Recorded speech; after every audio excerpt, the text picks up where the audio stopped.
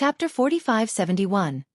Invincible / The crowd was left speechless after seeing True Immortal's defeat. 6 Tao Immortal Monarch was praised for being talented enough to become the first disciple of All Things Tao Lord. Someone rumored to only be second to Blessed Tao Lord. All Things could be considered one of the top 10 Tao Lords or at least had a battle record matching any of them. Therefore Skybreak Monarch was considerably inferior when compared to 6 Tao. He was a being among the apex of this generation. Just one breath of his could freeze the entire region. A hand wave could take down a kingdom. People trembled after hearing his name. Alas, he could only stop the first slash. Remember, that slash was already weakened too. The second slash completely overwhelmed him. If Everlasting Monarch had left the bridge to pursue, both monarchs from True Immortal would have fallen to his blade. This is the power of a Tao Lord. The crowd gained an insight into true invincibility, not just how the word was used colloquially. For example, if an existence were to survive after 1 or 2 moves against a Tao Lord, they would be praised as being invincible. This was naturally incorrect. The Tao Lord merely showed mercy. Both 6 Tao Immortal Monarch and Skybreak Monarch have been praised as being invincible before. This was clearly an incorrect way to use the word, yet it has been repeated time and time again in history. The survivors were praised too highly, making regular cultivators think that a Tao Lord's power was actually reachable. In reality, they were merely trying to console themselves.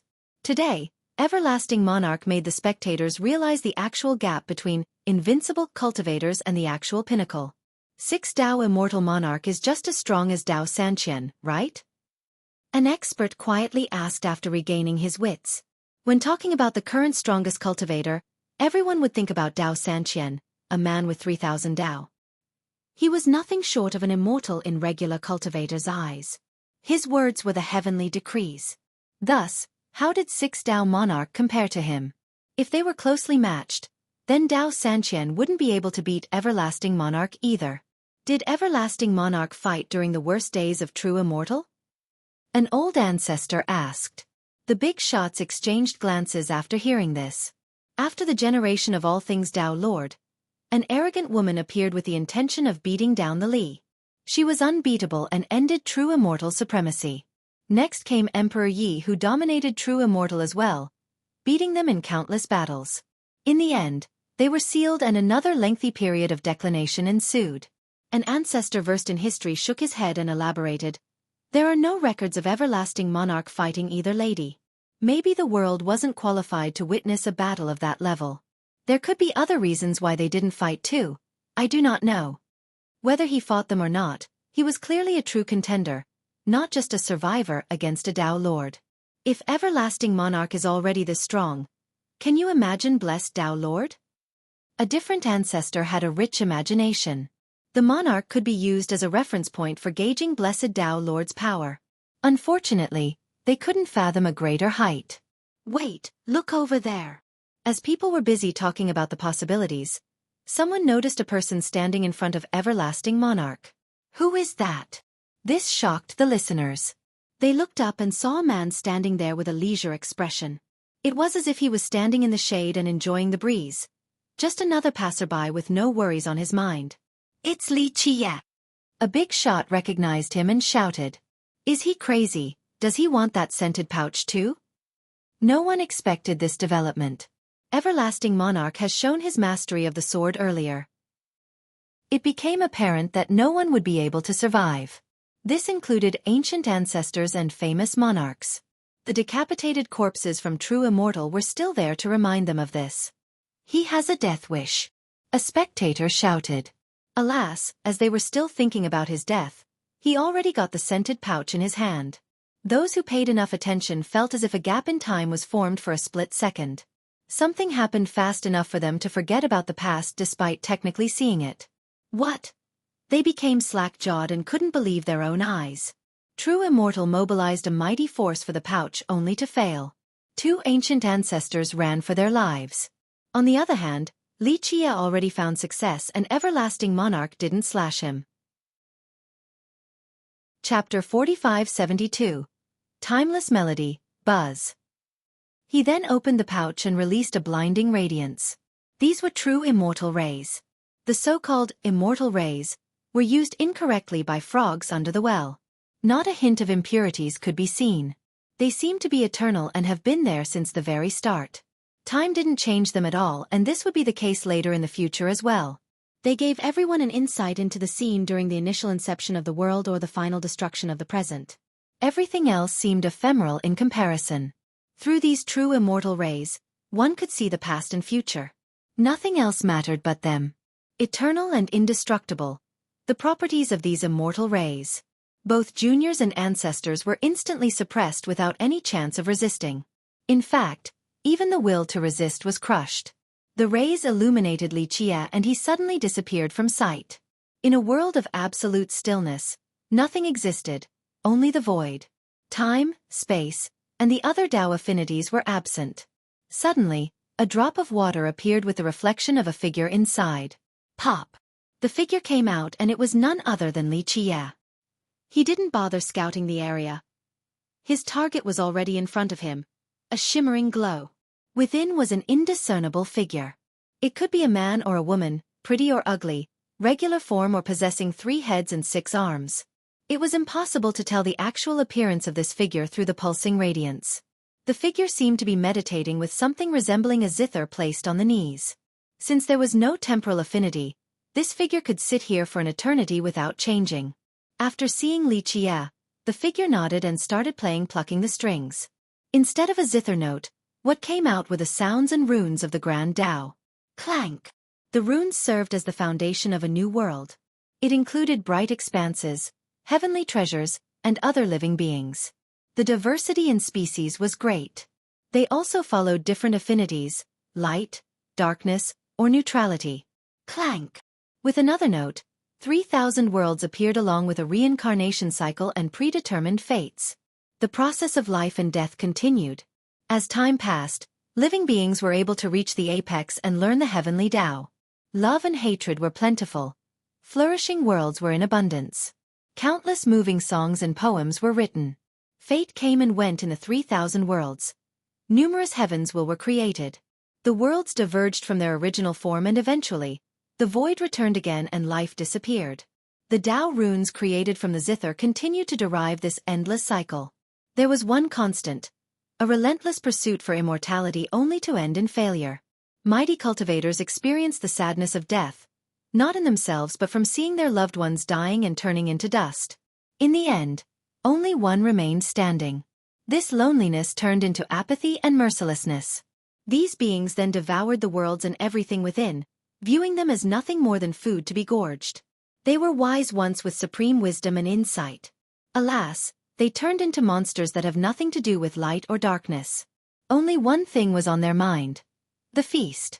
This allowed them to live longer and devour more cycles. This was the price of immortality unbeknown to regular living beings. The latter lived happily and fulfilled their desires. Some thought that they have obtained the peerless Tao and eternal truths. Ultimately, this was ephemeral, for being devoured was inevitable.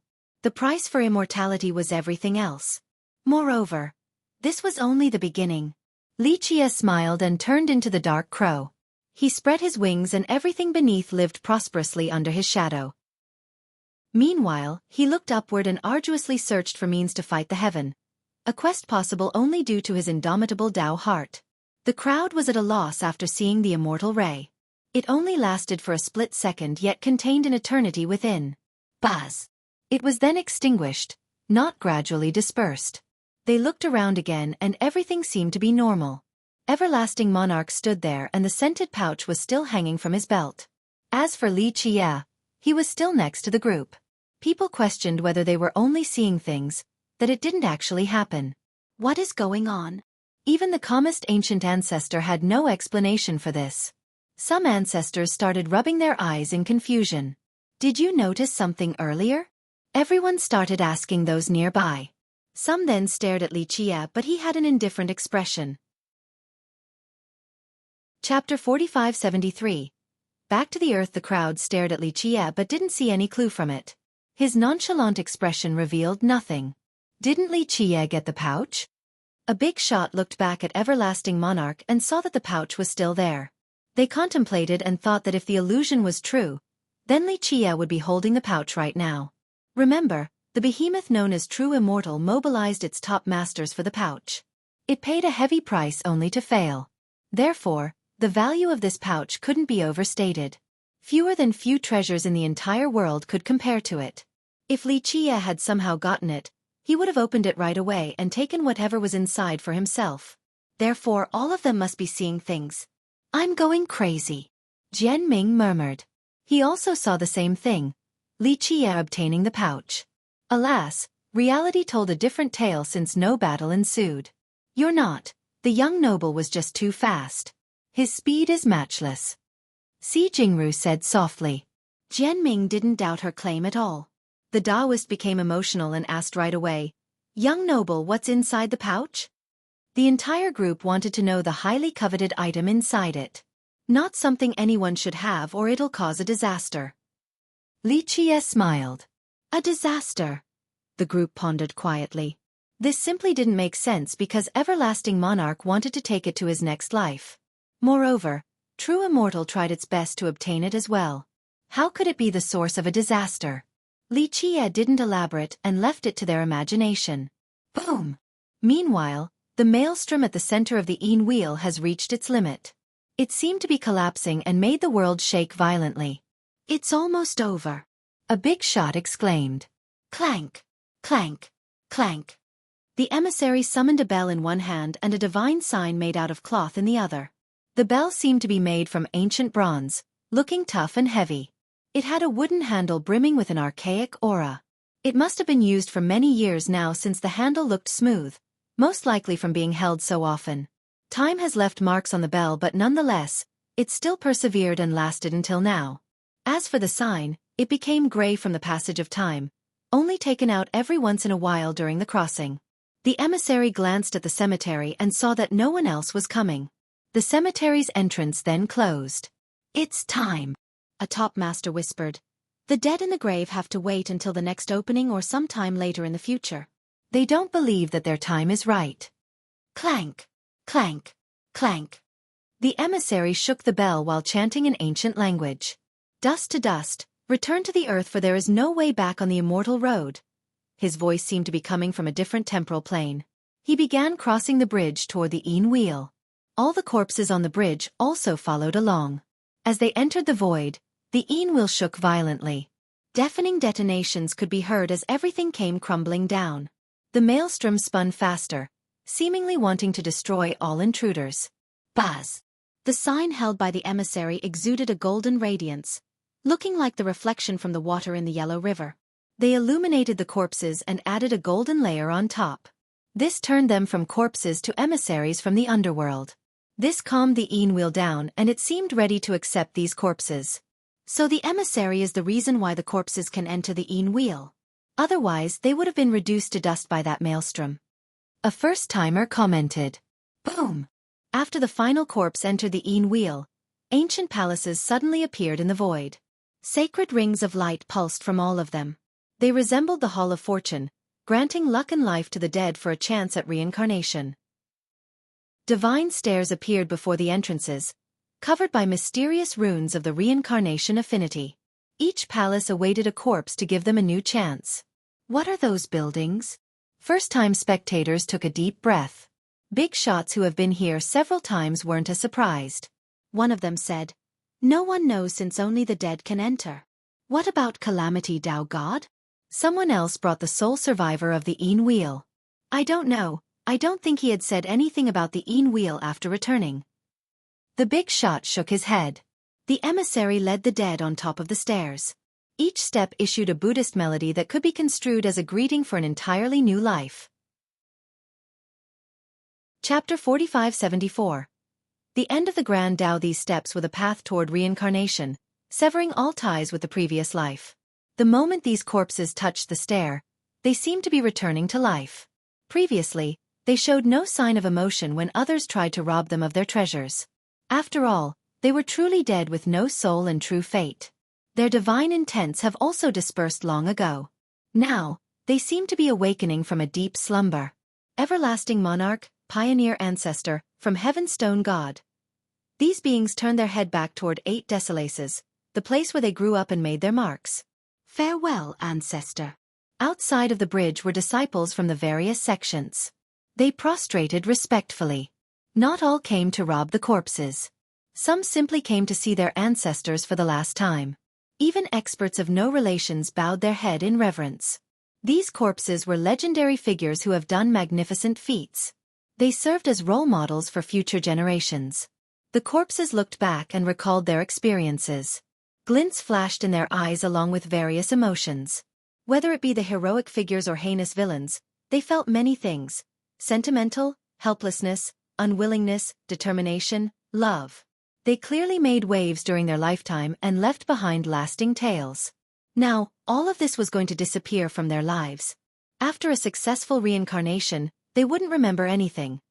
Not their descendants and their successes. In the end, the gaze disappeared one by one. This was their last time looking back at their world. They turned around with determination and continued to walk forward. Meanwhile, the maelstrom grew smaller until it was no longer there. The images within also disappeared. Boom! An explosion wiped away everything, leaving behind a vast expanse with floating temporal foams. Spectators also pondered the transpired event. The older cultivators were especially emotional. The end of that path is reincarnation? A renowned big shot murmured in a daze. No one had an answer. They chose cultivation in order to reach a greater realm for the sake of living longer. The ultimate goal was everlasting life. However, even a mighty being such as everlasting monarch still failed in the end. This was already miraculous. Was everlasting life impossible? This was the question in the ancestors' mind. Some of them had enough power and ample resources. Of course, this didn't matter in the grand scheme of things. So was the end of the path reincarnation? Everlasting life was impossible. Hence the need to travel to the Een Wheel. Maybe this would be another hopeful opportunity. Another way to prolong their life or to enter a new path altogether. What is beyond that bridge? An old yet powerful big shot wondered. Nothing was better than being alive. This included living in terrible circumstances. There existed a yearning to the point of it being an obsession for the world. On the other hand, the path toward reincarnation required severing all ties with the previous life. What would be the point? They would no longer be themselves. After enough years, all love and attachments will be gone. One amazing ancestor sighed and said, "Sure." The crowd thought that reincarnation might not be different from death since one would lose all memories and ties. However, those who have lived long enough would eventually become distant anyway. Their lovers and friends would have died long ago. Eventually, their descendants and bloodline would also disappear. All karmic ties connecting to the world would be gone. Therefore, there was nothing holding them back. Reincarnation was clearly the best route. "Let's go home." A big shot sighed and told his juniors. This was too much to think about right now. "We're going back." Others started leaving as well. This experience forced them to ponder their life. Reincarnation, Wise ancestor was the same way. He wondered about his future path when the time comes. "Young noble, are we heading back?" He regained his wits and asked. "Yes." Xueqi smiled leisurely and said, "Is it all right if I follow you, young noble? I will be at your beck and call." Si Jingru asked. Outsiders would be astounded if they were to hear this. Their lower jaw would drop to the ground. Chapter 4575. Truth. Nothing more needed to be said about Si Jingru's prestige, just the respect given to her by the seniors everywhere said it all. Even sect masters needed to lower their head in her presence. Among the young generation, only someone such as the successor of true immortal was comparable. However, she wanted to serve Xueqi right now. For others, just standing close to her was a supreme honor. Who would be worthy of having her join their faction? Xueqi smiled and gently flicked her forehead. "I don't have anything good to pass down to you. You just need more time and luck before obtaining great achievements. However, just take your time since the Grand Tao is arduous and long. An immovable Tao heart is necessary before reaching the apex. You already have all the right prerequisites. Work on your Tao heart until 10,000 years are no different than the blink of an eye." Si Jingru listened attentively, took a moment to ponder, and then bowed deeply. "I thank you for your guidance, young noble.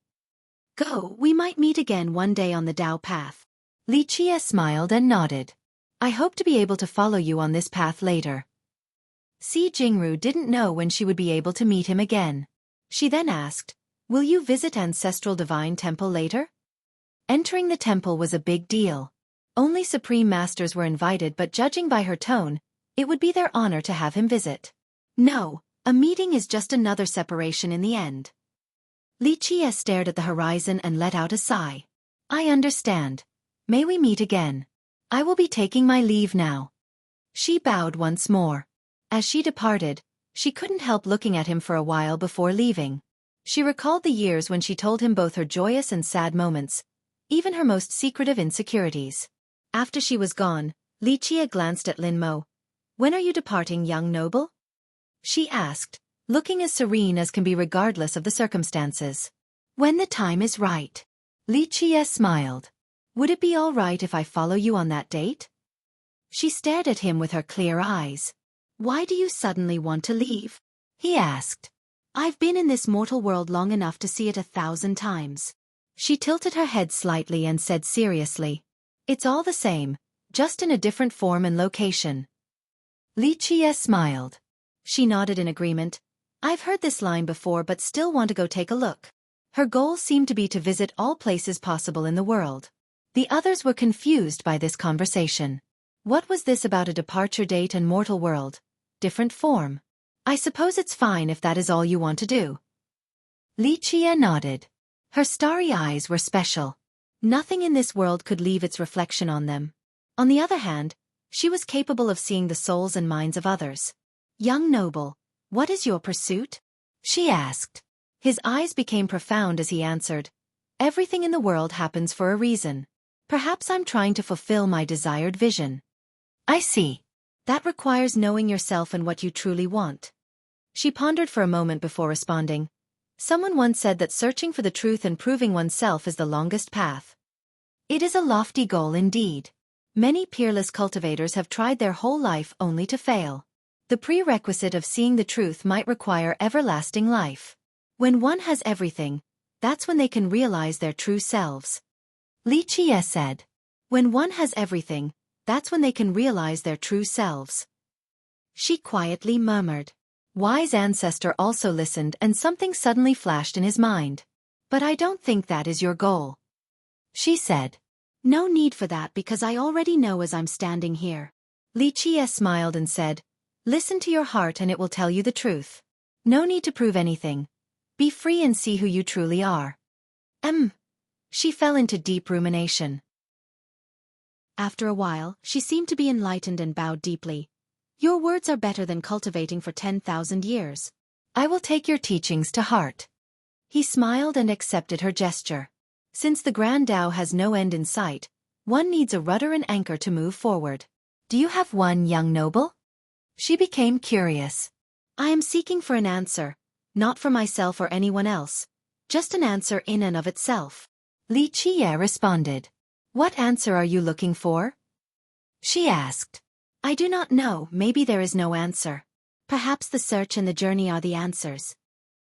He shook his head and said, "Your perspective is unique and exceptional." She couldn't help but praise after gaining some insight into cultivation. "As for you, you have seen what you needed to see, you just don't know it yet." He smiled. "Right," she agreed. "A child saw many things without understanding until far later. This was the case for me. Unfortunately, the moment has passed. Nonetheless, it is a fortune to be able to see you today." "To see without understanding might not be a bad thing," he responded. "Knowing doesn't mean overcoming. Plus, who you are today was built on youthful ignorance. You could have become a shining star or the dark knight, but in the end, those aren't you. Do you like who you are right now?" She took her time thinking before concluding. "The current me will do. No more, no less, not too much, not too little, just enough." How many people can be lucky enough to say the same thing about themselves? "This is due to your effort and luck," he said. "Like our meeting today." She added. "It's too early to say that. This might be true for someone else, the greatest of fortune, but for you, no. Our meeting might illuminate your mind or stir it up, causing unrest and instability, not a good thing at all." He shook his head. "I still think that meeting you is a blessing regardless of what comes next." She bowed deeply. 1. Hard to translate the characters here without context. Literal is mortal world, so keeping it literal for now. Chapter 4576. Saving Contribution. During the day of departure, please take me along. She asked. Fine, if you want to see a different world, so be it. It won't hurt. He nodded. She bowed again and left. She came silently and left in the same manner without making any sound. This mirrored her existence, a state of serenity and peace. Who is she? Where did she come from? Jianming was curious about her. He could tell that Li Qia's attitude towards Si Jingru and Lin Mo was completely different. He clearly favored the latter by a considerable margin. Who the hell could be superior to the priestess of ancestral divine temple? Jianming couldn't come up with an answer. All he knew was that Lin Mo's background must be special. Only a peerless and unique existence would be able to earn Li Qia's grace. Unfortunately, Li Qia didn't answer. Swindler, since you've seen her face, would you be able to calculate her background? Jianming came over and whispered. The Taoist shook his head in response. No, a supreme master must have concealed her everything, so she's incalculable. The price to see her is unimaginable. Borderline suicidal. Just try a little. Maybe her background will be shockingly interesting. Jianming tried. You go be an idiot. Don't drag me down with you. The Taoist glanced at him with disdain. He was obviously curious about Lin Mo as well. However, there must be something forbidden and taboo about her. Forcefully calculating her background would have grave consequences. He didn't mind the risk to his life as much, but it could drag his clan members down as well. Humph. Here I am forgetting why I call you a swindler in the first place. Given your meager abilities, you can train for another 8 lifetimes and still won't be able to see a single clue from her. He tried to use a psychological taunt. The Taoist naturally didn't bite and stared at the guy as if he was an idiot. Jianming gave up since he couldn't pry a single piece of information from the Taoist. Intuition told him that the guy must know a little bit but chose to be quiet. Ancestor, what do you think? Jianming then asked Wise Ancestor. Wise stared in the direction of Lin Mo's departure and mused. I couldn't see through her, but I'm sure that we absolutely can't. She seems rather special because even her cultivation is a mystery, let alone her background. Lin Mo was the second who made Wise Ancestor feel this way. The first was Li Qia. Seems like there are many secrets going on here. Why the need to be so secretive? Jianming murmured. No one was born with these concealments. She must have chosen to be mysterious and reclusive for a particular purpose. Otherwise, she would have become a famous figure in the cultivation world. Let's go, we're heading back to save the tree of contribution. Li Qia didn't mind Jianming being such a busybody and told the group. Wise and the others trembled after hearing this. They have met their goal of obtaining the Dao Stone from the Lu. It was time to return now and try to revitalize their clans. Jianming and Wise contained their excitement and hurriedly followed Li Qia. The Taoist also tagged along. What are you doing? We're going home now. Jianming instigated. I'm not going to your clan. I'm just following the young noble. The Taoist strongly responded. I don't want you anywhere close to our clans. Heh, tell the truth. You want to steal our supreme treasures. Jianming sneered. I am a member of an orthodox sect, the successor of a great clan. Don't be ridiculous. The Taoist angrily retorted. Please, who are you trying to fool? You tried to steal from the auction house and got caught. Haha. Jianming said. The Taoist turned red because that was indeed the case. He failed and had to run for his life. I was only going to take a look, that's all. Don't besmirch the reputation of an innocent man. The Taoist uttered coldly. Alas, his tone was no longer as confident. Right, only went to take a look, and if no one was there, you would have taken them with you too, right? It's a good thing Seal Ancestor scared the hell out of you. Jianming laughed. My innocence can't be tainted by your foul mouth. The Taoist glared at him, embarrassed. Jianming laughed heartily. He naturally had no intention of stopping the Taoist from visiting the 4 clans. Plus, Li Qia, the boss, would have to be the one to deny permission. They climbed up the peak after returning to the 4 clans and stood before the withered tree. All 4 Dao stones have been gathered together. The elders of the 4 clans stared at the Dao stones with bated breath. They were rather nervous and tense because this pertained to the prosperity of their clans. What a tree, just like a divine tree in the legends. The Taoist's eyes lit up. Jianming saw this and warned him. If you dare to think about stealing our tree, all descendants from the 4 clans will flay you, rip out your tendons, and drink you blood. Idiot, this tree is connected to an earth vein. How is anyone going to steal it? There's something wrong with your brains. The Taoist didn't appreciate the threat. You're the idiot here. Jianming angrily barked back. Clank. The 4 Tao stones were embedded into their respective slot. It didn't require strength because once placed correctly, they were sucked inside. Buzz. They became bright enough to illuminate the entire altar. Tiny runic lines appeared and flowed with great speed in the direction of the dead tree. Li Qie loudly chanted and formed hand seals, resulting in particles shooting at the tree. They then melted like snowflakes after making contact, seeping into the body. Buzz. Life suddenly returned to the dead tree as it awakened. It felt as if this has been an unreasonably long slumber. Boom! Something else also woke up deep underground, similar to a colossal monster turning its body. Next came a majestic tsunami of endless life force shooting upward.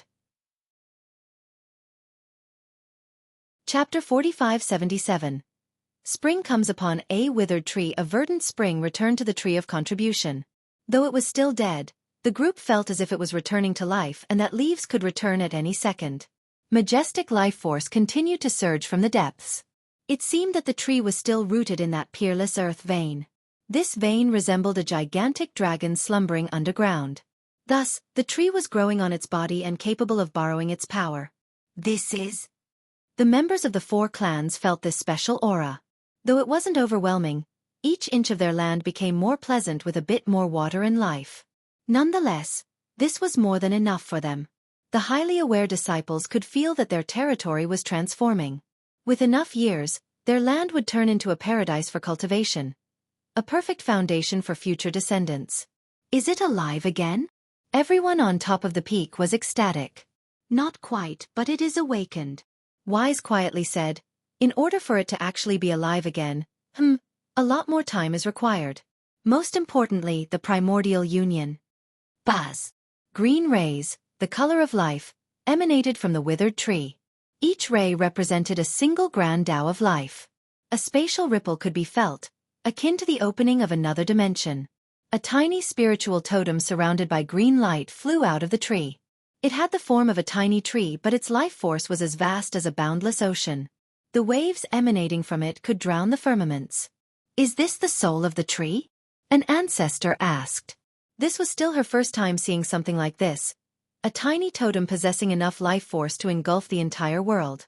This could change everything regarding their 4 clans. This must be the thing to enter the union. Wise and the others have read the old records before. He quietly said, it's finally here. Seems like we still need the ancient ancestors' method. The 4 Tao stones alone weren't enough. They understood that given their ability, they couldn't have possibly activated the tree, let alone summoned its soul. Buzz! The soul fell into Li Qie's palm and turned into little strands. They seeped into his flesh and flowed through his blood. It seems a true awakening still requires entry. Li Qie felt the tree's power and commented, please, young noble. The ancestors prostrated and chanted. Li Qie stared at them and said, it's fine, I was going to go anyway. The ancestors ordered their immediate descendants to come to the peak in order to show their respect. They finally saw a sliver of hope for their clans in the future. While staying in the Wu, Li Qie had a courtyard with his regular group as company. He sat down and summoned the girl encapsulated in chronoblood amber. Is it time, young noble? Jianming and the Taoist became excited. The same for Wise Ancestor. They have been eagerly awaiting for this moment ever since Li Qie won the auction. Li Qie seemed a bit emotional while staring at the girl. I wonder who she is. Unless this is a natural encapsulation, she must be a heaven-defying existence. Jianming was the first to speak. It's not naturally formed. The Taoist shook his head. Then it's man-made. Jianming became even more emotional. This is chronoblood amber we're talking about? Where does one find such a large block? I don't think Sky Border has a single one. Is she a Tao Lord or an Emperor, or maybe even an immortal? Or perhaps the daughter of one? We can eliminate her being a Tao Lord or Emperor. The Taoist said, I've heard a theory that these beings either accept the Tao fruit or the heaven's will. They have such peerless properties that even the precious chronoblood amber can't seal them for long. That is the reason why they have to leave this world eventually. Then she's the daughter of an immortal. Jianming joked, we're rich then, we found an immortal's daughter and we'll be able to fish her parents out. He started laughing, seemingly coming up with a nefarious plan. Where are you going to find some immortals? Li Qie said dismissively. Hee hee. Jianming scratched his head awkwardly because no one has seen an immortal before. Therefore, how could this girl be an immortal's daughter? Young noble, you surely know who she is. Jianming naturally understood this because Li Qie's eyes were different whenever he gazed at her. An old friend. Li Qie didn't hide it. An old friend. The trio shuddered. They knew that Li Qie was an ancient and mighty existence. Therefore, his old friend must be incredible as well. These simple characters overwhelmed them because they came from Li Qie. I see. Jianming's legs started shaking. If this was another immemorial existence, just one stray strand of power could crush them. Young noble, this old friend of yours must be a peerless fairy, completely unmatched in history. Jianming calmed down and started flattering.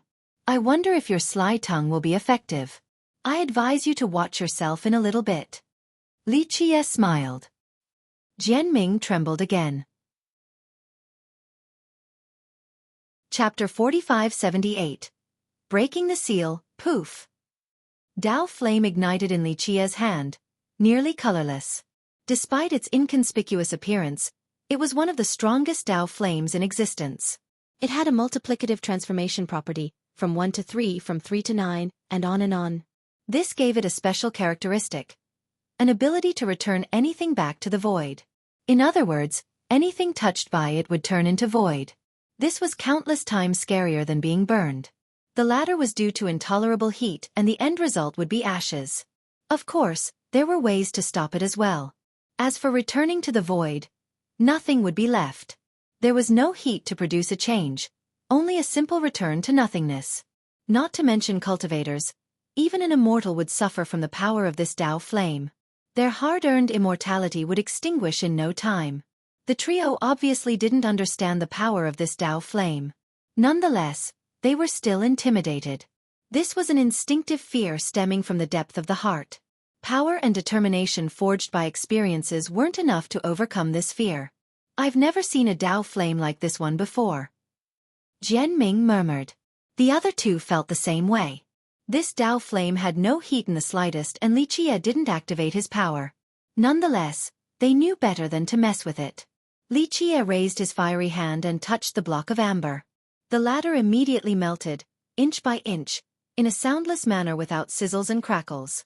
There was no byproduct in the form of a liquid or ash. Nothing was left of the amber.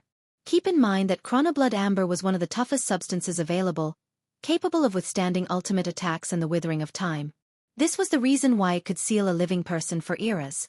Using the amber required immense strength and painstaking effort, and so did melting it. In this case, the void Tao flame bypassed all of that, a testament to its destructive potential.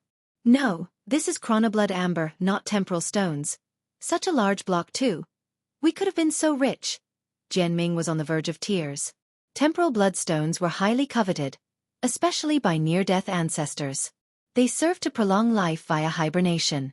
The resulting expense was sky-high even for the power of an entire sect or kingdom. In this case, chronoblood amber was the highest quality meant only for the strongest characters. A tiny bit was refined from a huge quantity of temporal bloodstones by a top master. The process was arduous and lengthy. How many top masters would want to spend their time refining these stones? After reaching the peak, they have grown old. Thus, they valued their time and energy. Given the priceless nature of the amber block, even the dregs or remnants after the melting process would still sell for an insane price. Unfortunately, Li Qie turned it back to the void. Not even ashes were left. At least leave a little crumb for me so I can sell it for something. Jianming grieved the financial loss as if he was Li Qie's accountant.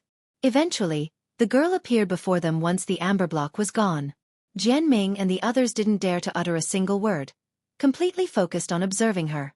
She seemed to be sleeping and resembled a beautiful jade statue. The trio became tense because she should be alive before entering the amber.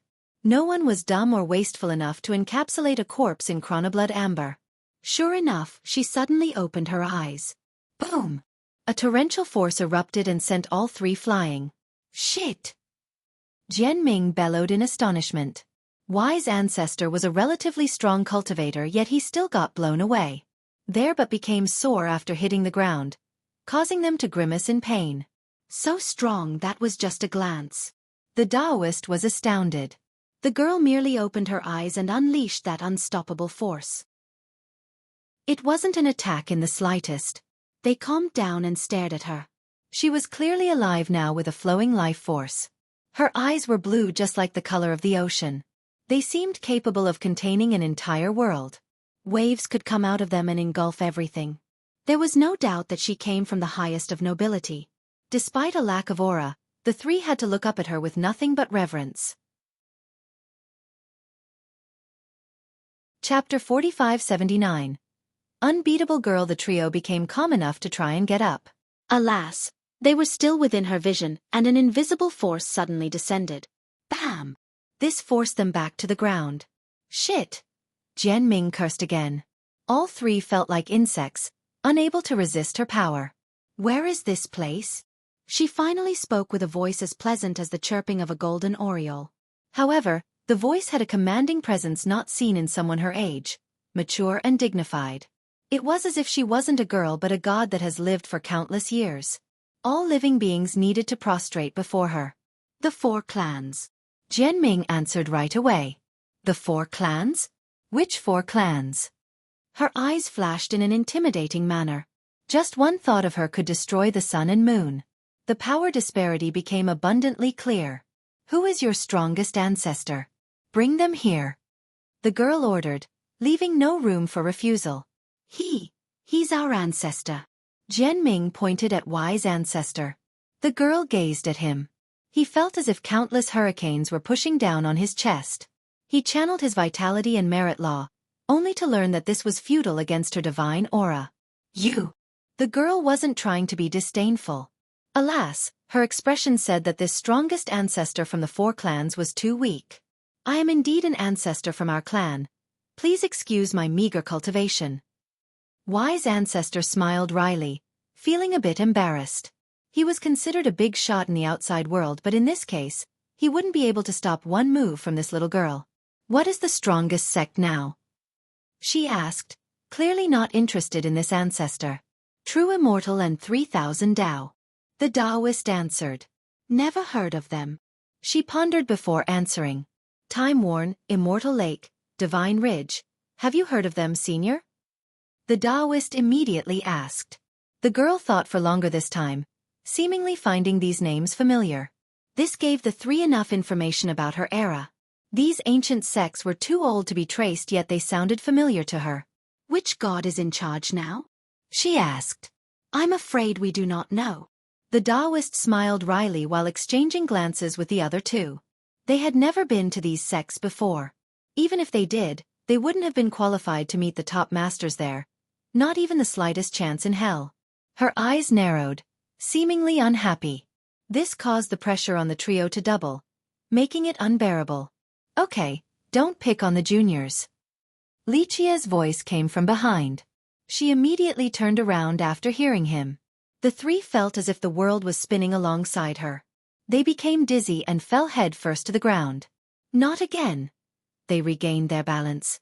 They felt as if she was the center axle, so her movement also affected all the realms. This was truly a suffocating feeling. Her expression was one of caution because she didn't notice Liqia standing behind her. Though her memories seemed to be a mess or that she had lost them completely, her power and awareness still remained. She instantly gathered power and assumed a fighting stance. However, Liqia was unaffected and sat back down. Who are you? Her eyes fixated on him. She was ready to attack if he dared to move. She became a primordial beast bearing its fangs in the eyes of the trio. This horrified them because this little girl had the aura of an immemorial god. Liqia. He smiled and said. The name caused her to pause for a bit in confusion. It sounded rather familiar. Though her memories have disappeared, some still remained and couldn't be removed. "I've heard of it before," she said with certainty and observed Li Qie closely. She felt as if they have met before but couldn't come up with a relationship. "Do we know each other?" she asked. The trio took a deep breath after hearing this. They became curious about Li Qie's identity as well. "If you believe in the existence of a previous life, then yes, you knew me then," Li Qie answered. "Previous life?" She concentrated, but images of the past just flashed too quickly. She couldn't make head or tail out of them. Despite her overwhelming power, she didn't obtain any clue by staring at him either. "Who am I?" She looked confused. The trio exchanged glances, an existence encapsulated in chronoblood amber with her memories gone. It sounded like a case of reincarnation. "Who do you think you are?" he asked. She tilted her head and took her time thinking. Once again, the flashing images in her mind were too fast for her to grasp. Chapter 4580. Who am I? Who am I? These characters circled in her mind. A sense of familiarity yet confusion engulfed her memories. She seemed to be recalling herself in the past along with familiar scenes. Unfortunate, this was a case of trying to catch the starry light. One could be fast and precise, but they wouldn't be able to catch the rays. They would always flow through the gaps and pass by. Images appeared and popped like water bubbles, truly indecipherable. Someone called for her, but she couldn't answer. The name was at the tip of her tongue, but there was a silver veil separating the two. Breaking through this veil and learning the name proved to be impossible. Therefore, she actually thought that this was the separation between the previous life and the current. The memories of the past had been forgotten. This left her mind in an empty state. She didn't know who she was or where she came from. "What is my name?" she blurted, but then, she thought that this was ridiculous. If she didn't know her own name, why would anyone here be privy to this information? "Let's call you Xiao, Li Qie answered right away. "Xiao? Why Xiao?" she asked while furrowing her brows. In spite of her age, she always had an air of dignified divinity. When her expression changed, the resulting pressure was unbearable. "Xiao is correct." Li Qie smiled, undeterred by her innate and crushing pressure. For some reason, she instinctively took several steps backward even though he was only sitting there with a nonchalant expression. He seemed to be a friendly person and no one should be on guard. However, she felt that when her aura touched his, it made her feel fear. She was no different from a true god. At the very least, there existed an unimaginable power slumbering inside her. Back in the primordial age, she would be a monstrous creature capable of devouring heaven and earth, capable of defeating the other primal beasts. Alas, there seemed to be something even more frightening hiding inside Li Qie's harmless appearance. If she were a primal beast, then he would be the terror of the night. The beast could look around and see no end in sight. He was unfathomable and boundless, engulfing the entire world. Therefore, the great beast was nothing more than a mayfly in comparison, not worth mentioning in the slightest. "Who are you?" This prompted her next question. "Li Qie," he repeated with a smile. Each time he said these characters, she felt as if she had met him before in the previous life. The same feeling of dread might have been around as well. As time passed, she regained her wits and let go of unnecessary thoughts. "Xiao," she said. Though this seemed to be a name he made up on the spot, it also gave her a familiar feeling. The moment he gave her this name, it became absolute regardless of her feeling. So be it. She unconsciously believed that her name was Xiao. Li Qie chuckled and didn't find this surprising. So many things familiar yet so far away, right in front of me yet I can't grasp. She then added, "If you believe in reincarnation, you may consider it as memories of the previous life." He added, "Reincarnation." The trio became surprised. They thought about Yin Yang Crossing and the corpses that have entered the Yin Wheel. Was this an actual case of reincarnation right before them? So the reincarnation cycle is real? Jian Ming murmured in disbelief. 1. Xiao is little, Xian is a pretty jade? Chapter 4581. Who is the king? What reincarnation? I've never died, so there is no such thing. She protested this claim. If you don't buy it, then what do you think is going on? Li Qie smiled. I said that I'm not a reincarnation. She became serious and her aura erupted to the horror of the trio. Looks like you wish to challenge me. Li Qi smiled. Why not? She displayed overbearing confidence not seen in someone her age. She channeled her energy and vitality, resulting in a hurricane of power capable of grinding everything into nothingness. Fuck! Jian Ming bellowed while the other two were horrified. They got sent flying and smashed through several buildings. I challenge you! Xiao Xian transformed into a raging god standing above all. Her movement had the same force as a giant dragon swinging its tail. She raised her finger and gathered all the momentum and affinities in the world at the tip. It became apparent that all techniques and treasures were as feeble as a piece of paper before her. The trio saw the finger strike from a distance and felt a sharp pain on their forehead. They even heard an illusory sound of bone breaking, the strike piercing through their skull and brains. This technique was decisive, one strike to kill devils and gods, finishing the match with a single thought. Li Qie's disrespect wasn't well received. She was a god and her whims were absolute and inviolable.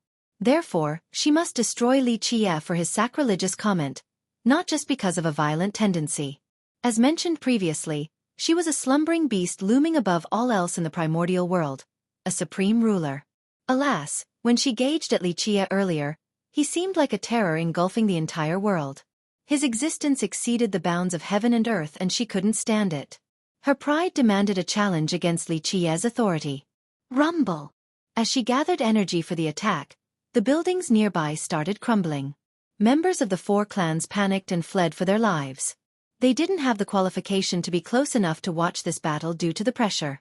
Li Qie smiled at the challenger. In the next second, he instantly appeared in front of her and caught her entirely off guard. She had no idea what he did before her finger was caught by him. He pushed it down and smiled.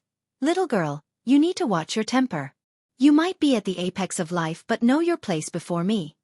Willing or not, she couldn't stop him from preventing the attack. The terrifying aura also dispersed along with the pressure. The trio heaved a sigh of relief. As for the rest of the clans, they slowly stood up, still confused after being dragged into this mess and suppressed. They then came closer and saw that she was only a 10-year-old girl. Astonishment struck next. Arrange a nice place for her. We'll stay here for now. Li Qie told Jian Ming and then left. They started sweating with him gone. Though Li Qie was the more powerful existence, they could at least reason with him. On the other hand, this girl appeared temperamental and violent. Ahem, lady. Please follow me. We have many excellent guest rooms. Feel free to pick whichever you like. Also, if you need anything, we will do everything we can to accommodate you. Jian Ming came over and said politely. No one else wanted to do this, so it had to be him. Fortunately, she complied with him and stayed with the four clans for now. She lay on a bed and looked out the window to watch the misty rain over the mountains. A hint of sadness could be seen on her face. What, not comfortable here? Li Qie suddenly appeared next to her. She slightly moved and left room for him to sit down. He sat down and stared smilingly at her. Your Tao heart has become firm enough after the eras. The sadness of the world shouldn't appear on your face. Having said that, he rubbed the lines on her forehead. How long have you been alive? She asked. Long enough to forget my age. Just know that I'm older than you. He smiled and stared out the window. Then you must know about my past. She became interested. He shook his head and said, just a little bit. Though you were famous back then, it wasn't enough for me to keep you around. Therefore, I was only a passerby to you and you were only an insignificant person to me. I see how emotionless of you. She stared at him and said, that's just the grand Tao. Li Qie said, it won't change because you have emotions or otherwise. As long as your Tao heart is firm enough, all of these things won't affect you. I don't know. She responded, I'm just a girl right now. I feel like I don't know many things yet I have this incredible knowledge as if I have lived for eras. Chapter 4582. Family, it's not bad being a child. Li Qie said, especially one who doesn't remember much. She turned back to stare sentimentally at the rain. After a while she shook her head. I don't remember my past, families or friends, there's no impression of them. Old existences naturally had friends who were ready to die with them in battle. Perhaps they even had lovers. These were all the most important figures in one's life. As someone who was sealed in chronoblood amber, she was obviously not alone and should be from a great lineage. Unfortunately, she had no memory of anyone. If they were so important, then she should have remembered them. Wouldn't the lack of memory imply how insignificant they were in her mind? This was her current train of thought and she didn't like it. The Tao path is long enough to make one alone with time. The farther along in the path, the lonelier. Li Qie gazed at the horizon and said, "True." Xiao Xian murmured. It appeared that the only things left in her memories were traces of the Grand Tao. Were these the true indelible marks of her life? Everything else vanished into smoke but not the Tao, the eternal companion. It'll be there in the past, present, and future for as long as she was still alive. She sighed disappointedly after giving up, unable to remember anyone important. She was alone. Nothing else in the world was connected to her. This was a rare circumstance only experienced by a few. "Do you still have a family?" After a long while, she asked Li Qie. "I'm not sure." He had a faint smile as he said, "It's too long ago." "Too long ago? You might be even lonelier than me." She nodded in response, aware that Li Qie had lived even longer than her. Perhaps when she was born, he was already an ancient existence.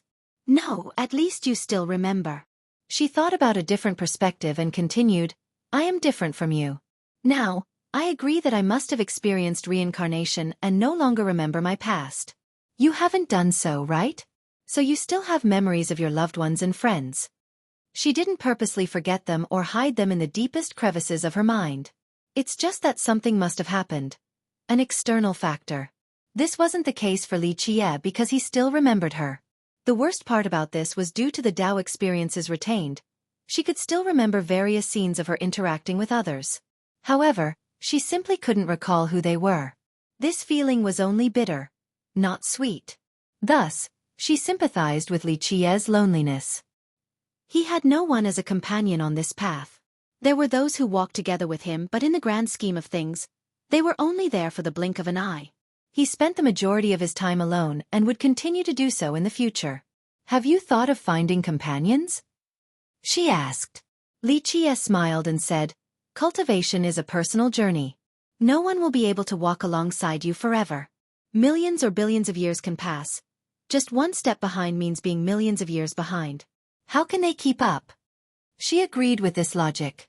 Someone at just one lower level wouldn't be able to tag along. If you must linger behind because your companion is one step slower, then you'll be waiting. This will continue countless times along the way. Then how can you cultivate the supreme grand Tao? Waiting erodes your lifespan and determination. Eventually, the grand Tao won't be as long and the journey will be over. He smiled and said, "I suppose, there are many things in the world that can make one stop." She thought about it carefully.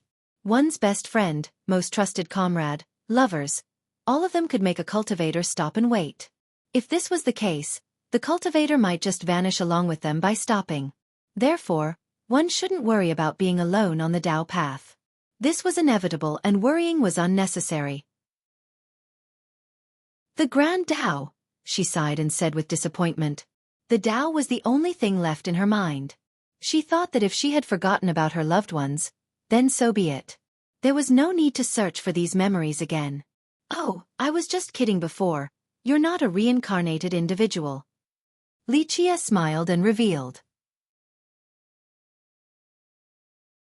Chapter 4583. Bloodline, what am I then? She asked while staring intensely at him. "You've regained youth and reverted back into a child." It took him a moment before deciding to tell her the truth. "Youth reversion? Is it because of my cultivation and grand Tao attainment or something else?" She became curious. "Not because of those but rather, your bloodline." He smiled and said, "Of course, your profound cultivation allows your bloodline to activate. But, this wouldn't have been possible without the bloodline even if you had reached the apex of cultivation." "My bloodline," she said, I seem to be a human but not quite." She didn't have an impression of her race and background. "Strictly speaking, you're not a human." Li Qie shook his head. But your bloodline and race aren't deeply related. It's not that you need to be a particular race to possess this bloodline. What kind of bloodline it is? She had no impression of this bloodline. Perhaps it was hidden in a deep corner in her memories. It came from an ancient age, deep under the sea. Xueqi said, "You yourself didn't know of its origin, no one else did either." An aquatic bloodline? She murmured. Something suddenly flashed in her mind and she saw numerous majestic figures. They looked rather unique. Neither demons nor humans. Their size was gasp-worthy. They looked ancient, never needing to evolve since they were already perfect. This image only lasted for a moment and she couldn't grasp any important point. Is this race still around? She then asked. Your race, yes, but your actual bloodline branch? I'm afraid it is no longer around. It was already rare back in the ancient era. It is probably extinct now. He said. I see, extinct. She had a strange feeling after hearing this. She was already alone. Now even her bloodline was gone. This left her in silence. Rest well. Xueqi said, your Tao heart is firm, but since you have just awakened, you are still unsettled. Your true self will return with ample time. Having said that, he turned and left. She called for him and asked, if you have a choice to redo, would you preserve your lifespan instead? I don't know. He answered without looking back. Why? There are trillions of mortals in the world, but they're all insects. There is no need to add another insect in me. He spoke his mind and then left. No need for another insect. She murmured and started contemplating about her life if she didn't embark on this path. Both mortals and cultivators would eventually face the end of life. For a noble like her, she would enjoy all the luxuries and wealth available. Her last moment would be one surrounded by loved ones. Such a life seemed more than enough, the ultimate pursuit for countless mortals. Alas, this didn't stand out in the river of time. As for her, she had the privilege of obtaining something unique, gaining her youth again. How many others had such fortune? Though she was alone now, did she regret her choice? Xueqi mentioned that he didn't want to be another insect since there were too many already. After a while, she smiled and flipped her hair back, looking more at ease than previously. She stayed at the Four Clans for a short period until one day, she said, I'm leaving. Where to? Jianming became curious. I'm not sure, just a place in my memory that I'm sure is very important since it has something of use. The group exchanged glances. In the last several days, they have witnessed her terrifying power. Thus, an important item to her must be incredible. What is it? The Taoist couldn't help but ask. It's just a feeling that the item hidden there is what I want. She stroked her chin, a gesture out of place for a girl her age. It might not be there since it has been too long. Jianming said. Xian has been sealed in the amber for who knows how many years? Perhaps that item was no longer there. If it is still in your memory, I'm sure that you have prepared for this day and it'll be safe from anyone grabbing it. Xueqi smiled. True. The others agreed. During her prime, she must have been wise and predicted the future. An ace card prepared by her would have been under powerful defensive seals. Where is this place? Jianming asked. She scratched her head in response, looking annoyed. I don't know the name or the location. Jianming didn't know how to respond. It seemed impossible to find the place then. Of course, the name wouldn't be the same anyway. Major geographical shifts could have occurred as well. Is there anything unique about it? We can start from there. The Taoist asked. Yes, there is. She stroked her chin and took her time thinking. After a long while she blurted, there is a fist. A fist. The Taoist repeated. Suddenly, he thought of something and shouted, World Breaker Fist. I have no impression of this name. She shook her head. Chapter 4584. That place. Jianming and the Taoist exchanged glances. Jianming spoke first. World Breaker Fist is one of the 7 forbidden zones, as perilous as can be. Go on, she said. The two smiled wryly. Anyone else would have shuddered in fear after hearing this description, but Xian didn't react at all. How should I put this? Jianming thought about it carefully. Putting aside other dangers, There is a belief that entering this area means becoming a slave to the fist forever regardless of one's power and cultivation. How strange. She looked curious rather than afraid. Jianming went on. The rumor might be exaggerated. It's not like one instantly becomes a slave after entering. It requires some staying there for some time. How long? She asked right away. There is no exact length. He scratched his head and said, it depends on the individual, ranging from 1 or 2 days or far longer. He paused for a moment to add emphasis. However, it is certain that after becoming a fist slave, it is impossible to leave. Therefore, one must prevent becoming one at all cost. What is the driver behind the phenomenon? She inquired again, looking eager to enter that area. I don't think anyone can answer this. Jianming smiled. The Taoist continued the conversation. The standard explanation is due to the fist intent. Each inch of that area is filled with it. It invades the soul and true fate, turning cultivators into slaves. It is frightening because one can be converted at any moment during their visit. Right. Jianming agreed and said, it's safe before the conversion. In fact, it can be cultivation ally beneficial. It's just that there are no signs at all. People may think that they are completely fine and then in the next second, they unwittingly turn into slaves to the fist. These descriptions only serve to strengthen her curiosity. She said, where is this fist intent coming from? A living cultivator, a natural entity, or an item? There must be a source. Well, the two exchanged glances, unable to answer the question. In fact, this has been a mystery across the eras. Seems like this is the place then. It is hidden there. She murmured. Lady, why did you seal your item there? Jianming asked since she picked this dangerous location out of all places. You're asking the wrong person. I obviously don't know the answer. She glared, prompting him to put on an awkward smile. I will go there to find it. She then decided. Lady, do you remember a more exact location?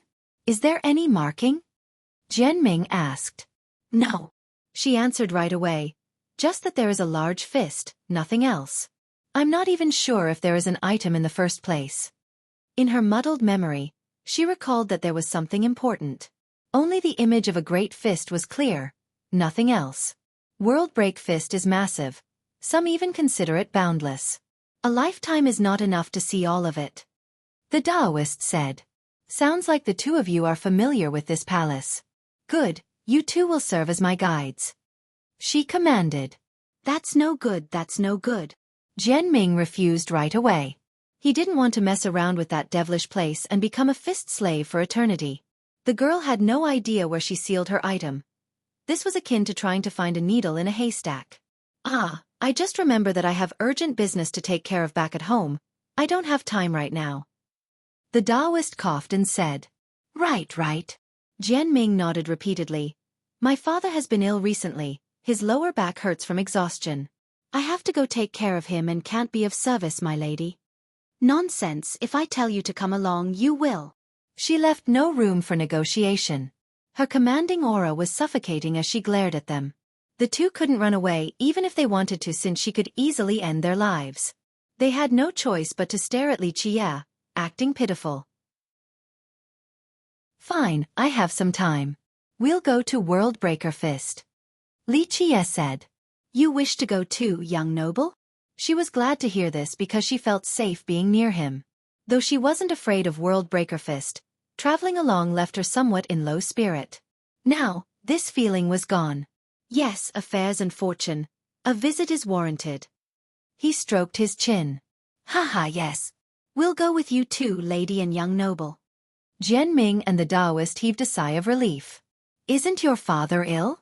What about your important business? She glared again. Oh, it's okay. I will have older brothers that can take care of business. They don't need me. The Taoist shamelessly said. Yes, my father has been ill all this time anyway. It's not that serious, so I can tag along. Jianming said, after all, you will need someone to run errands. He patted his chest and declared, I humbly offer my services.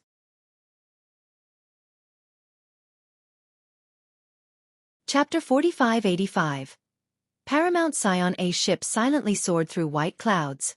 It seemed to be floating in the air with incredible speed, leaving behind a beautiful trail. The passengers included Li Qie, Xiao Xian, Jian Ming, and the Taoist. Their destination: World Breaker Fist. Xiao Xian was in search of an item potentially hidden there. At first, Jian Ming and the Taoist didn't want to tag along until Li Qie stated his intention. This wasn't due to a lack of confidence in Xiao Xian's power. In fact, they believed that she could oppose the power of Worldbreaker. The problem here was that they couldn't trust her. This girl, for one reason or another, didn't have a stable mind. This could be due to her current state after the long hibernation. She could randomly become angry or act recklessly. Both of them had no chance of stopping her since her remnant energy waves could annihilate them. On the other hand, Li Qie could stabilize her tempestuous nature. Therefore, it should be fine as long as he was around. Moreover, they felt safer traveling to Worldbreaker with him. That's why along the way, they were whistling and singing as if they were on vacation. This was a long trip, hence needing a long-distance ship. It traveled 10 million miles each day. "Dao brother, please wait, take me along for a while." Suddenly, a clear voice came from the horizon. A youth caught up to their ship and boarded without permission. He wore a blue robe and a blue hair ribbon meant for scholars. He spoke with grace, resembling a student from a prestigious clan in the mortal world. However, upon closer inspection, an ethereal blue smoke permeated his pupils, seemingly boundless and always present. It contained a creation affinity, capable of turning into one world and then splitting it into 3,000 separate ones. Those noticing the strange pupils would then find themselves naked. Everything in the world was under their watchful gaze. The youth bowed politely and said, "Brothers, where to?" "Worldbreaker Fist." The Taoist responded, "Perfect, that just happens to be my destination too. Do you mind giving me a ride?" He smiled enthusiastically. Jian Ming seemed amused and said, "That's not a big deal, but there gotta be something in it for us. Our price is not cheap, but of course, the famous Paramount Scion will be able to handle it." "I am happy to pay any price you name, Brother Jian." The youth wasn't surprised to have his identity exposed. "You know me?" Jian Ming, on the other hand, didn't expect this. "Brother Jian, you are famous in Golden. People there say that when one is in need, you're the perfect choice." The youth smiled brightly. Jian Ming loved being complimented. He laughed heartily and said, "Scion, how knowledgeable and insightful you are to recognize a hero such as myself. Looks like there is no need for a fee since real recognize real." "Thanks, I appreciate it, Brother Jian." The youth bowed slightly. "It's cool since you were polite." Jian Ming was friendly for once after receiving praises. The Taoist stared at him and joked. As the saying goes, people don't come bearing gifts for no reason. Just hearing a few nice words makes you forget who you are. "Swindler, you better watch your mouth." Jian Ming glared back at him. New novel chapters are published on Freewebble. CM. Humph. The Taoist snorted and then asked the Scion, "Seems like a pretty big coincidence boarding our ship and having the same destination." His directness made it awkward for the Scion. The latter's face turned red as he bowed. "It is a misunderstanding, brother. I have no ulterior motive and really am only asking for a ride, albeit shamelessly. Please don't kick me off." His tone was sincere and cordial. "Haha. Here for us or for our young noble?" Jian Ming smirked at him. He wasn't an idiot and knew that this was no coincidence. The Scion had no response. He took a moment before bowing deeply toward Li Qie and Xiao Xian. "Doesn't look like a good person," Xiao Xian casually commented. In reality, she didn't like anyone, so none could earn her grace. The Scion's expression became more awkward. He smiled wryly and said, I don't know how to say this, but really, I definitely do not bear any malice. I saw everyone along the way and wanted to tag along." The more he tried to explain, the more suspicious he became. "You have a Tao Lord aura on you, but it is not your own, just a trace attached." Li Qie stared at him and said. The youth was astounded to hear this and forgot to respond. "A Tao Lord aura?" The duo became surprised. "Brat, you've met a Tao Lord recently?" "No, there's no Tao Lord right now. Impossible." Jian Ming's eyes opened wide. Not a meeting with a Tao Lord.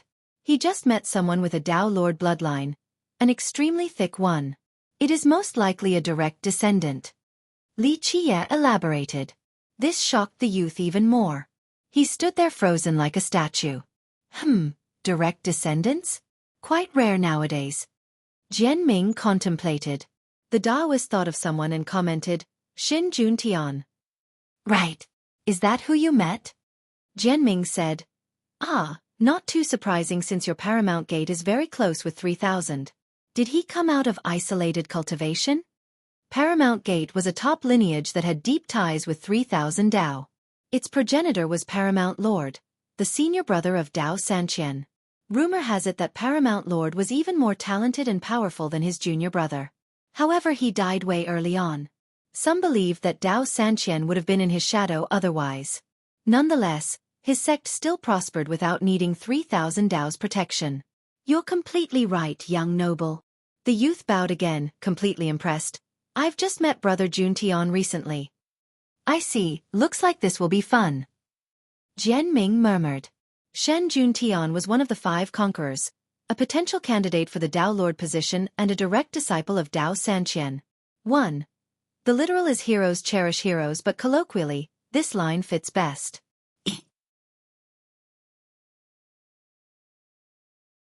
Chapter 4586. 5 Conquerors of Sky Border. Most interestingly, some said that he was 8 Stallion Dao Lord's son. This rumor was substantiated with actual evidence. First, Dao Sanqian was 8 Stallion Dao Lord's Dao protector. Now, his son became Dao Sanqian's direct disciple. In other words, either the Dao Lord entrusted his son to Dao Sanqian or the latter sought the youth out first. This particular Dao Lord was a romantic playboy during his youth. This didn't change after he became a Dao Lord either, always having Dao companions with him. However, the existence of his children was not publicized. After he left the world, many geniuses claimed to be his children. Alas, they didn't have proof since he was no longer around. This made it difficult to legitimize their claim. Other Dao Lords wouldn't have this problem, but 8 Stallion had too many scandals and Dao companions.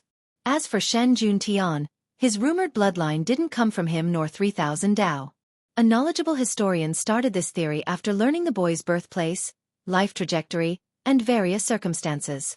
Shen Jun Tian himself and 3000 Dao didn't verify this theory. Now, Li Qiye's comment certainly confirmed it for the group. Shen Jun Tian did indeed have the bloodline of a Dao Lord. The last Dao Lord, his prestige and authority still remained. This bloodline is extremely dense. It must be mighty. The Taoist murmured. There were no lack of Dao Lord's descendants in history. Nonetheless, there were levels to this. In this case, 8 Stallion Dao Lord reigned in the last generation. His grand Dao still engulfed the world. Therefore, this bloodline was new and vigorous compared to older bloodlines. Shen Jun Tian had immense potential as a result. I'm sure he gained a lot from his last training session. Jianming was a busybody and asked the youth, is he ready to kill the other 4 conquerors?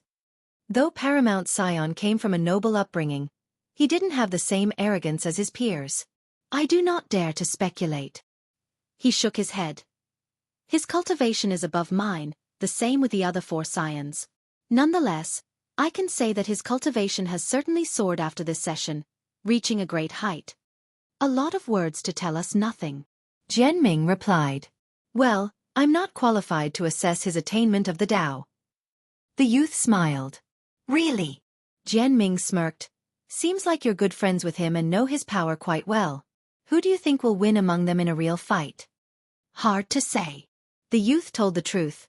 In a real fight, I'm sure it won't be a one-on-one scenario. Yes, the competition for the next Dao Lord is a competition between sects or even races. The Taoist nodded in agreement. Jianming and the Taoist exchanged glances. All 5 conquerors had a good chance of winning. Shen Jun Tian, true immortal young emperor, 5 Sun King, Tian Feng, and Firmament Mortal King. Which of them would become the next Dao Lord? I think 5 Sun King is the weakest of the bunch. Jianming commented. In the final competition, their sect would become involved as well. Shen Jun Tian had 3000 Dao and Dao Sanqian. The latter was successful in the last generation. True Immortal Young Emperor also had advantages. True Immortal had trained many Dao Lords before and had ample resources. Tianfeng's background was no slouch either. Divine Dragon Valley. Five Sun School was strong, but it couldn't compare to the behemoths. Don't forget, he has the ancient clans of the East supporting him. The Taoist reminded. True, they might have some horrifying geezers that are still alive. Jianming agreed. These clans would naturally join the future competition. Maybe Five Sun Kings still had a fighting chance. What about Firmament Mortal King? Jianming asked. She was the most mysterious of the five with an unknown background. Fellow Taoists, may I tag along? Suddenly, a pleasant and charismatic voice sounded as another landed on the deck. A faint fragrance lingered in the air. Smelling it made one feel as if they were standing in a pristine mountain and listening to the gurgling streams. Jianming and the Taoist looked over and saw a tall girl, looking healthy and beautiful. She also wore a neutral gender robe instead of the common dress. She appeared simple and natural while possessing both strength and elegance. Her face was a sight to behold. Though it wasn't unreasonably gorgeous, it was well-balanced and natural. Her faint smile was bright and unrestrained, showing no sign of pretension. A girl like her would always leave a lasting impression on spectators. Mortal King. Paramount Scion bowed slightly to greet her. Mortal King. The Taoist and Jianming blurted out.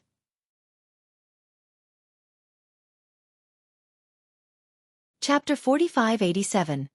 Firmament Mortal King. Firmament Mortal King was the only woman out of the five conquerors. The other four came from prestigious sects and had wonderful bloodlines. Their peers couldn't compare in the slightest since they were born destined for greatness. Others could try for a lifetime only to fail in catching up. Firmament Mortal King was an exception because no one knew where she came from. Rumor has it that she came from a clan old enough to be forgotten. Another said that she came from a faraway land. However, the most popular theory was that she came from nothing. Just a descendant of a scholar clan in the mortal world.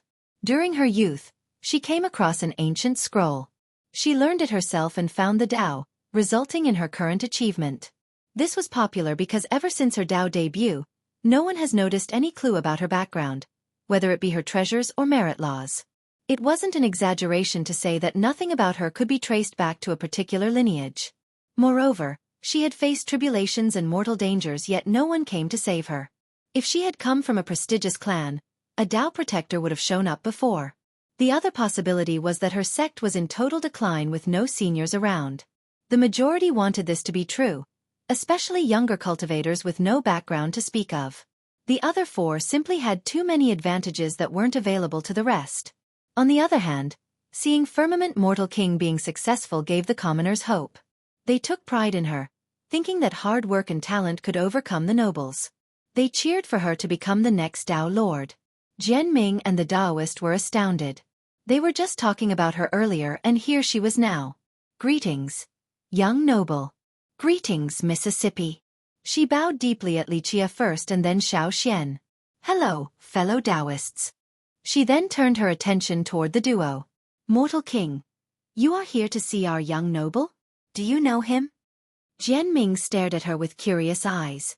She was obviously not just passing by and seemed to be here specifically for Li Chia. This seemed more the case than it was with Paramount Scion. Jianming was both courageous and had a thick face, having no qualms in interrogating one of the five conquerors. Paramount Scion found this strange as well. He really just wanted a free ride.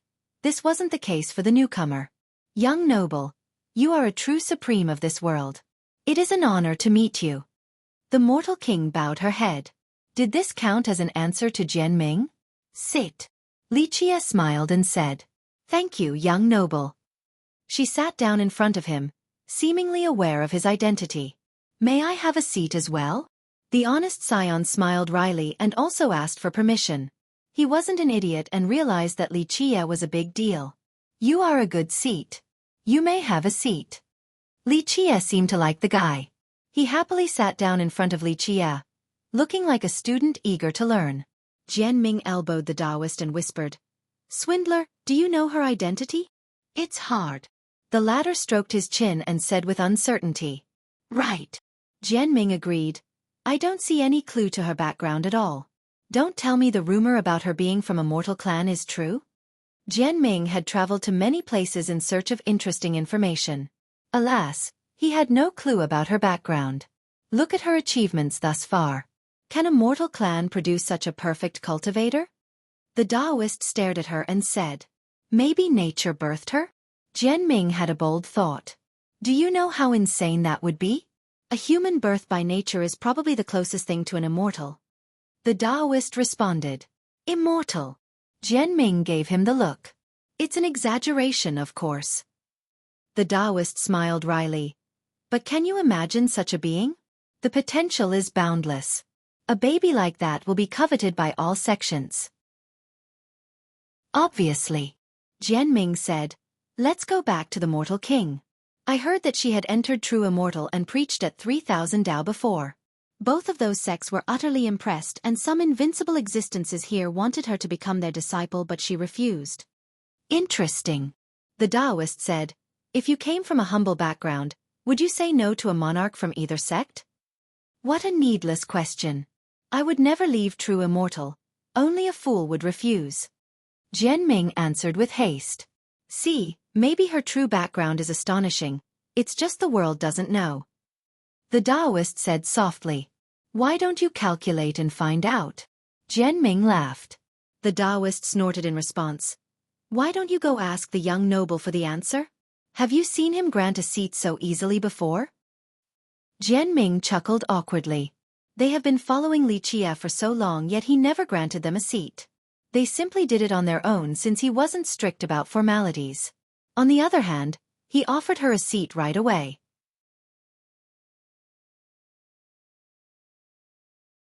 Chapter 4588. Tao questions. Firmament. Mortal King sat with a perfect posture and respectfully asked, I humbly ask for guidance on the Tao. Paramount Sion's expression became serious and attentive. Jianming and the Taoist exchanged glances of astonishment. They came over and sat properly as well. The Mortal King had preached at 2 behemoths before. Remember, they had plenty of geniuses and ancestors.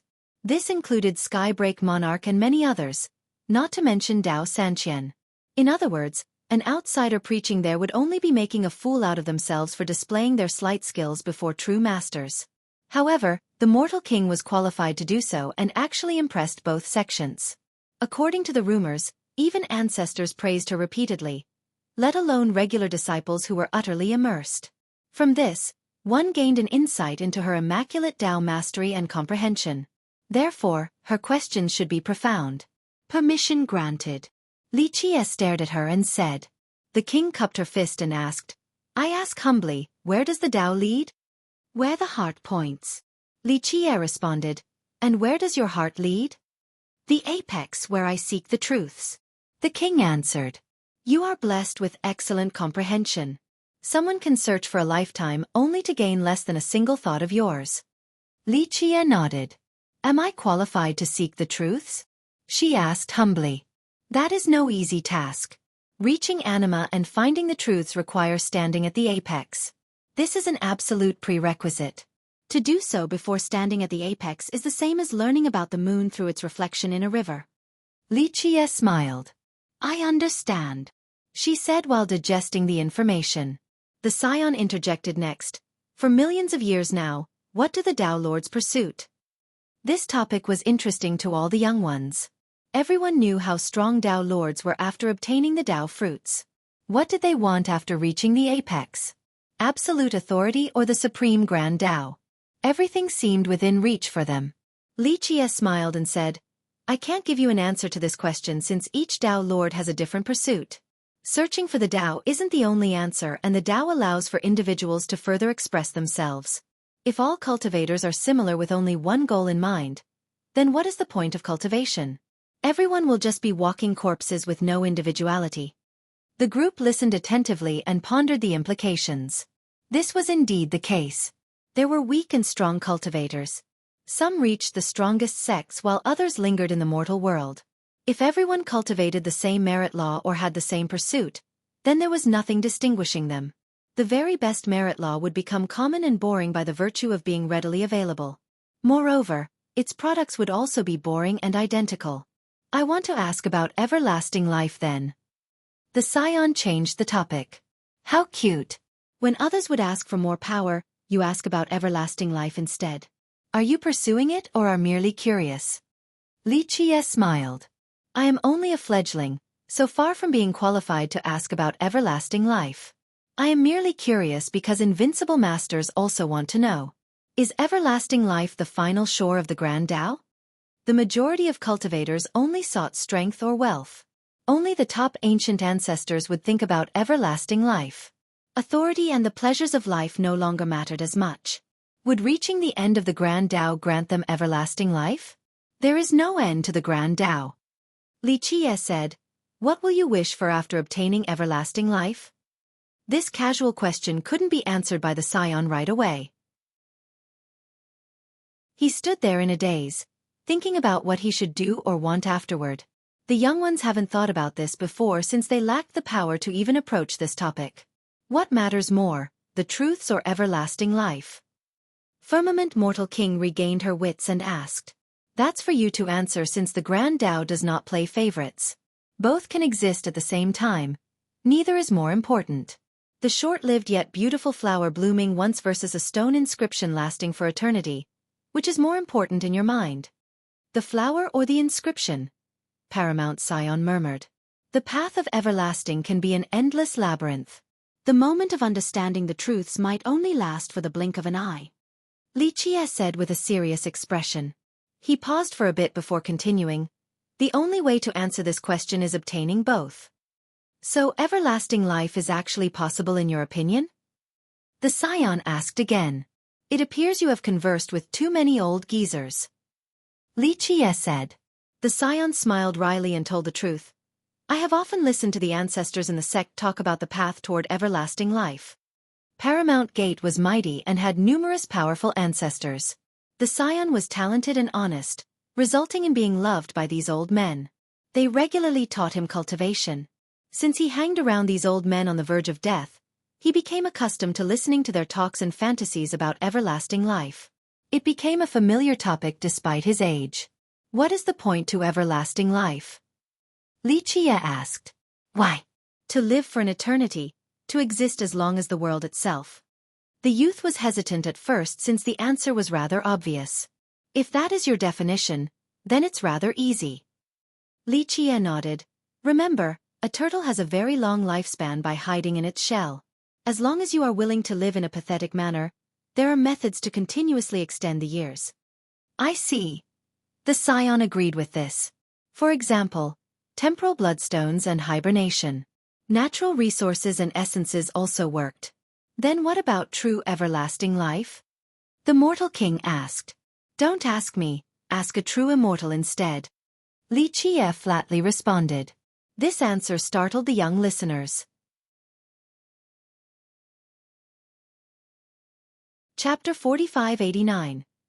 Ask a true immortal. The words erupted in their mind like thunder. True immortals were two characters that have been repeated many times. Mortals used these characters to describe cultivators.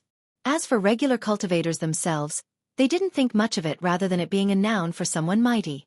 However, only those on the path of pursuing everlasting life understood its significance. True immortal represented the ultimate profundity and the end of the Grand Tao. In other words, all answers and goals desired by the world could be obtained here. True immortal. The scion murmured quietly. He was very sensitive about these characters due to the old ancestors in his sect. His perspective and understanding of a true immortal far exceeded other cultivators. Then what do true immortals wish for? This question flashed in the Mortal King's mind. Another unanswerable question because there are no true immortals in this world to answer you. They have to become true immortals first before thinking about their future goals. Li Qie shook his head. He then stared at her and said, It's fine to think ahead while cultivating, even to the point of fantasizing. However, keep in mind that the Grand Tao starts beneath your feet, not in a sky castle. I heed your warning. The king took a deep breath and said, The Tao, obtainable, derivable and graspable. Li Qie was in a good mood today and decided to preach about the Tao. The group knew that this was a rare opportunity, perhaps once in a million years. This was the fortune of a lifetime. They erased all unnecessary thoughts and focused on the Tao preach, nothing else. During the learning process, the Mortal King and the Scion entered a state of Zen and became radiant, a sign of comprehension. They clearly benefited more than the Taoist or Jian Ming. Li Qia's lecture was simple yet deep. Each word resonated like a Tao bell in the listener's mind, waking them up from confusion. Each section was more beneficial than cultivating for 10,000 years. Once he made it to the crucial parts, even the stars above started rotating in a beautiful manner. The youths became immersed in the mysteries of the Grand Tao and forgot their way home. After a long while, Li Qia closed his eyes and sat there, seemingly asleep. At the same time, the youths were still in a state of meditation. His lecture echoed in their mind. The first to break out of this state was Firmament Mortal King. She prostrated on the ground and said, "I will never forget your guidance today. Each word is engraved in my heart. Go, great things await you on the arduous Tao path." Li Qia opened his eyes and smiled. He gently waved his hand. "I understand." The Mortal King bowed sincerely one more time before disappearing into the horizon. Another long period of time passed. Paramount Scion woke up and was ecstatic. He bowed deeply and said, "Thank you, young noble. I truly appreciate today. If you ever need me in the future, just say the word. It is fate that brought us together today, and for you to gain a fortune, go." Li Qia accepted the grand gesture and said. The Scion didn't dare to linger around. He learned many things from the lecture and didn't want to be greedy and overstay his welcome. He bowed once more before leaving. After a long while, Jian Ming and the Taoist finally woke up. Their talent was clearly inferior to the other two. This was especially true for the Mortal King. Her comprehension was virtually matchless among the young generation. "Gone already?" Jian Ming looked around and said, "They ran so fast. Sigh, I should have asked her more questions about her background. Maybe she's really just a member of a mortal clan and a vagabond." Ever seen a vagabond like her? The Taoist still didn't buy it. Jian Ming thought about it again and agreed with this assessment. The Mortal King was excellent, whether it be her temperament, power, or Tao comprehension. She resembled a noble more than a vagabond who came from nothing. The latter couldn't possibly have the same regal aura. "Don't put it that way, at least give people some hope." Jian Ming said, "If she's from a behemoth too like the other conquerors, then it would be quite a blow for the common men at the bottom of society. In the case of her being a vagabond and winning, it'll be a far better outcome." He spoke as if his personality had changed completely, and that he cared about regular cultivators. "It's not like there haven't been Tao lords who came from nothing before. I'm not sure if this motivation matters either. People won't hear it and immediately put in the effort. They will only find success when already possessing a firm Tao heart." The Taoist responded. "Well said." Li Qia interjected. "Thank you, it just came to me." The Taoist gloated. "Please, you're just a blind cat coming across a dead mouse. I, on the other hand, love stories like this and hope that it is true." Jian Ming said. "That might not be a good thing for her." The Taoist responded. "If she's really a vagabond, the ancestors from the behemoths will put her at a disadvantage." "Can't argue with that." Jian Ming stroked his chin. "They won't hold back or care about face, they'll reveal their foxtail then. This has always been the case in history. The young competitors weren't the only participants. Even their sex and races got involved, resulting in chaotic battles. At that point, their individual skill was one thing, but having the right Tao protectors might be more important. If one must rely on Tao protectors, they won't become the Tao Lord regardless of their skills and talent." Li Qia smiled and said, "This path requires extensive training and comprehension. Next are life or death battles. Otherwise, the whole thing is meaningless." Chapter 4590. Worldbreaker Fist. The ship crossed through the realms, almost reaching its destination. "We're here." Jian Ming and the Taoist stood up after sensing a particular fist energy. Anyone would be shocked while staring at the scenery ahead. However, picking the right words to describe it was difficult. A fist breaking the world. This was accurate, but the area ahead wasn't quite broken. The place was covered in dust, but in reality, these particles were the remnant of fragmented space and time. The dust specks remained until now, creating an illusory expanse. The entire thing felt like a dream. Back in the ancient age, a punch annihilated everything here, including the fabrics of reality. It crushed the sky vault and created numerous phenomena. Stars fell down and so did temporal links. Numerous Dao and runes were destroyed. Scenes of hell also manifested. In fact, one couldn't be sure if it was a fist since it was unreasonably enormous. What kind of creature would possess a hand this large? The various visual phenomena were still pouring down due to the broken sky. However, the most interesting part about this was still the hand itself. The entire thing had signs of damage, whether it be from the corrosion of time or when it destroyed this region. One particular finger was nearly severed from the hand, having cracks everywhere. The wrist also had serious damage. Something had pierced through it, but it was impossible to have a clear view due to the broken fragmentations filling up the holes. Nonetheless, the fingers were still clenched together to make a fist. Though eras have passed, a frightening power still existed. In other words, in the case of an eruption, everything would be destroyed in 8 decalaces. This included the behemoths such as True Immortal or 3000 Dao. Living beings would be reduced to ashes. Outside the immediate area of the fist was a boundless territory. Many places also suffered serious damage. The shockwaves emanating from the initial impact must have blasted numerous mountain ranges away. Craters and valleys were formed as a result. The healing of nature began long ago, adding beautiful sceneries to the devastated land. Now, one could also see roofs and pavilions built on top of the mountains in close vicinity. There were faint figures moving around as well. A large population was actually living here. This was Worldbreaker Fist, a place of legends. Its unique aura could be sensed from a million miles away. This fist energy suffocated cultivators. According to the rumors, the closer to the fist, the stronger the suppression. In the deeper regions, it became dense enough to obliterate ancestor-level cultivators. "This is it," Jianming said with a serious expression. No one dared to take this place lightly because it was one of the 7 forbidden zones, perhaps the strangest one. "So familiar." Xiao stood up and said, "Yes, there is something here." She narrowed her eyes, wanting to gaze deeper into the territory. A boundless fist intent. Li Qie closed his eyes to feel the aura.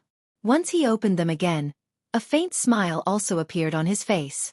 "Young noble, the greatest talents in history would have to enter the region first before sensing the fist intent while you can feel it here already. You are unmatched in the past and will continue to be so in the future." Jianming said. "Enough flattery." Li Qie chuckled and continued gazing. Jianming smiled happily, not minding being called out. Such overbearing energy. The Taoist became emotional, feeling like an insect before this force.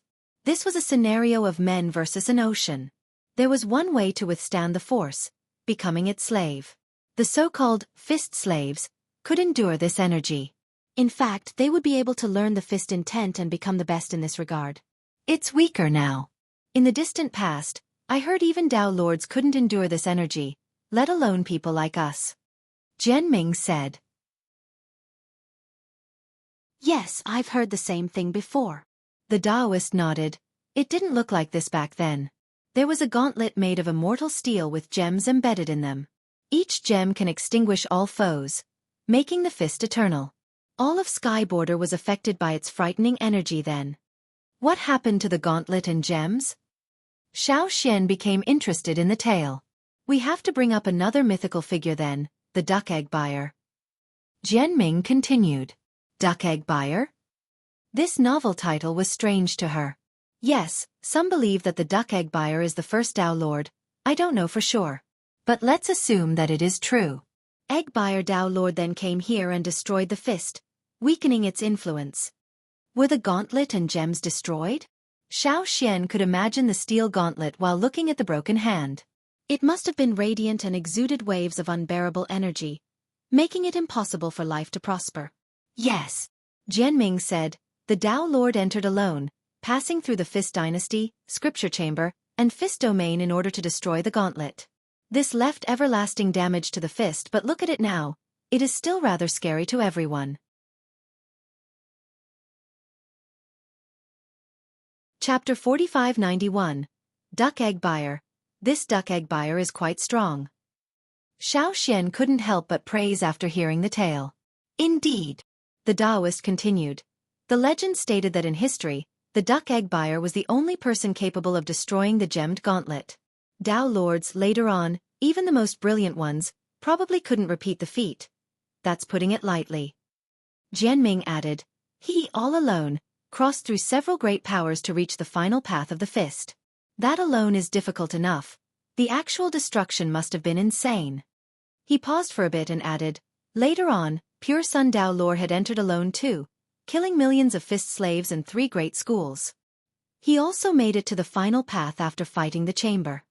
Yes, that is another brilliant feat of battle, most likely impossible to duplicate. The Taoist nodded. Future Dao Lords came here too. For example, 8-step Dragon Dao Lord led the Great Demon Horde and made it to the Fist Domain. However, this couldn't compare to Pure Sun Dao Lord's achievement, let alone the Duck Egg Buyer who directly crossed through the Great Powers. Jianming's voice brimmed with excitement as if he had witnessed all these tales in person.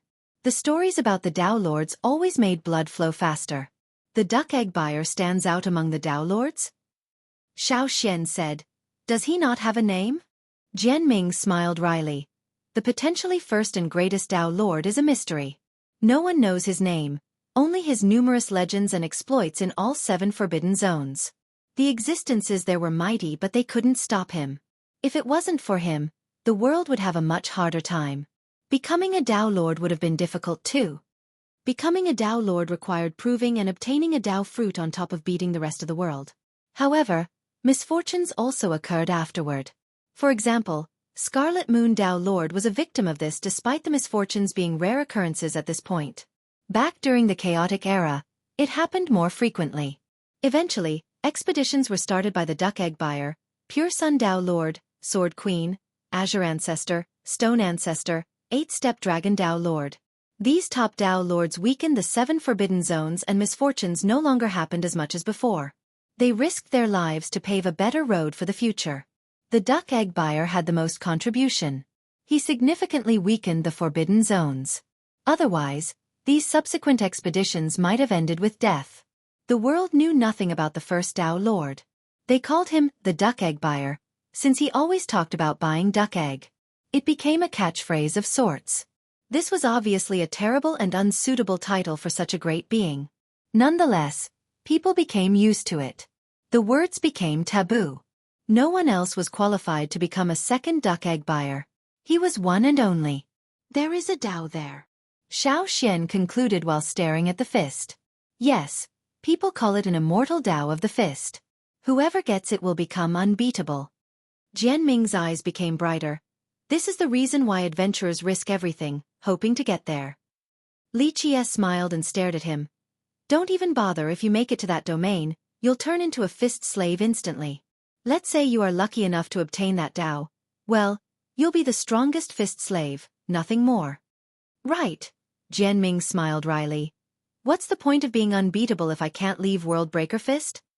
This intent might be unimaginable inside the domain itself.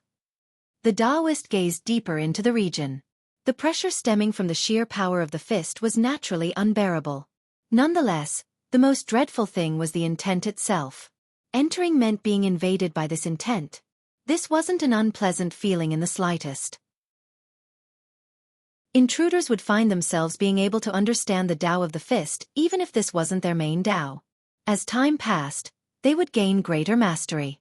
Of course, there was no refusing anyway. Entering Worldbreaker meant being subjected to this intent. The degree varied depending on the location.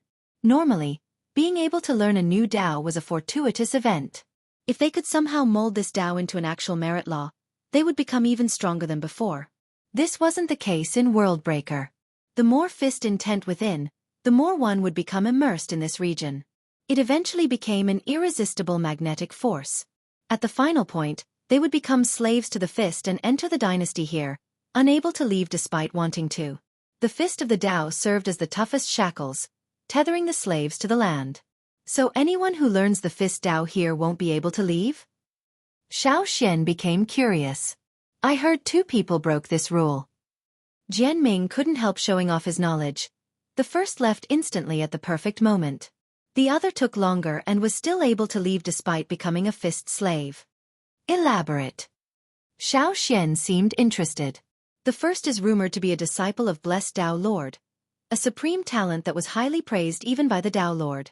He came to Worldbreaker and created an ultimate punch in just 3 days.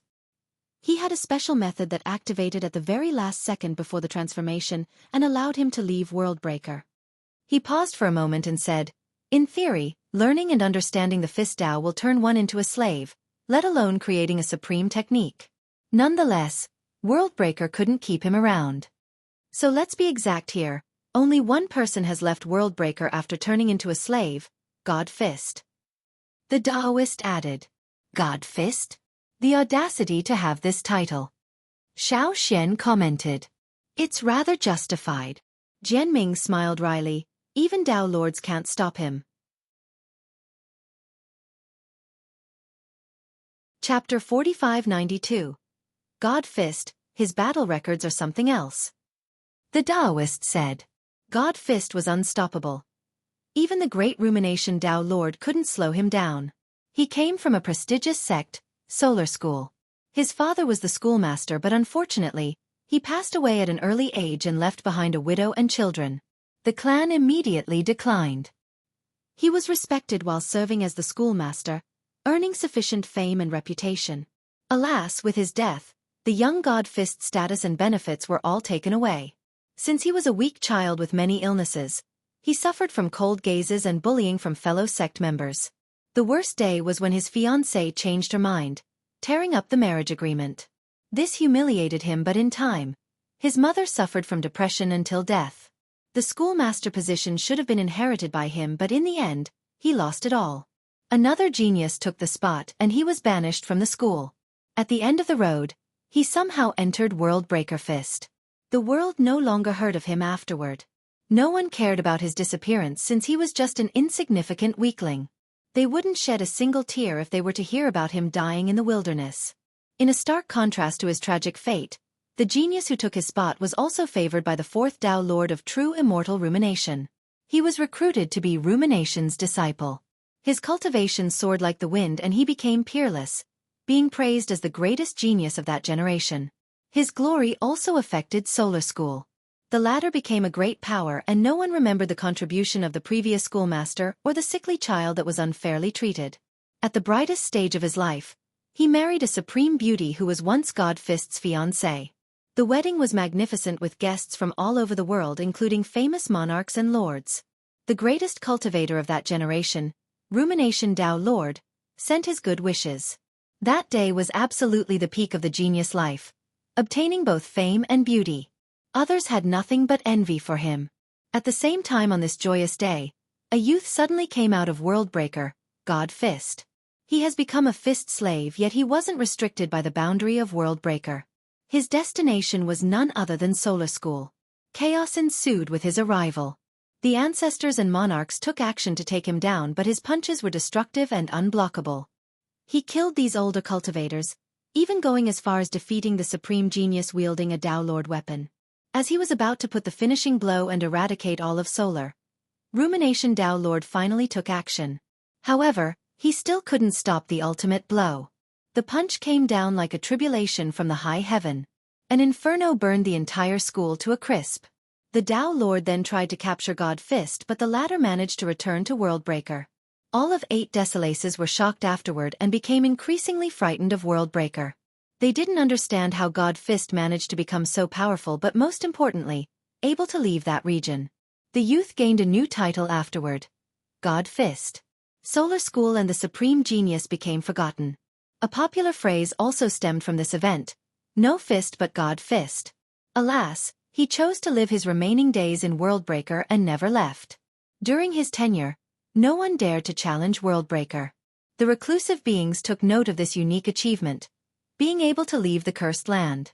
Only blessed Dao Lord's disciple came close, but remember, he left before becoming a fist slave. Due to this unprecedented feat, no one had a problem with God Fist's awe-inspiring title. As far as we know, God Fist was the only one to leave Worldbreaker after the transformation. Simply incredible. Jianming finished the tale, feeling nothing but awe. The other mighty fist slaves can't leave? Xiao Xian asked. Jianming and the Taoist exchanged glances. The latter rubbed his chin and then shook his head. I don't think so. The dreadful golden divine fist was quite strong and started a sect in Worldbreaker. However, he still couldn't leave. Dreadful to what level? Xiao Xian asked. Capable of fighting Dao lords. Jianming became spirited whenever he talked about top cultivators. He was already strong before entering Worldbreaker. His name was Yi Zuodao, he served as the Golden City Lord. He wasn't exaggerating. The Golden City Lord was a position respected by the entire world. For some reason, Yi Zuodao decided to enter Worldbreaker. He wasn't a simple fist slave. He founded a sect with the same title as his. Keep in mind that in history, only a selected few were able to start a sect. The rest had to join the dynasty there. His sect managed to be competitive against the dynasty. That alone is enough to show how strong he was. Jianming took a break for a second before continuing. That year, 5 Sun Dao lords started an expedition against Worldbreaker. Alas, this didn't work because Yi Zuodao stood at the entrance alone to stop the army. 5 Sun Dao lord realized how futile this was and never started a second expedition. One man standing at the gate? Mighty indeed. Xiao Xian praised. Right, but see, someone as strong as him still couldn't leave. The Taoist said softly.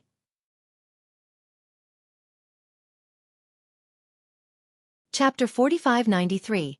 Golden Divine Fist stopped a Dao Lord's legion at the gate. That alone spoke plenty about his power. However, God Fist could leave while he couldn't.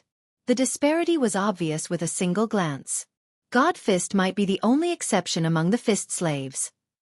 The Taoist said sentimentally. One day a slave, an eternity a slave. Li Qie commented. Jianming became afraid while staring at Worldbreaker.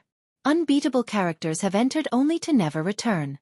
He didn't want to become a fist slave despite the power boost. For someone who enjoyed traveling as much as him, being stuck in Worldbreaker was worse than death. Let's not stay there for too long. He said, it's over if we become fist slaves. After all, we're not untethered like Duality Master. Duality Master? Xiao Xian seemed interested in all of these cultivators. How should I put this? Jianming chose his words carefully since this was a rather difficult character to describe. Monster, deity, immortal, celestial. Duality Master is the only person in history to not be affected by Worldbreaker, at least according to records. The Taoist interjected, completely untouched by the fist intent, something the Dao Lords couldn't do. It's rather strange. Right. Jianming continued. I read that he treated it as a vacation, bathing in the fist intent while pulsing with fist energy. He visited the dynasty along with the scripture chamber. He read the scrolls there and then left without a care. One record states that he was there for an entire year. What a magical person. Xiao Xian said, impressed. He's out of this world. The Taoist smiled wryly. Being in there is torturous, not only by the energy and intent but also from external threats such as the dynasty, always under watch before turning into a fist slave. This didn't happen to Duality Master. The dynasty treated him like an esteemed guest. The officials there welcomed him and discussed the Tao with him. It's nothing short of a miracle. No regular cultivator is allowed to read the scriptures. The chamber will not allow it. To try to do so is suicidal. Dao Lords themselves probably couldn't force their way in, but Duality Master was given permission to stay in the chamber and read the scrolls. Jianming added. Reading those scrolls will absolutely result in learning the fist Dao, that should lead to becoming a slave. The Taoist continued, but Duality Master did all of that and still left easily. So how did he do it? Maybe he's from Worldbreaker in the first place? Xiao Xian became surprised. No one knows. Jianming shook his head. Duality Master is always an abnormality. People say that there is an exception for all absolutes. Duality Master is this exception. Common sense and rationality don't apply to him. Duality Master. Li Qie said sentimentally and didn't give an evaluation. He gazed into the distance and saw the other shore of time. There existed a leisure figure but the whole thing was blurry. What is causing the transformation after learning the fist Dao? What is preventing them from leaving too? Xiao Xian was curious. The two couldn't answer her question. Well, Jianming pondered for a while. There is a legend. The Taoist took his time thinking before revealing. Go on. She became enthusiastic. It states that in the deepest region of Worldbreaker, there is an immortal specialized in the fist Dao. An immortal, she said. This chapter is updated by Friedenville, CM. This is just a legend, impossible to verify. The Taoist said, before the chaotic era was the great calamity. Tribulations and disasters descended. They were considered to be the wrath and punishment of the heaven, but either way, it was a terrible day. Nothing in this world could stop them, but before the last moment, an immortal punched the sky vault and broke the high heaven, leaving a void. Alas, the supreme will of the high heaven destroyed the mighty immortal, instantly reducing the being into dust. Nonetheless, the ultimate hand was left behind. So did the immortal Tao of the fist. It withstood the passage of time, melting the fabrics of reality and turning the region into its own. Those who enter will be converted by this Tao and become slaves to the region, or rather, Tao runes and symbols. Human Tao runes. Xueqi concluded. Yes, that's one way to put it. The Taoist admitted. Breaking the high heaven? Ridiculous. Li Qie chuckled and shook his head. Is this not right, young noble? There is another theory. The Taoist's eyes lit up. It's all far-fetched nonsense. Li Qie stared at him and said, or maybe someone tried to flatter themselves through blatant lies. If one punch can break the high heaven, then the current world won't be like this. True immortals would have appeared already. No one can do so, not in the past or in the future. Then what is the truth? Jianming asked. It's just a severed hand. Li Qie smiled. It is hard indeed, still not fully rotten after so many years.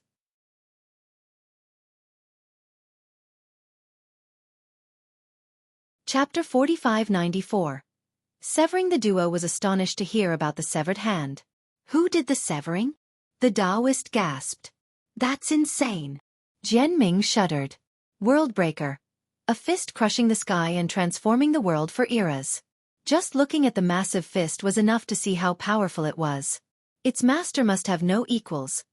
Even the invincible Tao lords have yet to reach this level. However, the real monster here was whoever severed the hand. One could imagine the final fate of the loser in the battle. The hand's master most likely fell in battle. This was beyond the comprehension of anyone in 8 Decelaces. The peak in their mind consisted of Tao lords. Whatever above was unfathomable. I can only think of the word immortal here. Jianming felt fear. The existence must possess unimaginable power. This world probably won't accept such power and can't birth one either. The mighty Xueqi sighed and took a deep breath. Li Qie smiled and said, but there is truth to that story. Becoming a slave does have something to do with the fist Tao. It is still around, unwilling to disperse. It encompasses and converts living beings for the sake of life prolongment. Are you saying that the master of Worldbreaker can return to life? The Taoist became startled. No way. Jianming blurted. Who would be able to stop that monster then? Just one punch would reduce everything to ashes. Maybe the world will face another great calamity. This world can't accommodate this being. Xueqi thought that this was indeed a frightening possibility. In order to live again, this being must devour heaven and earth along with all creatures in order to replenish vitality and lifespan. Currently, only generations with ample energy can produce a Tao Lord. If this master were to return to life, how much natural energy would be required?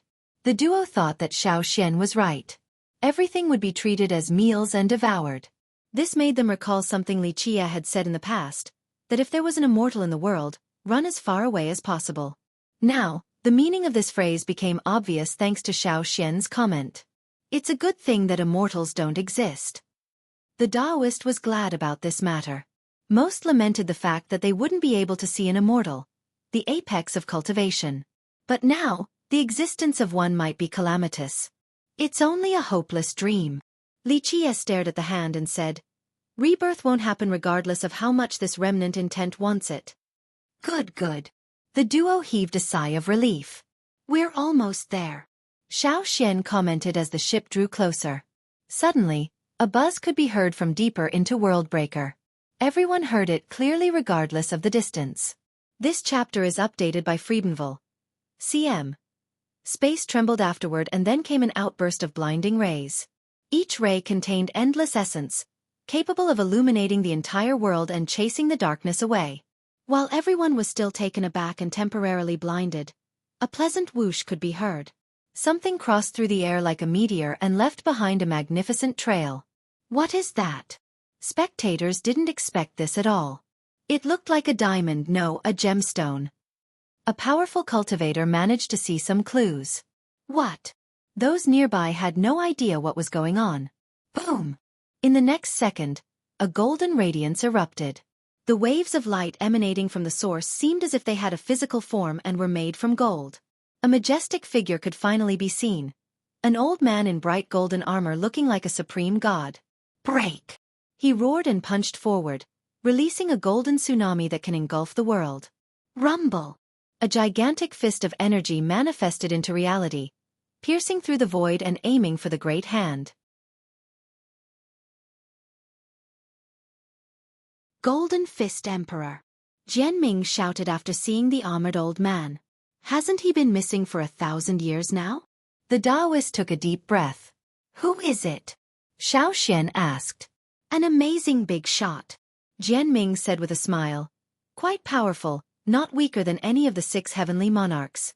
I believe he is Golden Divine Fist's descendant. Decent strength.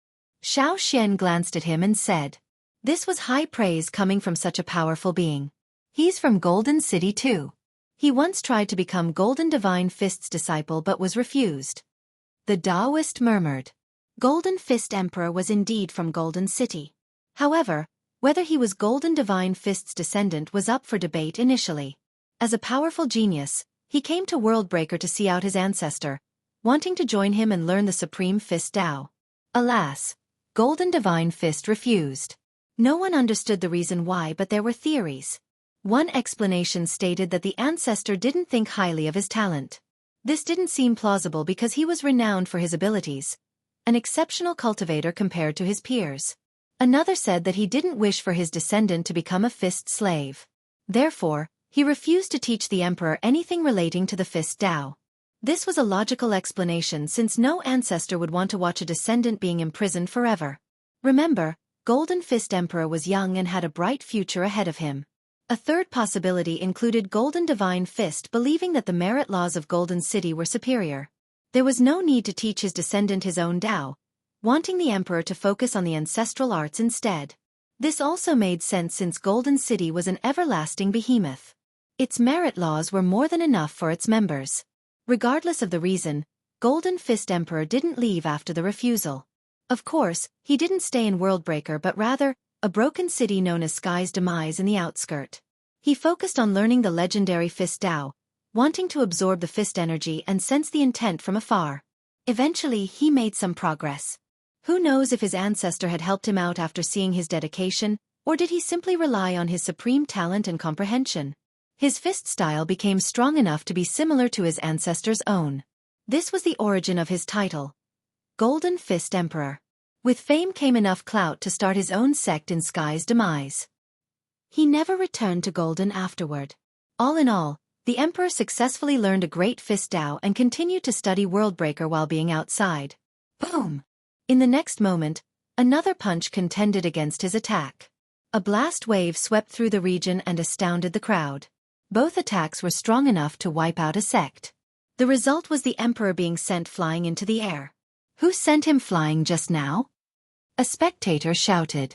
People believed that he was just as strong as any of the 6 monarchs from 3000 Tao. It seemed that he had lost after this first exchange. Sure enough, he relied on the momentum and disappeared into the mountain range. He was fast enough that people only saw a flash akin to the shine of a diamond. He made it out. Everyone saw his successful escape. Who beat him with a single move? Jianming took a deep breath. Don't forget, the dynasty has countless unbeatable fist slaves. The Taoist replied. True. Jianming said, the dynasty has survived countless expeditions from Tao lords, a miracle indeed. As long as the immortal Fist Tao is there will be enough slaves to protect the dynasty. It's so devilish. The Taoist added. Who can destroy that Fist Tao? I'm afraid numerous Tao lords have tried already. Jianming shrugged. In fact, there were periods when the dynasty was completely wiped out, but eventually, a new dynasty would form, populated by new slaves. At least they can't leave Worldbreaker. Otherwise, it wouldn't be 3000 Tao's turn to dominate the world. The Taoist sentimentally said. No one would deny this statement because there existed some incredible fist slaves in Worldbreaker. They were living reclusively since they couldn't leave anyway. Otherwise, just Dao Sanqian alone wouldn't be able to stop them from taking over. That punch just now was outstanding. Maybe I should give it a shot. Xiao Xian became eager to try. My lady, please tell me you're joking. Don't tell me you want to fight the dynasty. Jianming became startled. You think I can't? She glared at him. He got goosebumps from fear and coughed wryly. That's not what I meant. My lady is surely unbeatable. There's no need for you to stoop yourself down to these slaves' level. Right, the slaves aren't worth your time. The Taoist added right away. They were afraid of her taking on an extremely tough opponent. It seemed rather suicidal. Humph. Xiao Xian was very unhappy with these responses. All of you didn't notice the key point. Li Qie smiled. What do you mean, young noble? Jianming immediately asked. Did you see the flash earlier? Li Qie said. The flash. Jianming thought about the blinding flash and then said, Ah, the emperor wasn't there to fight. He obtained something just now? 1. There's no way I won't get these names mixed up. Chapter 4596. Gemstone, what did he get? It seemed that he risked his life just to get it. The Taoist became curious. Something incredible, I'm sure. Jianming calmed down and responded. He has seen plenty of treasures before. Even a Tao Lord weapon isn't worth him being so reckless. Remember, he knows how frightening Worldbreaker is more than anyone. The Taoist agreed. The emperor came from Golden City, a place with matchless resources. As a previous member of Golden and a sect master, he must have seen wondrous artifacts previously. He also knew the danger in opposing the Fist dynasty, yet he chose to risk it all. This was a testament to the item's value. What is it to be worth the gamble? Jianming stroked his chin and said, A gemstone. Li Qie saved their time and revealed. A gemstone? What type? Jianming repeated. The Taoist had a faster realization and raised his voice. That gemstone in the legend? Remember, the duck egg buyer destroyed a gauntlet with embedded gemstones. Is this what we're talking about? Jianming was shocked as he shouted, The immortal gemstones from the divine gauntlet? So the legend regarding the duck egg buyer is true, he murmured. He really did remove the gemstone and destroy the gauntlet back then. There are 5 gemstones, not just one. Li Qie corrected. Yes. The Taoist shuddered after hearing this. Jianming stared at the fist and said, That gemstone is priceless. Just how powerful will it be too? The fist intent still remained after countless eras. That hand was nothing but terrifying. Therefore, its gauntlet and its embedded gemstones must be proportionally impressive. It was tough for the young ones to conceptualize its worth and power. No treasures in the world can compare to a complete gemstone, not Tao Lord weapon, patrimony weapon, or even paragon artifacts made by Tao Lords. In short, nothing created in this world is comparable. Li Qie said. It's that strong? Wouldn't it be unbeatable against anything? Jianming murmured. Seems that way. The Taoist took a deep breath. If Li Qie was right, then even the rare paragon artifacts created by the Tao Lord stood no chance against the gemstone. Remember, it was only one of 5 gemstones and this wasn't including the gauntlet itself. Well, I was only talking about weapons created here. There are exceptions. Li Qie smiled. Exceptions. The Taoist took his time ruminating about these special weapons. Why didn't the duck egg buyer take the gauntlet away, or at least the gemstones? Jianming thought about something else. He is the only one who knows. Maybe he doesn't think highly of the gemstones or that they were lost after the gauntlet was taken down, the Taoist said. Shit, how can that be? If he doesn't think highly of the gemstones, what else can move him? Jianming complained. Once again, exceptions. The duck egg buyer might just not care about anything. Li Qie said. The two exchanged glances and thought about it. This cultivator never left behind anything or any trace, at least as far as the world knew. This being was shrouded in fog. No merit law and treasure were known to have originated from him. Suddenly, Xiao Xian interrupted their conversation. I feel something from the past. From the past. This woke Jianming and the Taoist up from their daze. It's a familiar feeling, an aura that is lingering here. She said. Give it a shot. Use your mantra to observe. If it's there will be a reaction. Li Qie suggested. Xiaoxian took a deep breath. She focused up and formed a mudra with both hands. Tao laws instantly appeared around her. Though she has yet to cultivate a merit law, her mudra was formed perfectly. The flow of the mantra was also natural. Buzz. More Tao laws emerged as she channeled her mantra. Jian Ming and the Taoist were shocked while staring at the ancient and mysterious laws. They seemed to be from an immemorial period. They seemed impossible to create via cultivation alone. Her bloodline seemed to be the main driver. Clank! They came together to form something resembling a heavenly plate. The plate started rotating and more laws attached themselves to the surface, creating a mirror of sorts. It took in the entire world, but most importantly, Worldbreaker Fist. In the reflection of the mirror, the mountain ranges were nowhere to be seen, replaced by large chasms instead. Over there.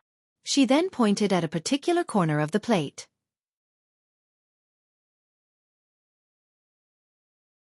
Chapter 4597. Sky's Demise. What is that place? Jian Ming asked. Open. Xiaoxian shouted and increased the power of the Tao laws, prompting them to pulse with a strange light. The mirror-like plate started shining where Xiaoxian wished it to. Visual phenomena emerged and were filtered by the mirror. They disappeared without a trace after being eliminated. After a while, a phenomenon finally left behind a mark with a mystical rhythm. It seemed to have a heartbeat of its own. She raised one finger and sucked up all the light from the mirror. Everything turned into darkness as she returned to the past. Jian Ming and the Taoist couldn't see a damn thing after her act. Nonetheless, they noticed her aura disappearing even though she was still nearby. They wouldn't be able to touch her now. Young noble, what is going on? Jian Ming hurriedly asked. Li Qie glanced in her direction and said, This is a mark of memory for tracing purposes. Only extremely powerful cultivators can leave these behind for themselves. Would it work through reincarnation? The Taoist has heard something similar before. As long as you're strong enough to leave one, you'll be able to get some memory back. Li Qie said. Isn't that the same as rebirth then? Jian Ming said, a second life while retaining memories, that's heaven-defying, especially for someone as strong as her. She was already unbeatable in her previous life. She'll reach a new height this time around. Being able to be reborn with memory was frightening. It was akin to being undying on top of gaining more experiences and resources each time. A being capable of this would reach an insane level. It's just a fantasy. Li Qie said, it's virtually impossible to live again and to do so with memory intact. That's prohibitively difficult. A rebirth will have flaws. One must pay a price to go against the heaven. Over there. Xiaoxian returned to their current dimension and pointed forward. The duo could sense her once more. Lady, did you get your memory back? Jian Ming became curious while staring at her. He imagined her with all of her memories back and wondered if her mood would be even fouler. What memory? She glared at him. He heaved a sigh of relief and smiled. From your previous self. No. She shook her head and said, but I saw a path, seemingly one that leads to home. Do you remember what you left behind after seeing the mark? He inquired again. Not yet, I know how to find it now. She responded. That's great. He nodded. Let's go take a look then. Li Qie interjected. Yes. Let's go to see the lady's hidden ultimate item. Jian Ming became excited after hearing this. He has been itching all this time because she was so strong. Something left behind by her should be wondrous. Sky's Demise City was situated on the outskirt of Worldbreaker. Numerous cultivators from all over 8 desolaces gathered here. Some even started their own sect. It wasn't a conventional city but rather, a general area encompassing all the enclaves surrounding Worldbreaker. It could be an established city or one built in the mountain range, a village, or a tiny town. All in all, anywhere outside of Worldbreaker with inhabitants, whether populous or otherwise, would be considered a part of Sky's Demise. Many eras ago, this place used to be desolate. Later on, more cultivators came and founded sects, resulting in the current landscape. The group saw buildings and huts everywhere. Smoke from kitchen stoves could be seen. The inhabitants came to learn the Tao of the Fist while not wanting to turn into slaves. All in all, they weren't willing to give up and decided to take roots here. The population continued to grow. Sky's demise didn't belong to any other great power.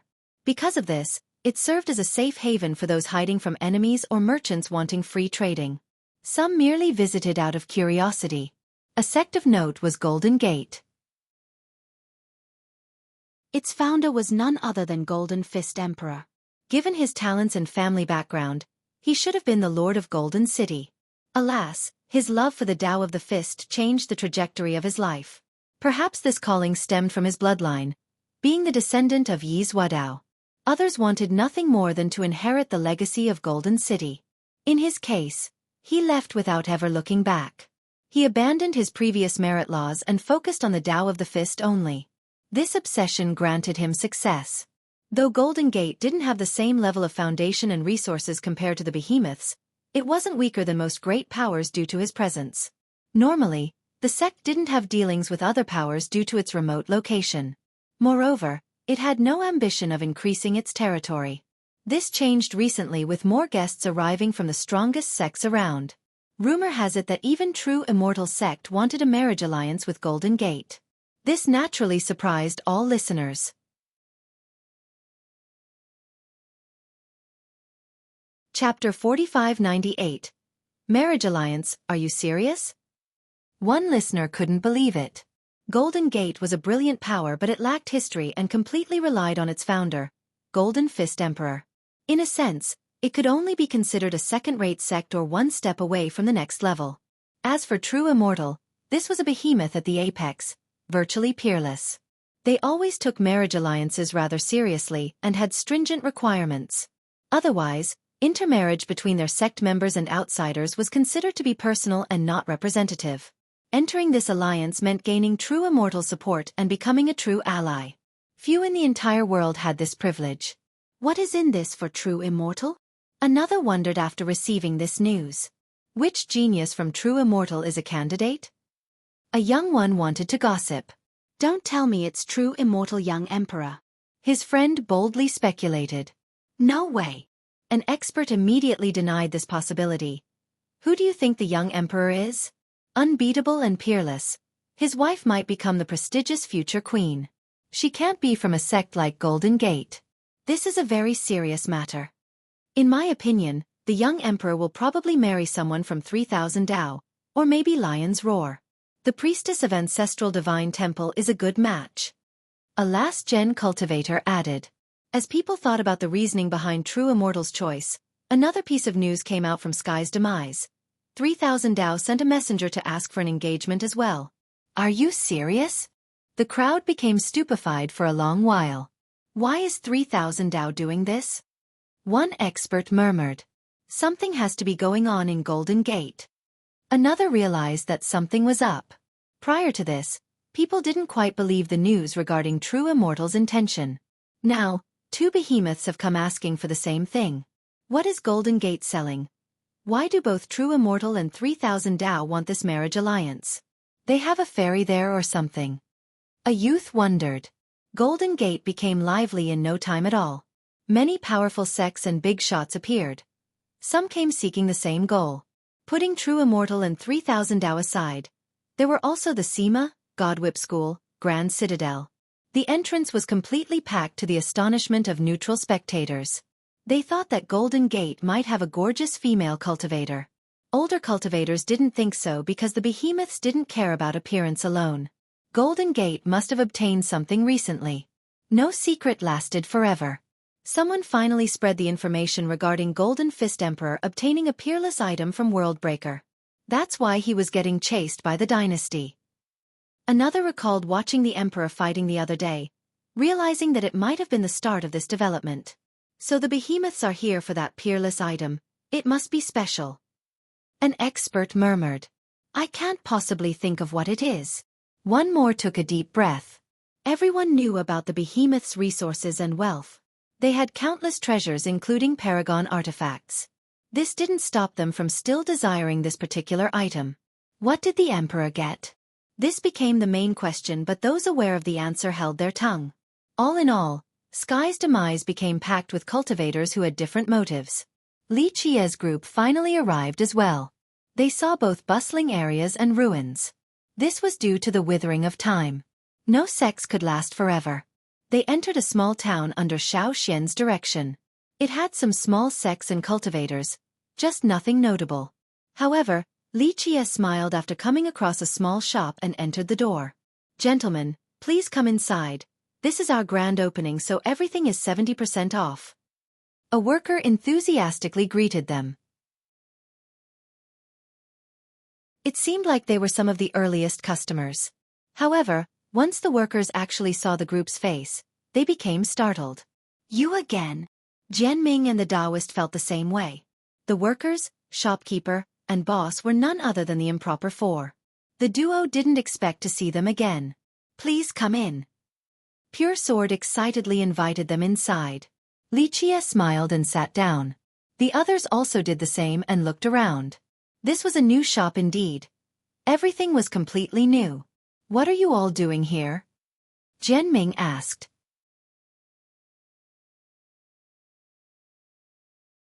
Chapter 4599. Bitter Tea Grounds. Life has been tough, so we started this small business in order to keep up with expenses and buy some household goods. Pure Sword answered with a smile. Jianming naturally didn't buy this story. These four were clearly from prestigious clans. Must be some really expensive household goods. Jianming said sarcastically. "Well, we wouldn't mind buying a really good pot to make a stew with." Pure Sword didn't mind the tone. "Your thick skin has no bounds." Jianming concluded. "Sirs, are you in the mood to drink or eat anything?" Pure Sword asked. "We have some fine merchandise right now, puncture vines from the northern sea, dragon eye from the cold west, sky summit sesame. You have everything?" Jianming tried to cause trouble. "Let me know what you're looking for, maybe we can procure it." Pure Sword didn't mind. Jianming rubbed his chin and then said, "I'm thinking about a 7-star abyss stone marrow in combination with an 8-treasure celestial snail, served cold with dark moon ice. That stone marrow is rather rare, but coincidentally, we do have some in store." Pure Sword thought about it and shouted, "Ahan, do we have any 8-treasure celestial snail meat left?" "Not a lot, just enough for one meal." Ahan, who was inside, shouted back. Jianming was utterly impressed. He glanced at Pure Sword and then the other members. "You all are really just operating a shop here? Seems like you're taking it seriously." The ingredients he mentioned earlier were rare delicacies meant for big shots, not regular cultivators. Nonetheless, the shop was ready to accommodate him, meaning that Pure Sword's group had an impressive stock. "Life's tough, so we have to go all out." Pure Sword smiled. "Tough my ass, if you are having a tough time, then the rest of the world is really struggling." Jianming retorted. The word, tough, shouldn't come out of his mouth when he had these expensive ingredients. The wealth of ancient clans is unimaginable to most. Li Qia said, "Even their breakfast are all delicacies." The Taoist and Jianming exchanged glances. It seemed that the ancient clans were truly rich. If Pure Sword were to open a store, he would naturally have the common ingredients available. "God damn it, I hate rich people." Jianming complained before muttering under his breath, "I'm going to be just as rich." Pure Sword smiled and asked Li Qia, "Sir, how about you?" Xiao Xian interrupted before Li Qia could answer. She sniffed and said, "What a familiar smell. Are you grinding tea?" "Miss, you are right. We are making some bitter tea, a delicacy from our hometown." Xiao Yan was surprised to hear this. "I want a cup." Xiao Xian asked, "Bitter ground tea, oceanic spice soaked in spirit grain water with abyss soy shapunjan sautéed 3 times. This is definitely our dish." The improper four became surprised. This wasn't a simple dish. It contained ancient secrets and was a part of their clan's history. Only members of their clans knew how to make it, not outsiders. In this case, she knew the process so well. She herself didn't know why she knew this dish. "Meeting neighbors in a distant land," Li Qia said. "We will prepare it for you right away." Pure Sword's group exchanged glances before he spoke. After a long while, a stone bowl of hot bitter ground tea was presented. This wasn't just regular tea. The stone bowl was exquisite, having been made from an ancient magnetite metal, possessing both cold and hot surfaces. Waves and splashes could be heard emanating from the tea. The liquid had the color of a jasper. As it moved, it resembled a maelstrom that could drive the rotation of the stars. It contained essences of the ocean and ample life force. A bitter taste lingered at the tip of the tongue even before sipping it. It contained the various emotions of the mortal world. 3 more bowls were brought to the table, one for each of the guests. Jianming hurriedly drank while Li Qie took his time. Jianming couldn't stop drinking. Once he finished, he smacked his lips and savored the taste. What a strange taste. I feel the human experience streaming down with one sip. Well said. Puresword's eyes lit up. That's a great way to describe this. Haha, I just said what was on my mind. Jianming enjoyed being praised. Though he had a big and foul mouth, one couldn't deny his rich knowledge and abilities. The Taoist took his time appreciating the tea before saying, seems to be related to the charming spirit, a drink meant for certain ceremonies perhaps. Your knowledge is incredible. Pure Sword was surprised. Not exactly the case, but you're very close. It's because our clan had ancient ceremonies with something similar. Maybe your clans are even older than mine. Not a part of this epic. Pure Sword didn't say anything. He and his peers didn't want to reveal their background. I've drank this during my youth. Xiao Xian finished her bowl and looked rather satisfied. This shocked Pure Sword and the others since only their clans had access to this drink. They have been watching her the entire time ever since she talked about this drink. This meant that she might be a member of their clans. However, they had no idea who she was. After all, they knew all members who were out and about because normally, they remained in their clan. May I know your name, miss? Pure Sword bowed. I do not know. Young noble, what is my last name? Xiao Xian shook her head. You'll remember later.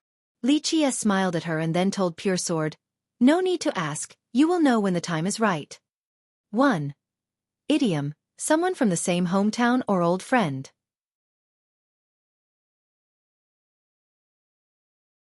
Chapter 4600. Void Imperfection T. The 4 stopped asking despite being curious after hearing this. Sir, do you want anything else? Xiao Yan asked respectfully. Boil a pot of tea with gale leak using Void Imperfection's purifying method, and use Windchaser's technique to fan the flames. The liquid need to be correct, but most importantly, the flame mastery. Don't mess it up. Li Qie ordered.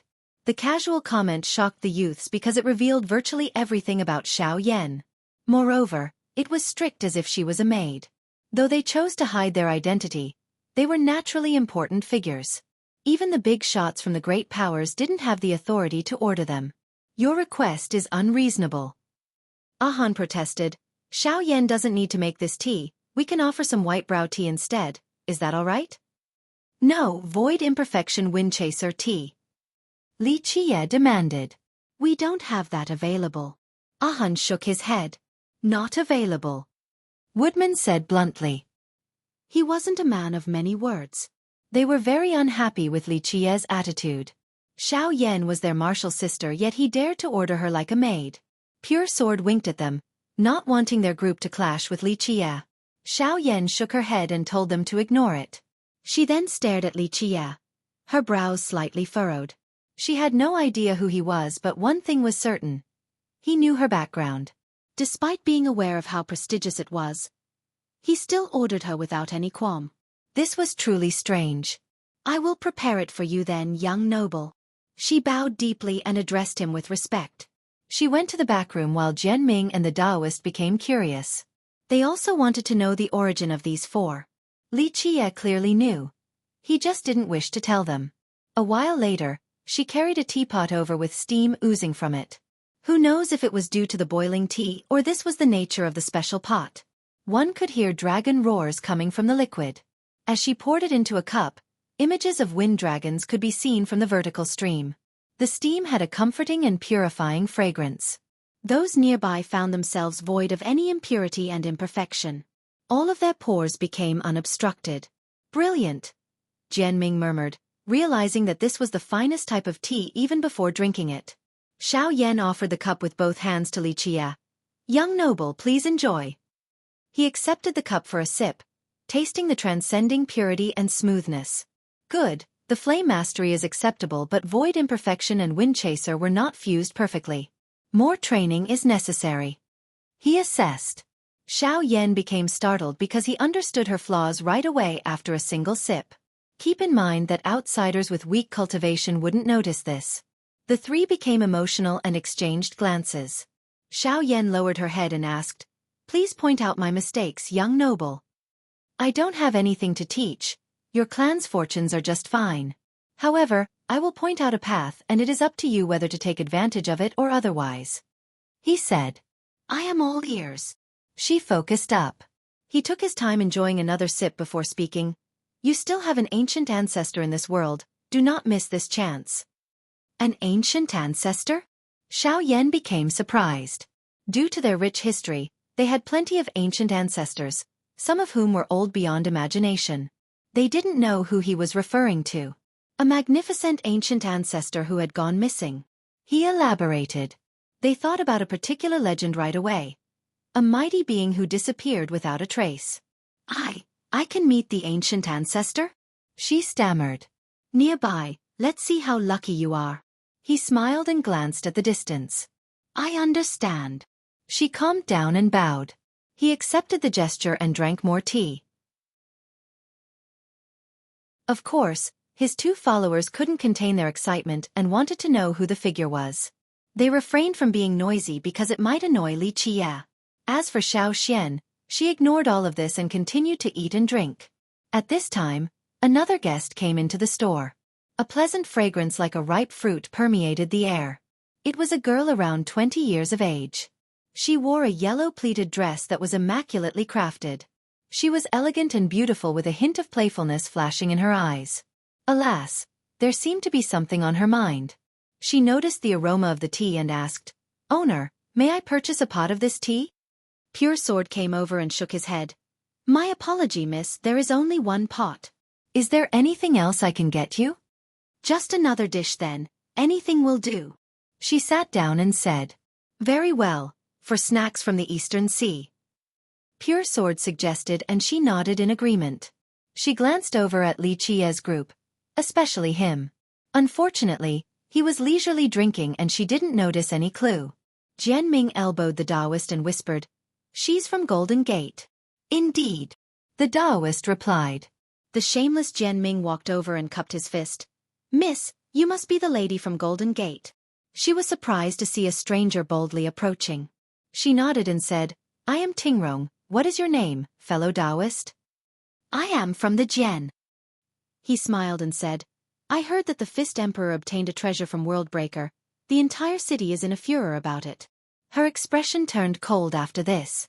She became cautious and said, "I apologize but I haven't met the ancestor and don't know what you are talking about, Brother Jian.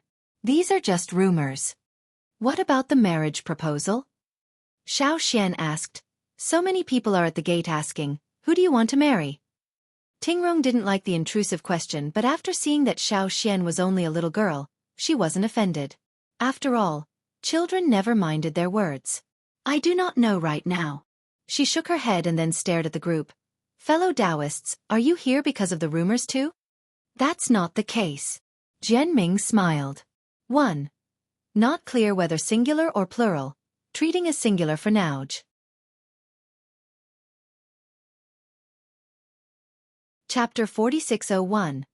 Teasing, "Miss, what do you think about our brother here?" The Taoist took advantage of this. He's from the Jian, a clan with untraceable roots and has contributed greatly to the world. He is their young lord, the sole successor, a hero among men with flawless bearing. "Enough!" Jian Ming interrupted him and looked embarrassed. "Nobody is asking you, swindler."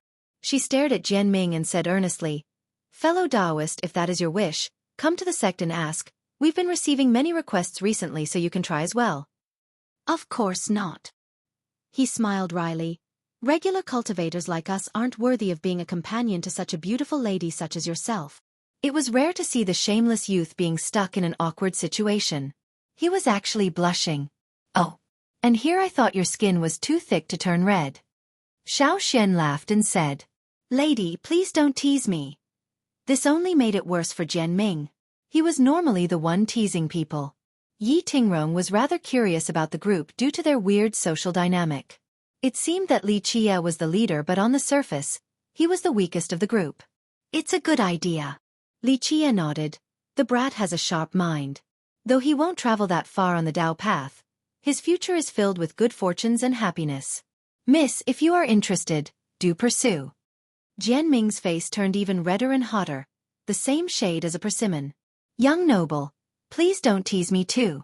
I might have thick skin, but the lady doesn't. He said. Face is important, but so is life. Li Qie smiled. Perhaps the two of you being together can help her get through tough times. The embarrassed Jian Ming immediately told Tingrong, our young noble is just kidding, don't pay it any mind. The conversation took a weird turn for her, but nonetheless, she nodded and said, I will not stop you from going to Golden Gate to ask for marriage. Let heaven decides. That's what I like to hear. Li Qie smiled. Let's see who is heaven in this case. Yes, a match decided by heaven will be blessed. The Taoist realized something and came up with an idea. At this point, all Jian Ming could do was smile awkwardly. He never thought about marrying Yi Tingrong before, but the situation got out of control. It seemed that she herself was more composed than him. One can't get a better start in marriage than this. Xiao Xian clapped and decided to join the fun. Please. He only came near to talk to her. Now, it seemed like he has become a potential suitor. I think this is a great development. The Taoist elbowed him and said, since fate has brought you two together, I will prepare you a gift that I know you'll love. He seemed supportive of Jian Ming for once, eager to be an errand boy if need be for the sake of this union. Mind your own business. Stop messing around. Jian Ming couldn't bark back at Li Qie and Xiao Xian. However, the Taoist was a different story. Sigh, can't even tell that I'm being helpful. The Taoist said, let me read your and the lady's romantic fortune. Okay, you don't need to prove anything. I know your fortune-telling is real. Stop bothering me. Jian Ming interrupted. A fortune-telling session scared him. He didn't want to see his future regarding romance.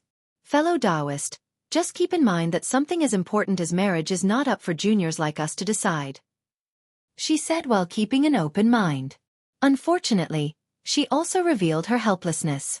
A noble like her couldn't decide who to marry. Given the current situation, this seemed to be absolutely the case. In fact, it might not even be up to her sect. I don't think there's a problem if Xiao Jian is interested. The young noble will take care of it. Xiao Xian was ready to drink the celebratory wine at the wedding. She happily joined in. If the young noble goes there to ask for the engagement, then that will be a match decided by heaven. Humph. Who dares to say no and stop me from participating in the wedding banquet? I'll destroy him.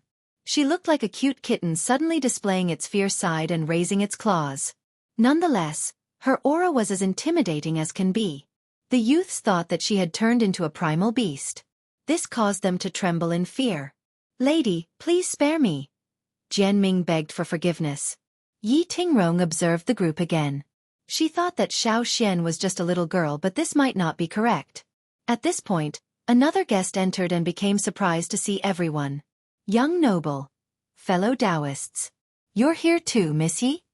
He came over and greeted Li Qie, looking a bit awkward as well. Why are you here, Scion? Jian Ming heaved a sigh of relief, thinking that this was enough distraction to save him. The guest was none other than Paramount Scion. They met again after just a short time. He bowed toward Li Qie and then sat down next to Yi Tingrong. He ordered some snacks from Pure Sword. Your acquaintances, Scion? She found it strange that he showed so much respect to Li Qie. Yes, the young noble has taught me before. The Scion honestly answered, I thought that you would be home right now. I need a distraction.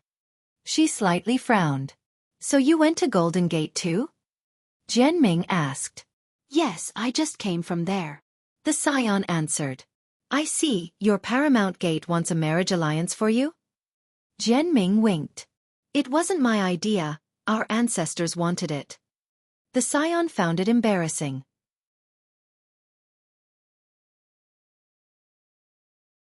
Chapter 4602.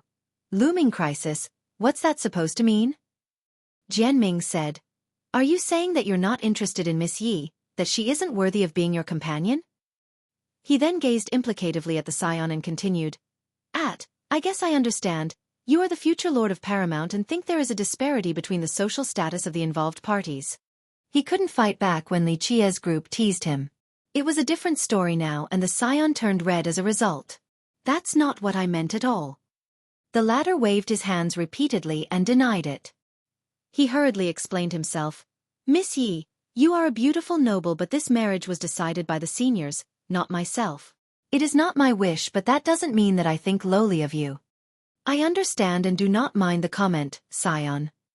Yi Tingrong responded.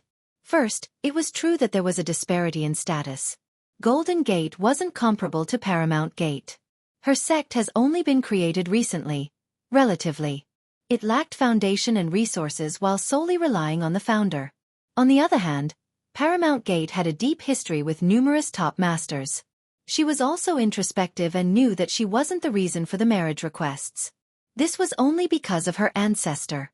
The scion heaved a sigh of relief after seeing her being so understanding. However, Jianming didn't let up and smirked at the scion. Miss Yi is both beautiful and gentle. Have you never thought of actually marrying her? Maybe a little anticipation and excitement? It wasn't my wish. The honest scion shook his head. So you're saying you just don't want to marry her? Jianming rubbed his chin while smirking at him. No. The scion hurriedly explained. The Grand Dao is long and I've only entered the door. I have not prepared sufficiently to have a companion, and do not dare to let someone else down. Therefore, I wish to walk alone right now. Not a bad idea. Li Qie interjected. One less shackle will allow you to go farther. I understand. The scion cupped his fist toward Li Qie. What if you are chosen? What will you do? Jianming asked a hard question. Well, the scion hasn't thought about it and stole glances at Yi Tingrong. She became interested in the answer and smiled at him. Right, if our two sects agree, what will you do, scion? The scion scratched his head and smiled awkwardly. Nonetheless, he told the truth. I haven't thought of this before because I'm only here as another number. Though our sect is here to propose a marriage alliance, it's mainly because of 3,000 Dao. We are the wingmen in this case. He actually revealed his sect's goal and 3,000 Dao's plan to her. He shook his head and continued. Logically, the only two real competitors are 3,000 Dao and True Immortal. The only other candidates are Lion's Roar or Divine Dragon Valley, but I'm not sure whether they want to join. Tingrong let out a sigh, once again lamenting her lack of autonomy. After all, her sect might not be able to withstand the pressure from the two behemoths. Eventually, they must make a choice, whether it be True Immortal or 3,000 Dao. Both the groom and bride were nothing more than political tools. I've heard that Lion's Roar Royal Lord still doesn't have an engagement. Jianming pondered. The scion smiled and said, It's embarrassing, Miss Yi, but the truth is that I'm just another pawn here. I apologize if I have offended you somehow. I can sympathize. She responded. You might not be interested, but I'm sure your sect is interested in the Emperor's recently obtained item. Jianming only wanted to cause trouble at this point, piercing through the thin veil of pretense. The scion couldn't answer and Tingrong's expression became serious. Finally, the scion broke the silence and said, The truth is I don't know anything, not even the item obtained by the Emperor. I didn't see him when I visited Golden Gate either. Having said that, he stared at Tingrong. She chuckled and shook her head. I'm afraid that I will disappoint everyone because I don't know either. I haven't seen the ancestor.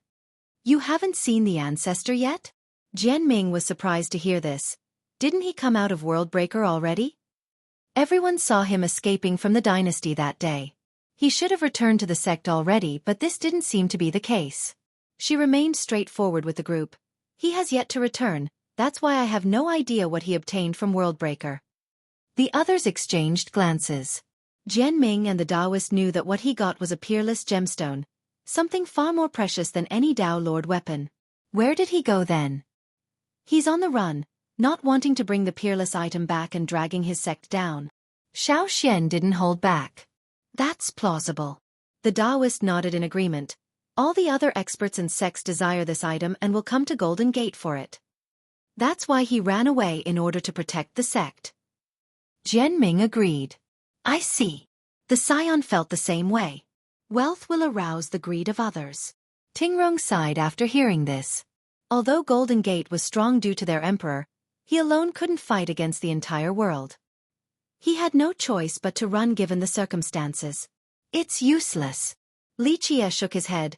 A monk can run but the temple can't, unless he doesn't give a damn about his descendants' lives.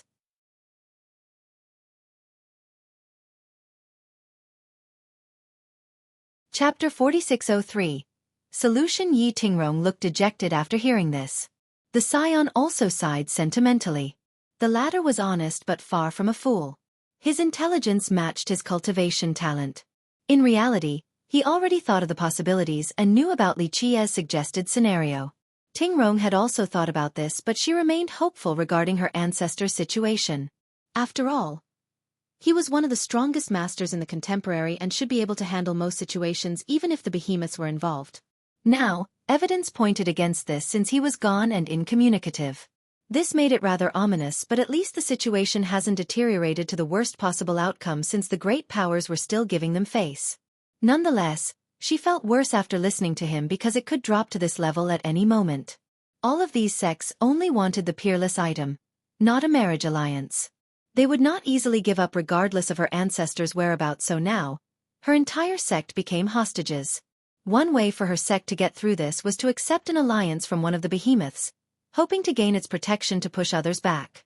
Otherwise, they might start threatening her ancestor using the lives of his descendants. All in all, these marriage proposals were nothing but shams. They only coveted the peerless item but didn't want to rob Golden Gate in a blatant manner. Unfortunately, she was powerless to do anything. How could she stop 3,000 Dao or True Immortal? What is your sect going to do if Golden Fist Emperor doesn't show up? Are you going to attack? Jianming didn't hold back. That is not my intention at all. The scion's expression soured as he responded. Remember, I am just a pawn as well. If I can make my own choice, I would not be here right now. He then turned towards Yi Tingrong and sincerely said, Miss Yi, even if I run away, it doesn't change anything. Just know that I bear no malice toward your sect. It's not your fault. She understood. Though he was the successor of Paramount Gate, his influence was not enough to change the direction of the sect. Above him were ancestors, so even if he didn't wish to scheme against Golden Gate, he must still follow their plan. A marriage alliance is inevitable. What will be your sect's choice? Jianming asked curiously. Tingrong opened her mouth but swallowed her words instead of answering. It's either 3,000 Dao or True Immortal unless the other behemoths come too. The Taoist said, maybe Divine Dragon Valley isn't enough to force those two to back off, it has to be Lion's Roar. True. Paramount Scion agreed with this assessment. Divine Dragon Valley was the weakest of the four. There existed a certain gap between it and the others. Only Lion's Roar had a chance due to the prestige of the Supreme Monarch. Aren't you on 3,000 Dao's side? Jianming teased. I'm just saying. The scion chuckled awkwardly. Of course, due to their relationship, Paramount Gate had a high possibility of joining 3,000 Dao when it came down to it. Is your sect ready for the worst-case scenario if your emperor is nowhere to be found? The Taoist asked Yi Tingrong.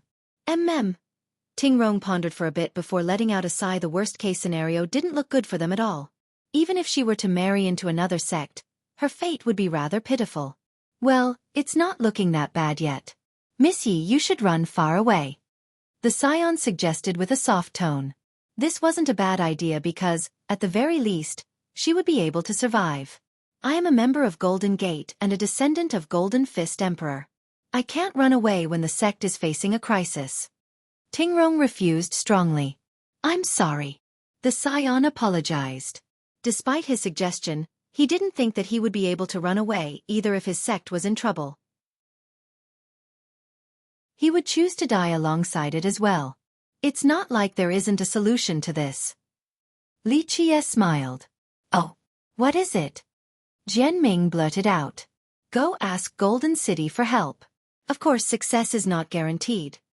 Li Qie said. Tingrong's eyes lit up after hearing this. This was indeed an option. Golden City was a forgotten behemoth. It was strong enough to fight against True Immortal. Moreover, both Golden Divine Fist and Golden Fist Emperor came from there. They were influential characters as well. If Golden City cared about past ties, Perhaps it would lend its support. Well, our Golden Gate has no ties with Golden City since the ancestor left long ago. She wasn't confident about this potential ally.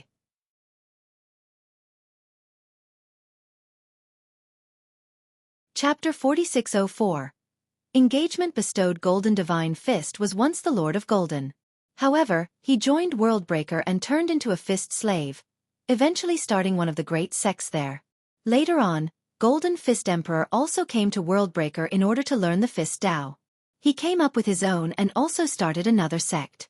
The moment they started their sect, they essentially left Golden City as members. They also didn't use any merit law or technique from Golden, so the connection was no longer there. It seemed that these great geniuses from Golden City were drawn to Worldbreaker for some reason. Therefore, Golden City was not obligated to help Golden Gate. First, it has been reclusive for so long. Its members rarely showed up in the outside world. The chance of success for this option was not high. Nonetheless, there was still a sliver of hope. On one hand, Golden Divine Fist was the City Lord, truly a prestigious status, while his descendant was a top genius. Most importantly, both never betrayed Golden City and merely chose to branch out. There was no conflict of interest, and if the current leaders of Golden cared enough about past sentiments, they might actually help. I think if Golden Fist Emperor personally asks for help, the city might come. Jianming suggested. Yi Tingrong nodded in agreement. She didn't have enough clout to ask Golden City since she was only a junior. On the other hand, if her ancestor were to go himself, he could meet the old ancestors there whom he had great ties with in the past. The chance of success here was up to 80 or 9%, or so Jianming thought. A while ago, Tingrong was at a loss, but due to Li Qia's advice, there was still a fighting chance. Well, there is an even more direct and simple method, getting it done in the blink of an eye. Li Qia smiled. May I ask what it is? She asked.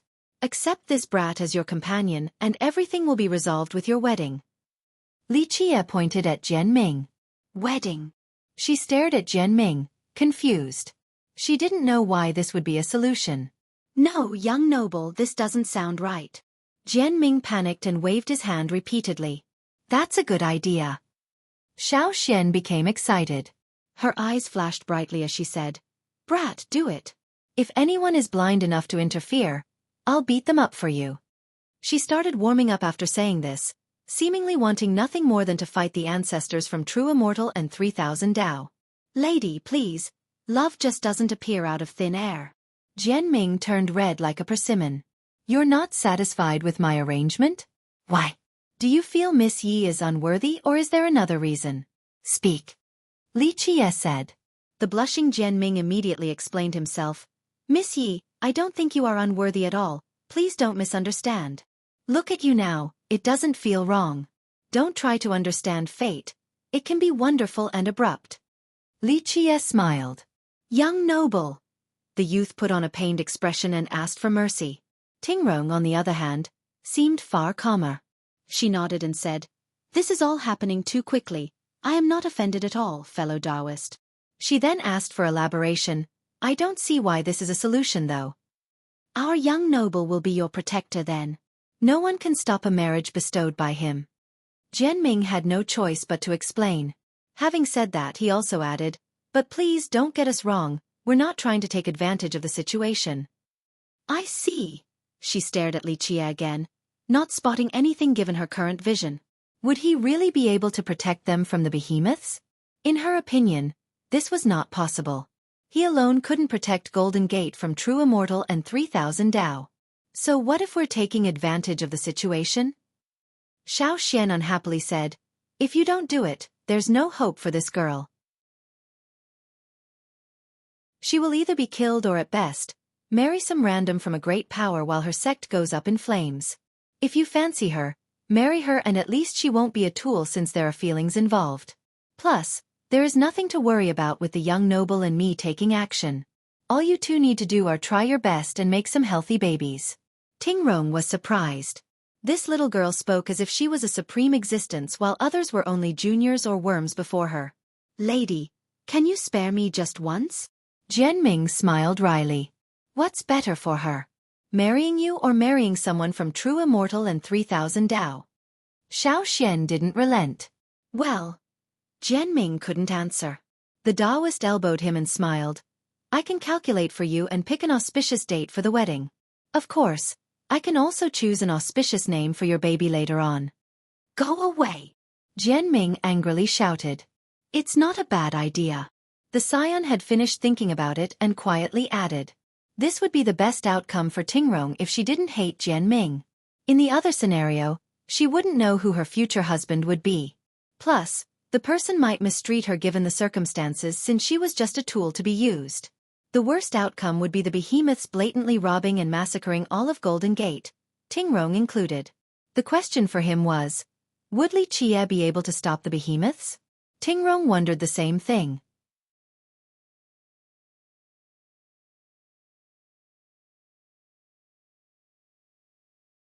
Chapter 4605, Five Sun King. Come on, now is the best time, don't wait and miss the opportunity. In fact, have the wedding today. Xiao Xian stared at the two. She was even more direct and dropped the engagement ceremony altogether. Yi Tingrong didn't expect her to be so direct, removing some of the formalities. Even if she wanted to marry Jianming, there was still a process to follow through since it involved her sect as well. The proposal, the engagement, and then the wedding ceremony. This was not a joke or a matter to be taken lightly. No, lady. Please don't scare her. We're not forcing anyone to do anything. Jianming waved his hands. So what? This is a marriage bestowed by the young noble. Miss this chance and there will be nothing like it happening to you again. Xiao Xian said. Haha. Jianming glanced awkwardly over at Li Qie. Even if the young noble wanted to pair them together, Jianming wasn't ready for it. This was his first time experiencing something like this. He had only just met her, so to decide right now was illogical. It was an issue affecting his entire life. Of course, Xiao Xian didn't care about their feelings. She was only hoping for a fun development, wanting to find opponents. There was no doubt that the ancestors from the behemoths were the best candidates. Yi Tingrong didn't say anything since she had the same qualms as Jianming. She knew nothing about him and his clan. Moreover, her marriage wasn't something she could decide either. Silence took over the room, but it didn't last long. A bit later, loud noises came from outside and attracted everyone's attention. It resembled the matching of a great legion, neighs and bestial roars. There seemed to be a big shot arriving near the shop. A majestic power poured down like an endless ocean of the olden days. This power has been washed and polished by time. This is... The improper four exchanged glances, realizing who was coming. Who is it? What a show-off. Jianming and the Taoist did the same. They could tell that this power was both powerful and ancient, a sign of an impressive bloodline. Yi Tingrong was moved by the presence of this newcomer. Li Qie didn't care at all as he sat there, completely unaffected by the aura. Which junior is this? Xiao Xian only glanced outside once. Her attention was on pairing Jianming and Yi Tingrong together. Someone finally walked into the store. His presence illuminated the entire room by adding a layer of golden light to everything. A great man visiting a humble abode was the right phrase to describe this entrance. The oceanic aura became increasingly palpable. Everything else seemed like a grain of salt in comparison. He appeared to be the lord of the myriad Tao, demanding submission. A divinity existed within him, a testament of his ancient and noble bloodline. The beasts and birds would prostrate in his presence. Five Sun King. Jianming became startled. Five Sun King. Tingrong felt the same way after hearing this title. After all, virtually everyone has heard of him before. A potential candidate for the Tao Lord position. She shuddered because this was obviously not a coincidence. She started thinking about the possibilities. He didn't come alone. Behind him were two gorgeous women. One wore a blue dress, looking pure and unreachable like a lily in the valley. The other was alluring like an enchantress with a sexy figure. Others couldn't avert their gaze from her curves. This was a ripe fruit inviting others to take a bite. They were opposite yet still desirable all the same. The contrast only accentuated their attractiveness. Both walked behind the king like two maids, inciting envy and jealousy. Snow Realm Princess and Silk Valley Lord. How lucky is he? Jianming recognized both women. He started fantasizing about their relationship and became jealous. Nonetheless, this was normal due to his status and talent. Only a true dragon among men was deserving of these beauties. Five Sun King looked around the room. His gaze made others tense up due to his power and reputation. It didn't matter that he was restraining his aura after entering. However, he was visibly stirred after seeing the improper four, clearly recognizing them.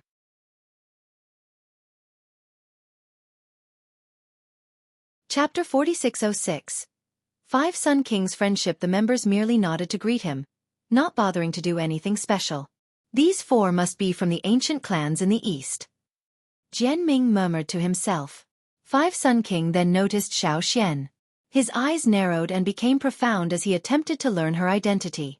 However, she waved her hand and stopped his gaze instantly, sealing him from noticing anything. He immediately stopped and didn't pry any further. Gentlemen, Miss Yi. He hid his aura and cupped his fist toward everyone. Nonetheless, his dominating charisma remained. As a top genius of the young generation, it was impossible for him to lay low and not stand out. Only a few were qualified to be his rivals. Paramount Scion and Yi Tingrong stood up and returned the gesture toward the famous genius. May I ask if what you would like to order? Pure Sword came over, looking like a waiter. He didn't seem to be in awe of Five Sun King. Anything will do, the king said politely before heading for Li Qia. We got a show. The Taoist tapped Jian Ming's chest. Paramount Scion and Tingrong also paid full attention to this development. Will he risk it all? Jian Ming whispered.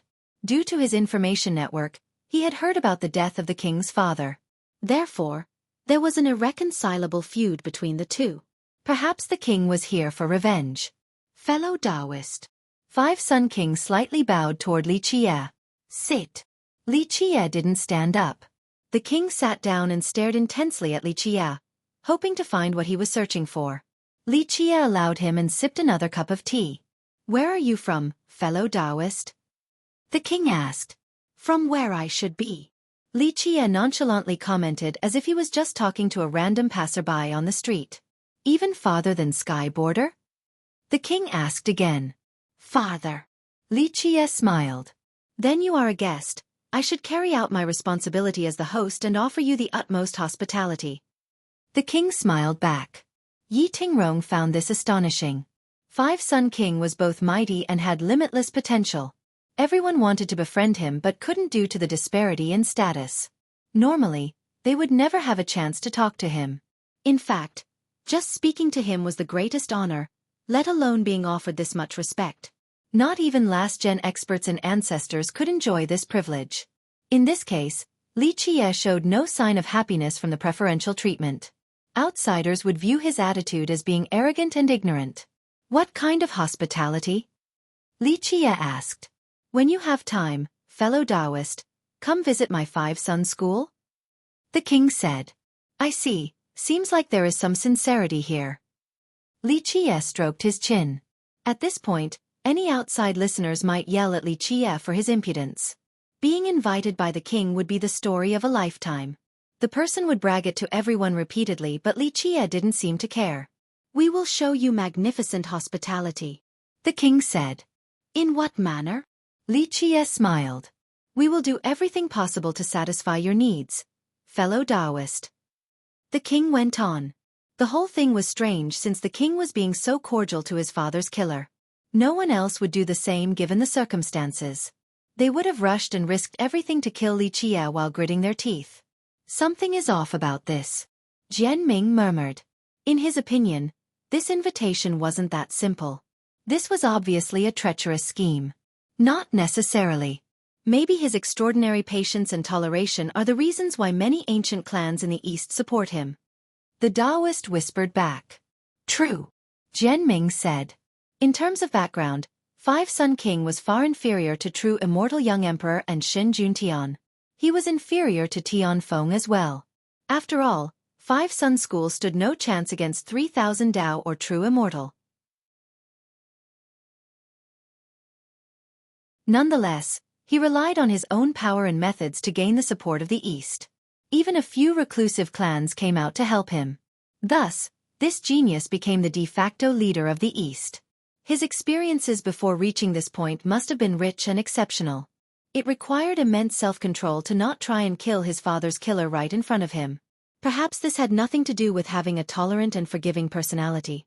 It was just that he had a goal and this was more important than anything else. I have many needs and wants. Li Jie smiled and said, "Just say the word and I'll do everything possible to help you out." The king spoke generously.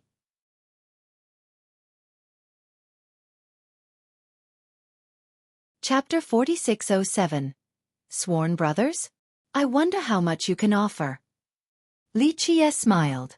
Wondrous delicacies, supreme treasures, authority, any treasures and beauties. I will do everything to satisfy your demand. Five Sun Kings spoke with conviction. Each word harmonized with the Tao to show sincerity. This was not an empty promise, something that didn't make sense since Li Jie was his father's killer. Some might think that he has become insane, promising the best for his enemy.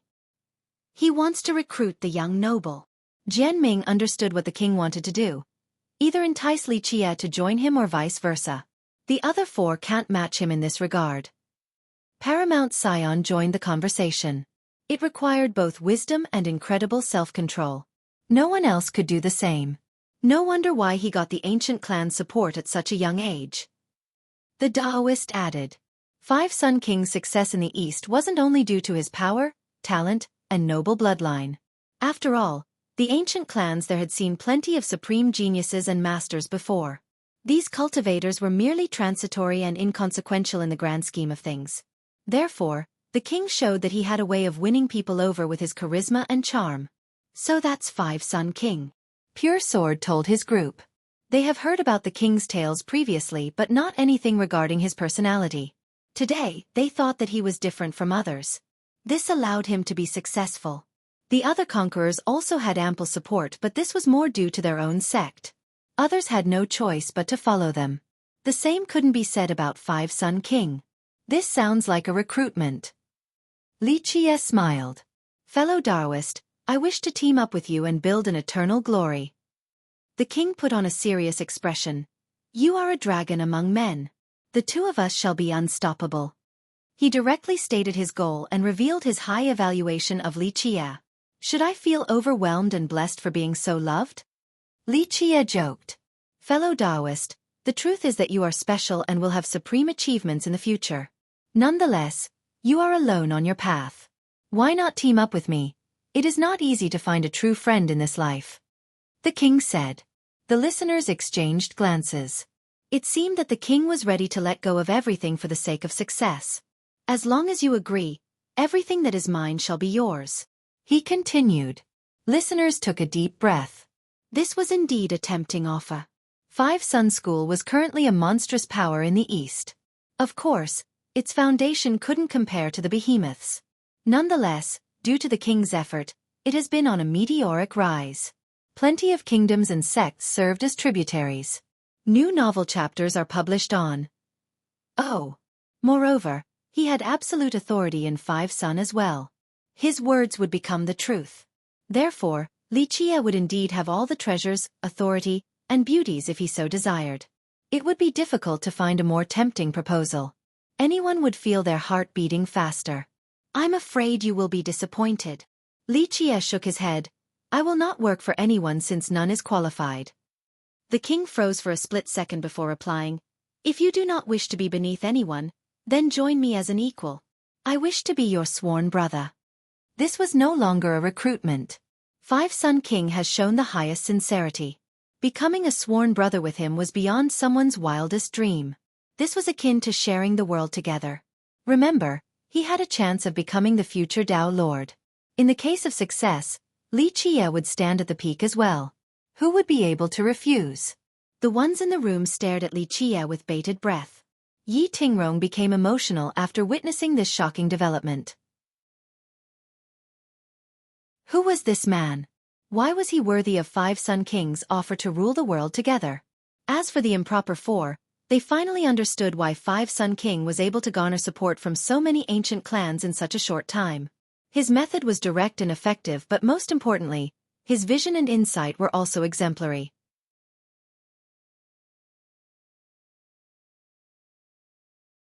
Chapter 4608. Not interested. Being a sworn brother of a Dao Lord meant limitless potential, perhaps even sharing the world together.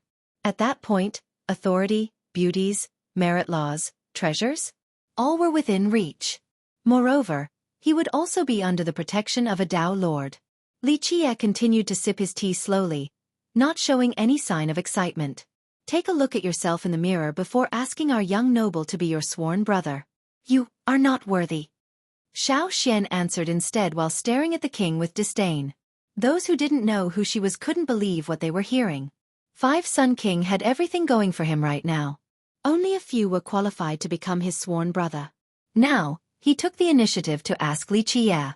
In the eyes of others, he was the superior performing a favor. They would view it as a blessing bestowed by their ancestors. Alas, Xiao Xian claimed that he was not qualified to do so. They would find this utterly ridiculous and ignorant. For example, Yi Tingrong lacked information on Li Qie, hence her astonishment. Five Sun King should be the one making this claim, no one else. Some might actually burst out in laughter after hearing Xiao Xian and point their finger at her, jeering. Five Sun King's expression changed as well. This contempt was new to him, and worst of all, it came from a little girl. Nonetheless, he came with sincerity and didn't become angry. He took a deep breath and asked Li Qie, "What is your thought on this matter, fellow Taoist?" "I'm not interested." Li Qie smiled in response. "I do appreciate the kind intent, but please leave." The improper four exchanged glances, thinking that Li Qie had a strong will to resist the tempting offer. Or maybe, this offer meant nothing to him. Could the little girl be right? The king needed a moment to regain his composure. "Fellow Taoist, please think about it. We have plenty of time and can come back to it later." "No need for that." Li Qie waved his hand dismissively. His contemptuous tone could be construed as rude, but Five Sun King didn't mind. "No rush. I'll await good news from you." He remained cordial and cupped his fist. "I'll be taking my leave then." He also added before leaving, "You must be tired from extensive traveling. The two ladies here can stay behind to serve you." He gestured to the two girls and they bowed toward Li Qie. "Greetings, young noble." One of them had an elegant and pleasant voice. The other was enchanting. Five Sun King's generosity surprised everyone again, delivering two supreme beauties to Li Qie. Moreover, they came from prestigious backgrounds as well. The key point was that they were willing to follow Li Qie. How did he convince them to do so? Snow Realm Princess and Silk Valley Lord, Jian Ming murmured. It was one thing for them to serve the charismatic Five Sun King, a potential Dao Lord in the future. After all, Dao Lords always had plenty of admirers. Oh! Yi Tingrong was astounded after seeing Five Sun King go so far. Moreover, why would these two beauties listen to this ridiculous command without a hint of dissatisfaction? They were the perfect duo to have as companions as well. One sexy and the other elegant. "Not interested. Return from whence you came. Don't bother me." Li Qie smiled and waved his hand again. The two beauties stared at Five Sun King, awaiting his command. He cupped his fist and said, "I apologize for bothering you today. Let's meet again later." As he was walking out, he stopped and asked Yi Tingrong, "Miss Yi, how is Senior Fist Emperor doing?" "He's doing well." She became tense and responded right away. She couldn't say that she didn't know where he was because that would be inauspicious. "I'll visit the senior another day to pay respect," the king said. "It would be an honor to have you as a guest." Tingrong bowed slightly. Five Sun King left the store and his legion left with loud fanfare. Everyone had their own thoughts after this meeting. It was surprising that the king didn't try to avenge his fallen father. "Young noble, why didn't you keep those two beauties around? It would be so much more pleasant." Xiao Xian winked. "If I need a maid, I would have plenty of fairies lining up." Li Qie smiled and took another sip. New novel chapters are published on. Oh. Yi Tingrong had a lot to digest after listening to the conversations today. This broadened her horizon. "What would happen if you had agreed, young noble?" Jian Ming asked. Of course he knew that Five Sun King was not qualified, but others would have agreed instantly. "What is his purpose?" Li Qie answered with a question. "To conquer the world." Jian Ming responded. "What would you do if you were to meet your father's killer?" Li Qie asked again. "I would die trying to kill him, This is an irreconcilable feud. Jianming said. A man willing to drop this feud for his own ambition. What do you think about such a person? Li Qie smiled. Jianming couldn't answer right away. Vicious and greedy. The Taoist jumped in. His talents are good, the same with his methods. Unfortunately, he does not have the qualities of a Tao Lord and will not become one. Li Qie concluded. Well, that's the end of him. Jianming murmured after hearing this.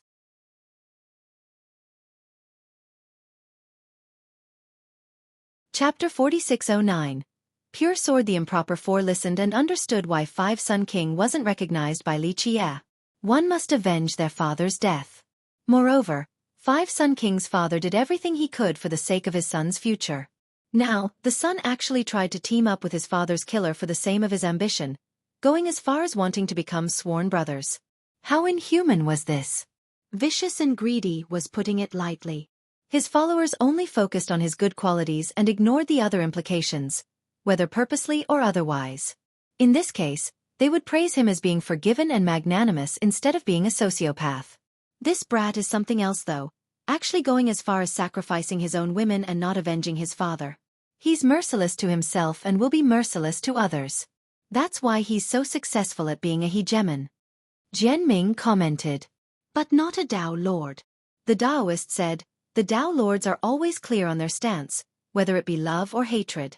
They will pay back a favor owed and dish out revenge when it is deserved. Regardless of that, this brat is capable indeed to become the voice of the East in such a short time. Though Jianming didn't like Five Sun King, he had to admit that the guy was absolutely charismatic. Becoming a hegemon and becoming a Tao Lord are two different matters. Li Qie smiled and said, the former is fleeting and meaningless in the grand scheme of things while a Tao Lord is recorded in the historical annals. The duo couldn't disagree with this. There had been plenty of hegemons in the past, being praised as the lords of 8 desolaces. However, most have been forgotten. As for Tao Lords, it didn't matter what they did. They could be alone or start a sect. They could lay low or exert their authority. Either way, in the long future, their brilliance and tales still wouldn't be forgotten. This was one of the reasons why so many wanted to become a Tao Lord. Young noble, among the 5 conquerors, who do you think is most likely to become a Tao Lord? Pure Sword couldn't contain his curiosity. Oh, sounds like you want to give it a shot too. Jianming stared at him and said, why not join the competition? Henceforth, it will be the 6 conquerors of Sky Border, not just 5. Though Jianming liked teasing Pure Sword and the improper 4, he could tell that Pure Sword was immensely strong. Though he only saw Pure Sword in action once and this might not be his real limit, this was rather apparent. The other members were mighty as well. Please don't joke like that. Pure Sword smilingly shook his head. I am only an idle youth with no ambition. How can I become a Tao Lord? The best I can do is selling wine to get through the days. Your clan has not produced a Tao Lord for a long time. Li Qie smirked. Pure Sword shuddered because this once confirmed Li Qie's knowledge of his background. I do not dare to comment on the senior's matter. Pure Sword calmed down and responded. That doesn't matter. This is you we are talking about. You can think about becoming a Tao Lord. Li Qie said. Well. Pure Sword hesitated. Ahan, Xiao Yan, and Woodman stared at him. Among the 4, he was certainly the most talented with the most potential. Furthermore, his origin was also the best. My cultivation is shallow and my comprehension is slow. I am not qualified. Pure Sword shook his head. Your diamond evil subduing fist is only a front to trick others. Your sword art is rather usable. Li Qie smiled and said, shocking Pure Sword. He only used this first technique against others and rarely met a worthy opponent. Only a selected few knew that his sword mastery was even superior. Despite him never using it before in public, Li Qie still knew about it. The other 3 were shocked as well since they knew this secret. They only saw it a few times and didn't have a good grasp of its true power. It's just child's play. Pure Sword bowed slightly, not daring to be complacent. Li Qie smiled and didn't dwell on the issue. Young noble, may I ask if our brother has a chance of becoming the next Tao Lord? Ahan became curious as well. I don't want to since I will not be competitive on this path. Pure Sword smiled wryly and shook his head. Li Qie stared at him and said, "Go all out and compete. Your chance of success is greater than 5 Sun Kings." Damn! Jian Ming's eyes lit up. Yi Tingrong and Paramount Scion were astonished as well. They knew nothing about Pure Sword and his origin. However, they saw the king's attitude and knew that the improper 4 came from prestigious backgrounds. Currently, everyone knew that the 5 conquerors had the best chance. This wasn't to say that others were doomed to failure. New novel chapters are published on Freeden, Vel CM. When talking about 5 Sun King alone, he had a prestigious bloodline and amazing talents. However, Li Qie said that Pure Sword had a higher probability of success. This was truly shocking because Pure Sword was completely unknown. Nonetheless, they didn't doubt Li Qie's assessment. It seemed that this youth was indeed qualified to compete for the Tao Lord position. "You're too kind, young noble." Pure Sword smiled wryly and said, "A nobody such as myself can't compete with a master like 5 Sun King." "Is that so?" Li Qie smirked. "Go back home and ask your ancestors. See how many supporters you can pull if you intend on competing for the Tao Lord position. Let's test your clan's influence." Pure Sword didn't respond. The others took a deep breath afterward. Li Qie implied that Pure Sword could also garner numerous supporters. He must be from a clan with peerless might and foundation. Paramount Scion thought about the various ancient clans, hoping to find an answer. "If you wish to compete, we will support you." Ahun smiled. The 4 of them came from different lineages. Nonetheless, these lineages have been close friends for eras now.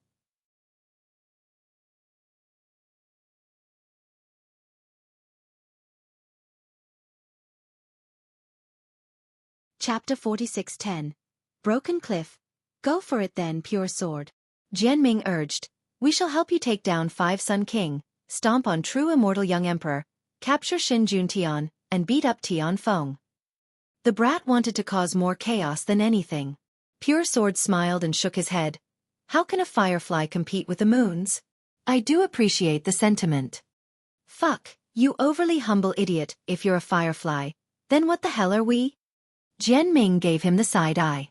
Pure Sword only smiled. It looked like he had no ambition to take over the world.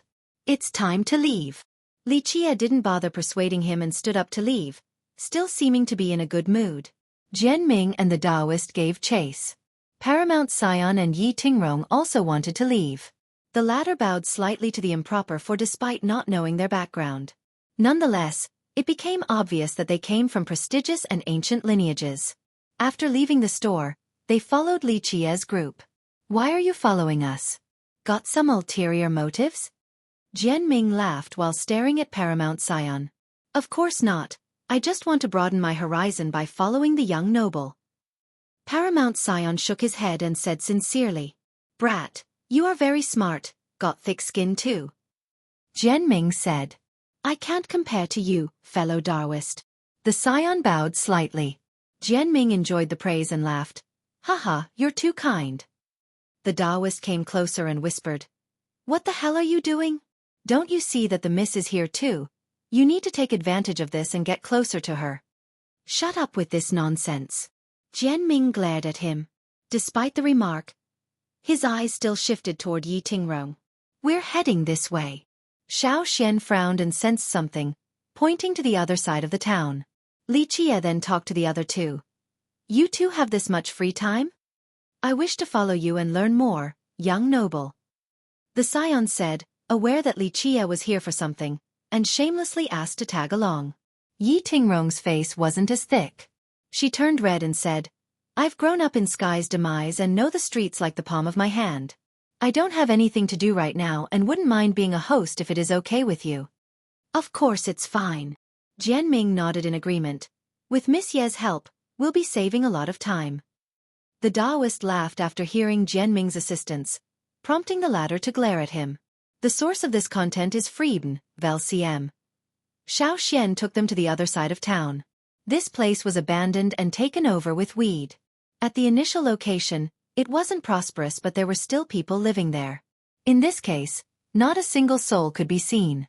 It had tall trees and thickets amidst the broken walls and tiles. Judging by these remnant pieces, there used to be many large buildings here.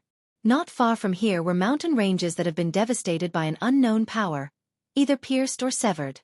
It became difficult to imagine the place's initial appearance. Only its grand scale was obvious. Should be this place, Xiao Xian said without complete confidence.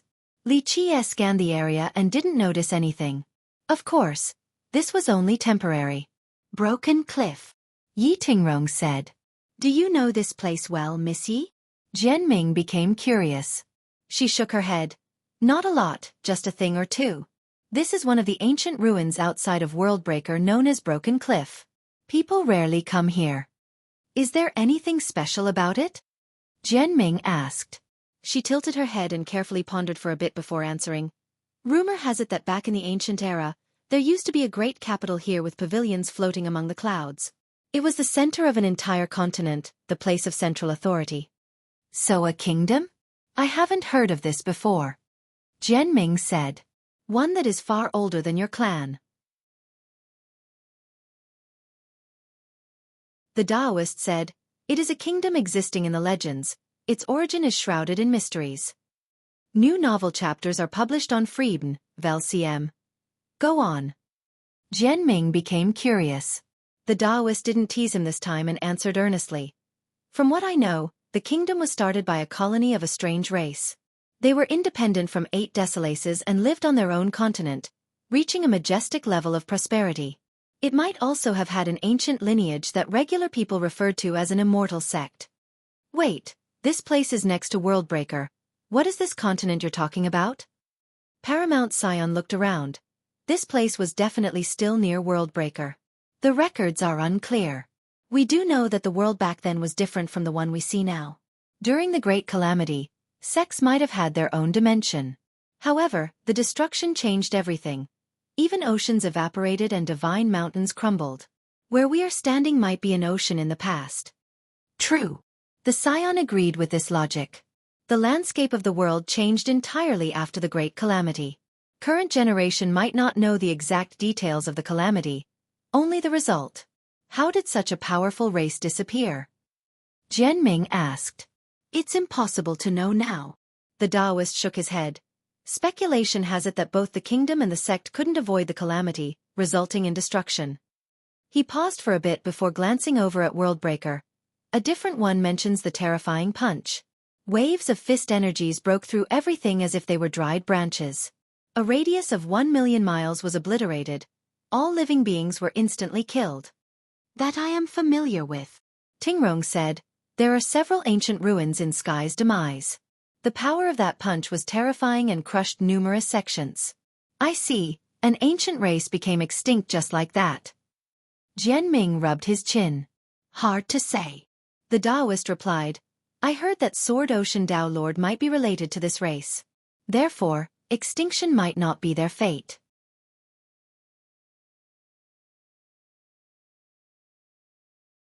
Chapter 4611. Ancient Race, what does the Tao Lord have to do with this race? Jianming had to ask. Rumor has it his ancestors are from the depths of the ocean and possess an ancient bloodline. The records are unclear and the Tao Lord had never commented on this before. The Taoist responded. I see. Jianming looked around and said, well, so was this place an independent continent surrounded by the ocean at one point? There are some ominous rumors about this place too. Yi Tingrong joined in. What kind of rumors? Jianming's curiosity was piqued. Ghosts and such. She titled her head, pondered, and then answered. Impossible, they don't exist. Jianming felt creeped out and looked around again. They're just rumors. No one has seen these so-called ghosts before, but there have been strange activities. She said. What do you mean by that? Jianming's fear intensified. Occasionally, there will be ominous flashes and ghastly sounds. Then people also saw a few visual phenomena of numerous ships setting sails among the waves. The first-hand accounts aren't numerous enough to be completely trustworthy. She elaborated. Jianming pondered. Our sect investigated this place several times but didn't find anything. She added. Doesn't have to be ghosts, it can just be the presence of a treasure. The Taoist shook his head. True. Jianming clapped once in agreement. It can be an emerging treasure or some unauspicious things were buried here. They can be the source of the visual phenomena and flashes. It's definitely plausible.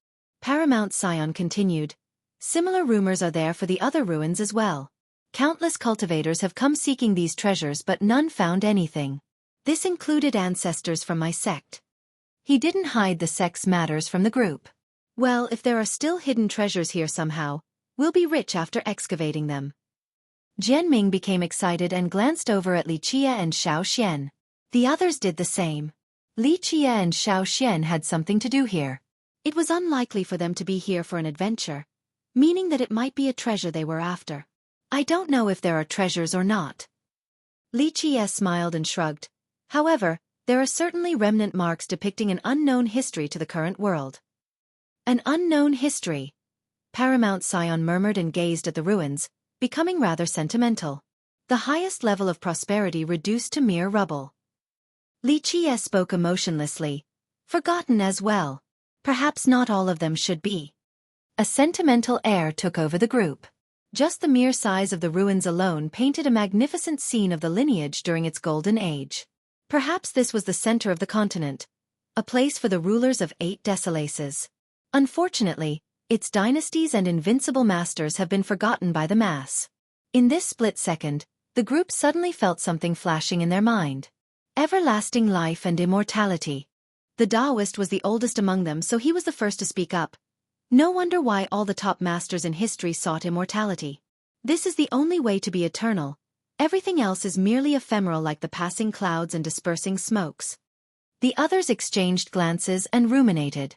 Just think about it. Even an era was nothing compared to the river of time. Whether it be a person or a lineage, even the most riveting tales, all would be forgotten in due time. The ruins in front of them were a perfect example. With this in mind, one would understand the obsessive search for everlasting life and immortality. A state comparable to the river of time. Of course, this was far beyond their station right now, not something they could grasp. Jianming glanced over at Xiao Xian since she had some attainments with regard to this topic. She was an ancient being who managed to return to the present time. Is she searching for a lineage? Jianming murmured to himself. This can't be a coincidence. He believed that her hibernation and rebirth were all part of a plan. A single master or a mighty sect couldn't have done so. It required an eternal kingdom with endless resources. Over here. Xiao Xian suddenly felt something else and led the group in another direction. They traveled to the other side of the ruins. It had no semblance of its original appearance and was overwhelmed by nature. It is here, I'm sure of it, she said before falling into a state of zen, seemingly recalling the past. Clean it up, Li Qie ordered, and the group immediately obeyed. Both Paramount Scion and Yi Tingrong didn't care about their noble status and carried out the heavy labor.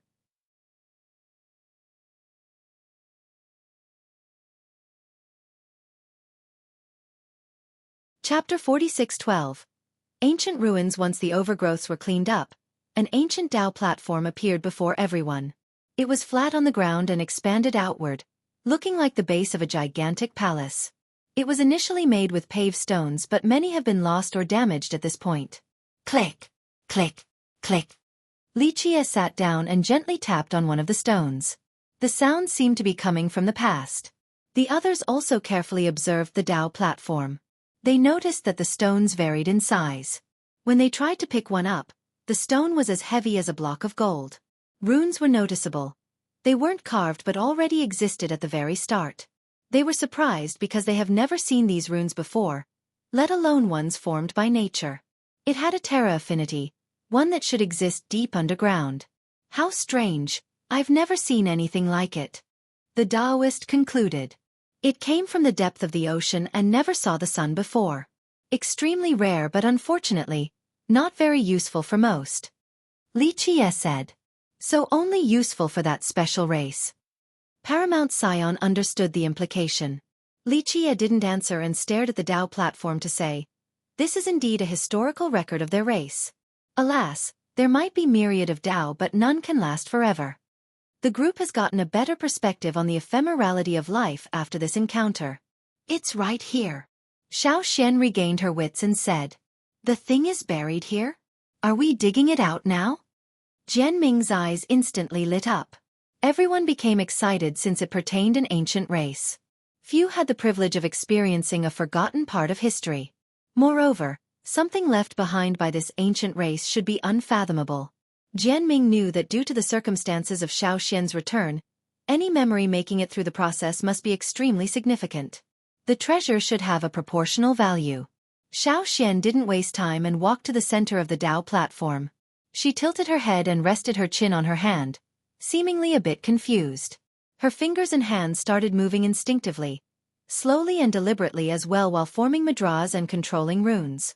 She started chanting an ancient language not from the present time. She herself didn't know that she was doing this. It seemed to be automatic the moment she set foot on the Dao platform. There was no need for her to think. Buzz! A time-worn radiance pulsed around her. Its source seemed to be a forgotten part from the river of time. Virtually imperceptible rays shined the ground and started taking up roots, starting a resonation. The ground lit up as well and released its own rays to illuminate the stones. This made it possible for the runes to leave the surface of the stones. They floated up in the air and received Xiao Xian's light. Her light and the runes combined together and became one. A seeding process started in the air. The group felt as if massive trees were about to manifest into reality. Pop! A force suddenly overwhelmed them and created violent quakes. Something from the ground wanted to come out. It's coming! The Daoist shouted. The soil and dirt beneath the Dao platform loosened while the group watched with bated breath. Boom!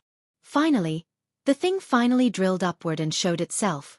They saw that it was a large rectangular boulder almost resembling a house with a single room.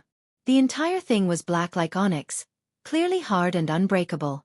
There were also strange runes, but this time around, they were carved and not naturally formed. In the center was a particularly large rune in the form of a maelstrom. It seemed capable of sucking everything in the world inside. Xiao Xian waved her hand and her floating runes immediately flew toward the boulder. Instead of injuring the boulder, they were instantly absorbed. A supreme chapter was opened as a result, and those nearby heard the hymns. It wasn't long but had a comforting effect, similar to listening to an old and happy fairy tale. The carved runes also resonated and lit up, especially the maelstrom-shaped one. Are we supposed to lift this boulder up and study it? Jian Ming asked, unable to notice anything. This is it. Xiao Xian told Li Qie. I don't think we can carry it. It seems to have taken roots underground. Jian Ming said. Of course we aren't carrying it back. Go take a look. Li Qie smiled and nodded at Xiao Xian. She took a deep breath and felt rather tense. After all, she didn't know what awaited her in this place. Buzz! The moment she got closer, her body suddenly turned into countless particles. While the group felt astounded by this development, the maelstrom came back to life and rotated with great speed. It sucked into the particles that used to be Xiao Xian. Buzz! Once all the particles were taken in, the boulder became less bright than before, albeit still glowing slightly.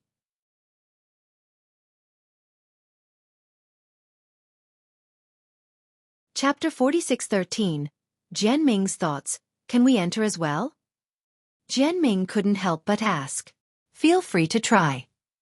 Li Qie smiled. Jian Ming came over to her spot earlier and copied her actions, forming a mudra while chanting before finishing with a shout. Open! No reaction came from the boulder. The runes didn't light up all the way. We'll see about that. Jian Ming repeated the same thing and shouted louder this time. Open! He eventually gave up and it was the Daoist's turn. He came and knocked on it several times, then paid particular attention to the embedded runes. Eventually he shook his head and concluded, Don't waste your time, you can't solve these ancient runes. They work together to form an extremely complicated Dao chapter. It is unique indeed. Paramount Scion sighed and said. Since he came from a great power, he had seen plenty of strange treasures before. This particular boulder was particularly intriguing. It made people want to carry it back home for further research. Even if you can understand the runes, you still won't be able to enter. Li Qie elaborated. This is a Dao door specifically created for a single person. You need to be from this race and have the right bloodline. Otherwise, it is impossible to forcefully enter. So it was created for the lady? Jian Ming murmured and gave up. Follow current novels on Freewebn, OV.com. Pretty much. Li Qie said, it is to leave behind a legacy for future descendants. It is an obsession of wanting to leave a mark. Where does it lead to? Jianming asked. Xiao Xian obviously didn't enter the boulder. It must have been a teleportation device. Only Xiao Xian knows. Li Qie said, perhaps a large-scale domain or dimension. The legacy of a mighty race won't be so simple. Sigh, why didn't she take me along? I could have carried some trunks for her. She can't carry all of them by herself. Jianming lamented. Your dirty hands won't be able to help themselves. The Taoist laughed with disdain. Swindler, don't think everyone is as wretched as yourself. Jianming retorted, I am a member of an orthodox clan and would never do something that lowly. I have more sense than that. The Taoist answered with a doubtful sneer. Let's go take a look around. Li Qie smiled and suggested. We're not waiting for the lady? Jianming became surprised. I'm afraid she won't be coming out anytime soon. It's fine. Li Qie said. How about we visit my sect? Yi Tingrong took this opportunity to invite Li Qie. He glanced at her and the Taoist immediately whispered, Young noble, should we go? We might as well try to propose for the brat while we're there. Not this crap again. Jianming's ears were sharp enough to hear. Li Qie stared at him and rubbed his chin. Not a bad idea, I can help you two get together. Jianming turned red again. The same with Yi Tingrong. Nonetheless, the latter remained relatively composed. It'll be successful for sure with you involved, young noble. Paramount Scion said. Didn't your sect propose too? Jianming glared at him. That's the will of the ancestors, not mine, and as you already know, we're not the only ones either. Paramount Scion said. So you're just a side actor. Jianming said. Of course, 3000 Dao has plenty of geniuses, the same for True Immortal and its vassals. The Scion smiled naturally. Those geniuses aren't worth mentioning. The Taoist smiled. They will have to stand aside before the young noble. The real question is whether Miss Yi is interested in our brat. Swindler, didn't I already make myself clear? We're being very insensitive toward Miss Yi right now. Jianming shouted. I do not mind a proposal from the young noble on your behalf. After all, I won't be the one deciding. She calmly said. Miss Yi, you know what I meant. I don't want you to feel offended. Jianming smiled awkwardly. Very well. We're going to Diamond Gate.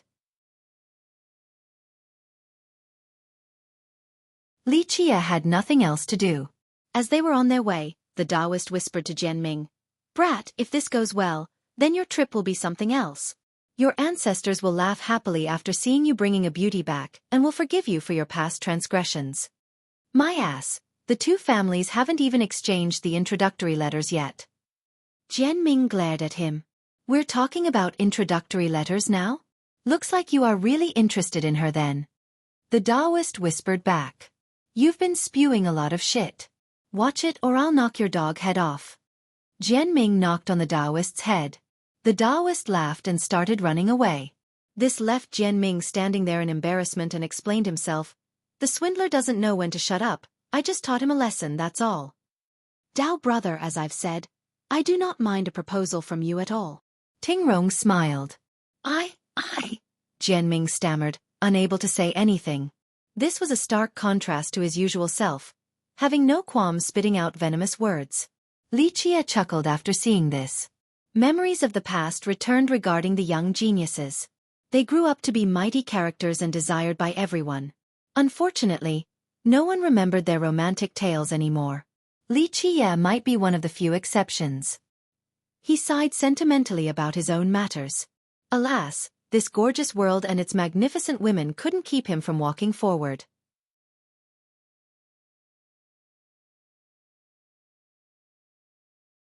Chapter 46:14. Golden Gate possessed its own mountain range in Sky's demise and a fair bit of land. Despite its relatively recent founding, it was still quite strong and stood out among the sects here. It didn't only specialize in the Fist Dao and had other top merit laws as well. This was because he derived other laws from those found in Golden City. Since he was a genius there, he had access to many of them. He chose the path of derivation instead of passing down the original merit laws out of respect. Keep in mind that the original ones included arts from ancient emperors, Dao lords, and even those from older periods. They served as the basic foundation for the first emperor to start his sect. Moreover, his fist Dao was dominating enough. Flourishing scenes were common sights across the mountain range. The main peak was particularly bright due to the presence of a radiant palace. This peak was also known as Golden Peak or Fist Peak. It resembled a fist sticking out of the ground, a contrast to the fist swinging downward in Worldbreaker. The Golden Palace was made from gold, hence its dazzling reflection to all directions. It made it obvious for visitors to know that they were in the right place. Rumor has it that when the construction was finished, members from Golden City came to offer their congratulations. Of course, this couldn't be verified. Nonetheless, Golden Gate truly displayed the word golden. It was the most common theme in the architecture scene here. Follow current novels on freewebn, OVL.com. Some criticized them for using gold this often, saying that it was ostentatious and inelegant. The sect itself believed that they were simply connected to this character due to their history. Therefore, gold was used as decorations and building bricks. Not all members of Golden Gate were in love with gold. On top of the arched gate was a plaque with the characters Golden Gate. The calligraphy was both expertly and powerful. Each stroke made people imagine a punch. Quite grand. Jian Ming couldn't help but comment. I heard that Golden God Fist made this plaque. Paramount Scion said. Though he didn't let the emperor join his sect, he still gave his descendant a present during the latter's sect foundation. At the very least, they seemed to still have a relationship. The gate was naturally packed. This wasn't due to a celebration or anything but due to the influx of suitors from the mighty sects and ancient clans. The majority was here to find more information about the emperor or the treasure. All in all, Golden Gate would appear to be flourishing due to all the guests. In reality, the members of the sect, especially the experts and ancestors, were awfully nervous. They knew that malice existed beneath the friendly guise. Once this thin veil was lifted and for the sake of the treasure, these great powers could go as far as massacring all of them and excavating every inch of their home. This meant that all of these suitors were potential enemies who could unsheathe their blade at any moment. Danger existed everywhere for Golden Gate right now, hence the permeating fear. Whispers and conversations ignited the moment people saw Yi Tingrong and Li Qie's group. Remember, Yi Tingrong was the chosen bride this time. Golden Gate and its members haven't revealed their stance yet on this issue. Therefore, it seemed strange for her to be in public with another group. Who are they? A member of a big sect asked. It's Li Qie, he's a big shot. Another whispered. A big shot? What is his background? Many youths didn't know who he was. A very famous genius who is on the rise. Someone from Southern Desolate said, I believe he is deeply related to Lion's Roar and even killed 5 Sun King's father at Dragon Sect. He killed 5 Sun King's father? The crowd couldn't believe it. One of them gasped and said, Is he tired of living? There is no way 5 Sun King would ever let this go.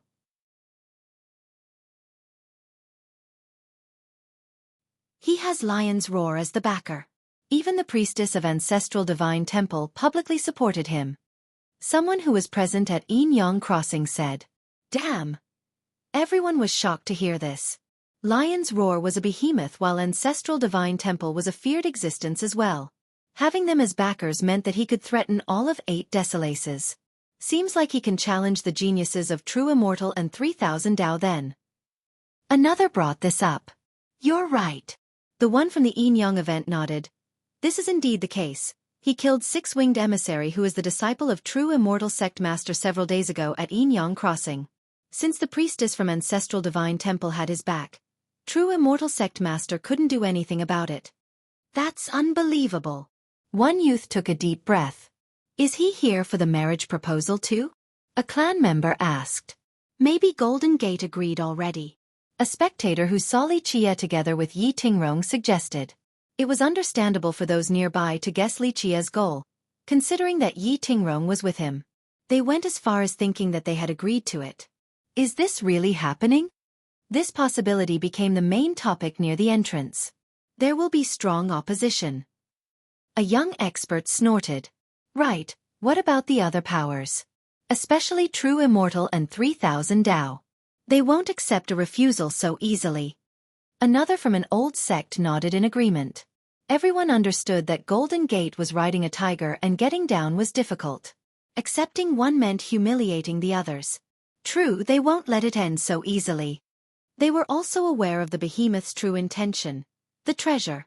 Don't forget, Li Qie has Dragon's Roar and Ancestral Divine Temple. He's close with Dragon too.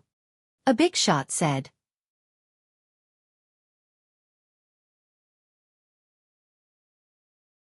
Chapter 46:15.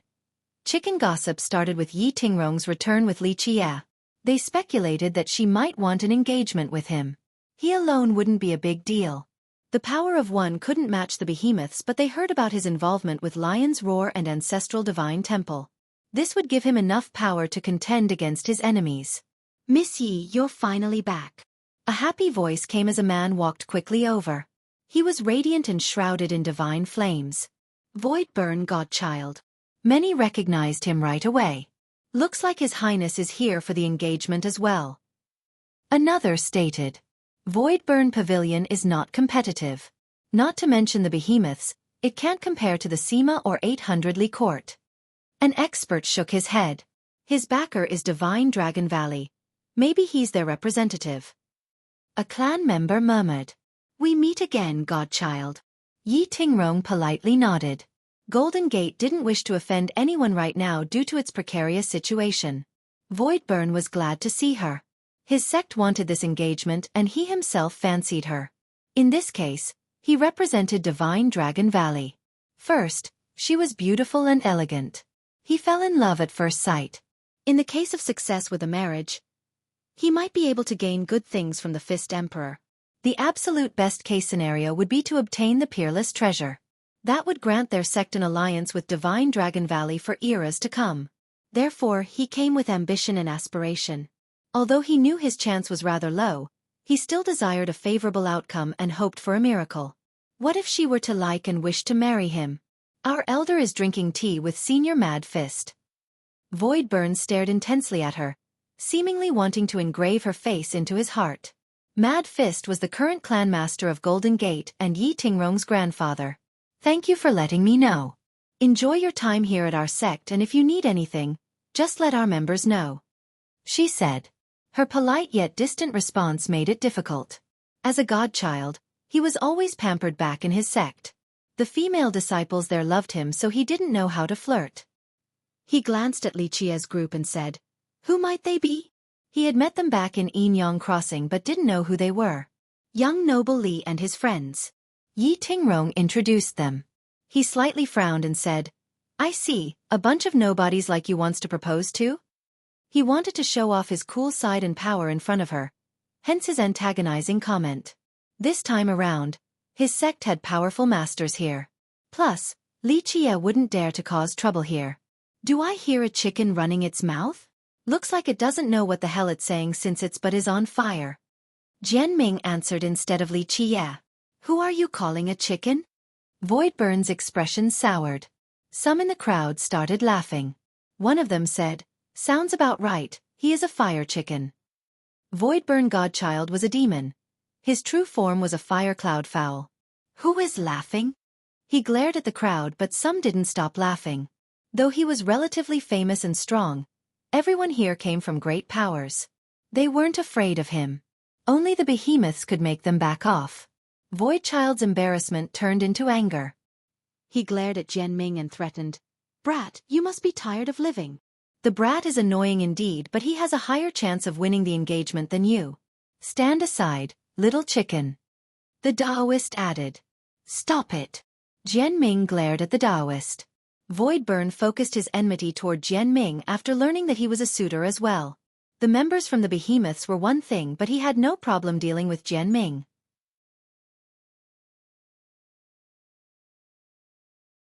"Who the hell do you think you are?" Voidburn said with disdain.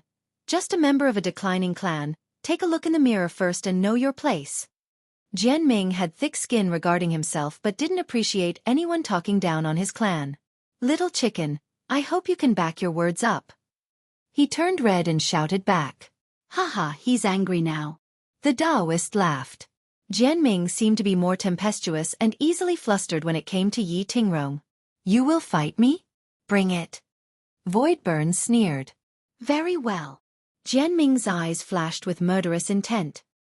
He's getting serious now. The Taoist could tell. Gentlemen, why don't we all take one step back?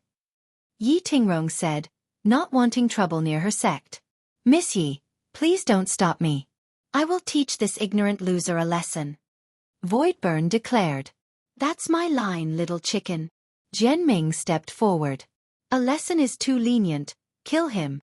Li Qie ordered. Everyone exchanged glances.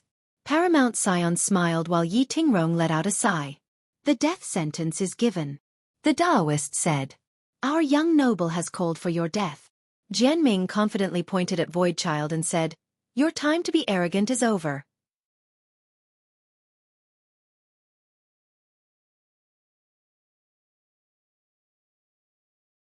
Chapter 46:16. Puppets, loser, this will not end until I kill you.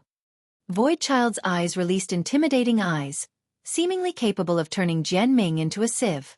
Poof! His flames intensified. This was a type of Dao flame capable of melting any metals with a single touch.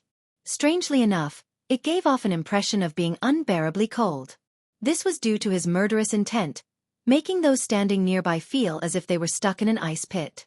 His hatred for Jianming was as obvious as can be. We got ourselves a show. Both members of Golden Gate and visitors were ready to watch this exciting development. They wanted more chaos to potentially take advantage of the situation. After all, they were here for several days now and nothing happened. Maybe this could serve as a catalyst. It didn't take long before the place was packed with cultivators. The atmosphere became heated since the two combatants had nothing but vitriol for each other. Who'll win? People started speculating. Probably Voidburn Godchild. An old man said, Voidburn can't compare to the behemoths, but its progenitor was still the first disciple of Eight-Step Dragon Dao Lord. He had access to top arts on top of creating the Fire Dragon Mantra, something comparable to Dao Lord merit laws. True, they have considerable resources and history, albeit not on the same level as Divine Dragon Valley. Someone from the West nodded in agreement. This godchild has abilities from his race on top of cultivating the Fire Dragon Mantra. We'll see about that. This kid from the Gen is not bad at all. He hangs out with some ruffians but also top masters. The latter must be indicative of his ability. Someone who recognized Jianming said. That's not all. Another with more knowledge of Jianming's clan said. His clan is ancient and has earned the favor of a supreme existence. They cannot be underestimated. Just watch, I still believe Voidburn Godchild has the upper hand.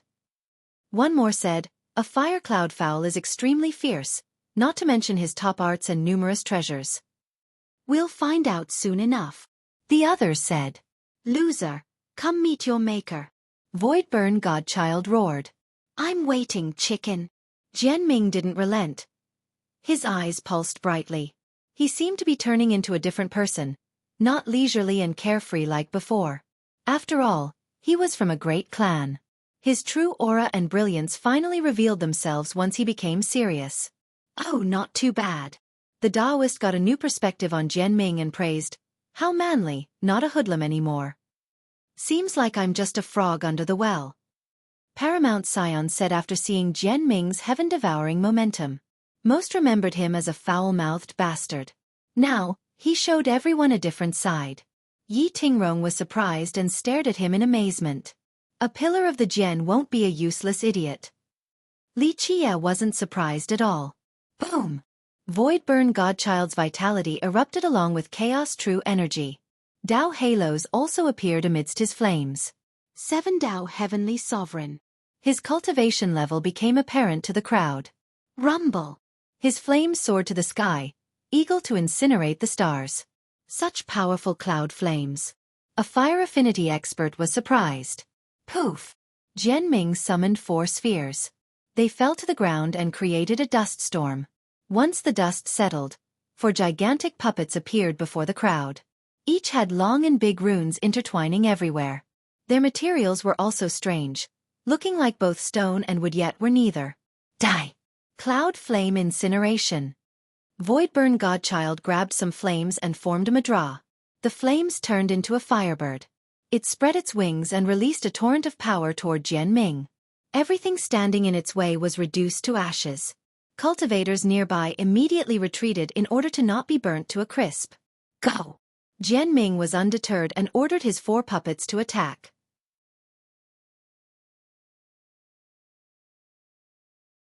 One of them leaped upward, leaving a massive pair of prints on the ground. Rah! It roared like a primal beast and released boundless purple lights. They came together to form a shield. Boom! The sky started shaking violently. Deafening blasts assaulted the listeners. Both the firebird and the puppet didn't relent for a single moment, continuing to release their power. However, the other 3 puppets joined the fight and surrounded the firebird. The latter screeched and flapped its wings, taking its offense to the next level. Alas, this wasn't enough to stop the puppets. Bam! 2 of them grabbed the bird's wings while the third pulled its tail.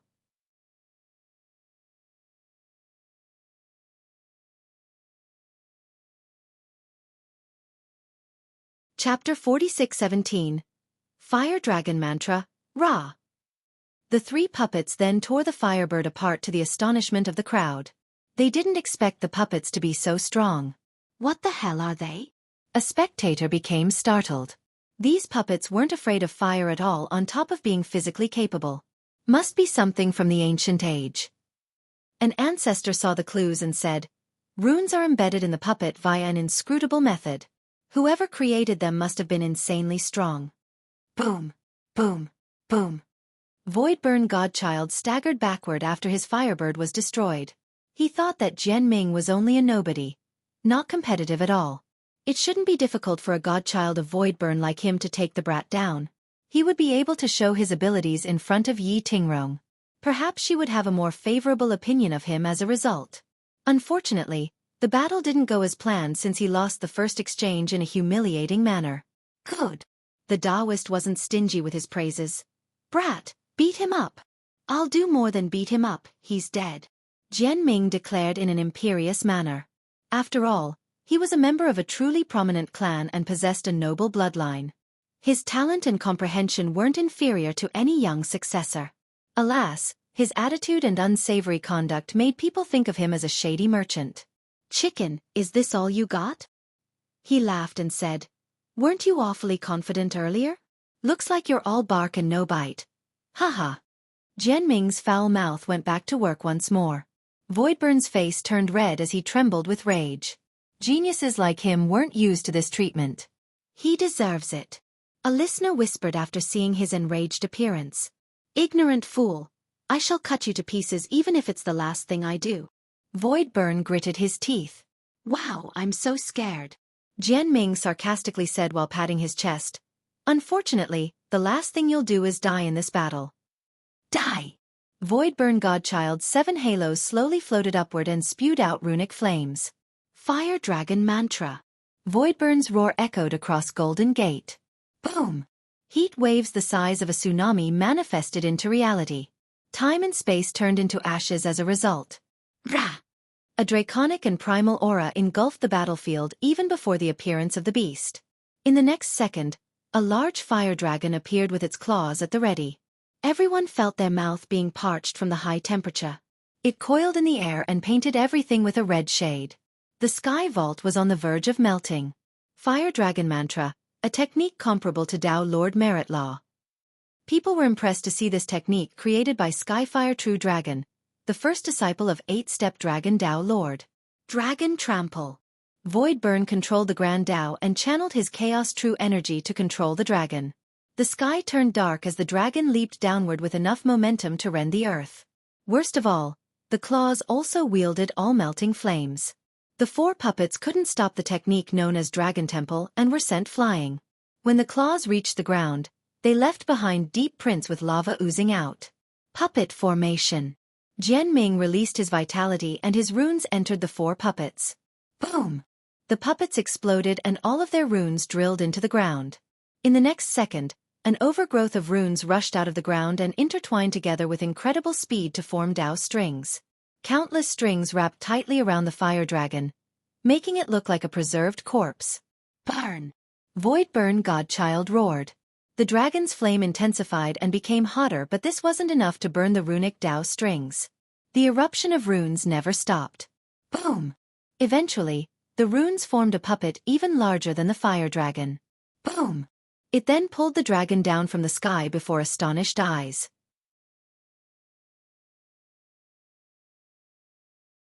The dragon smashed into the ground, leaving a deep pit. Ugh! Voidburn Godchild became seriously injured and vomited a mouthful of blood. It's so strong! A spectator shouted. Well done! The Taoist praised. This puppet is incredible. Paramount Scion added. So it turns out that fellow Taoist Jian has always been hiding his power. Yi Tingrong gained a new perspective on Jian Ming. Haha, this brat has more ace cards up his sleeves, but he's never serious.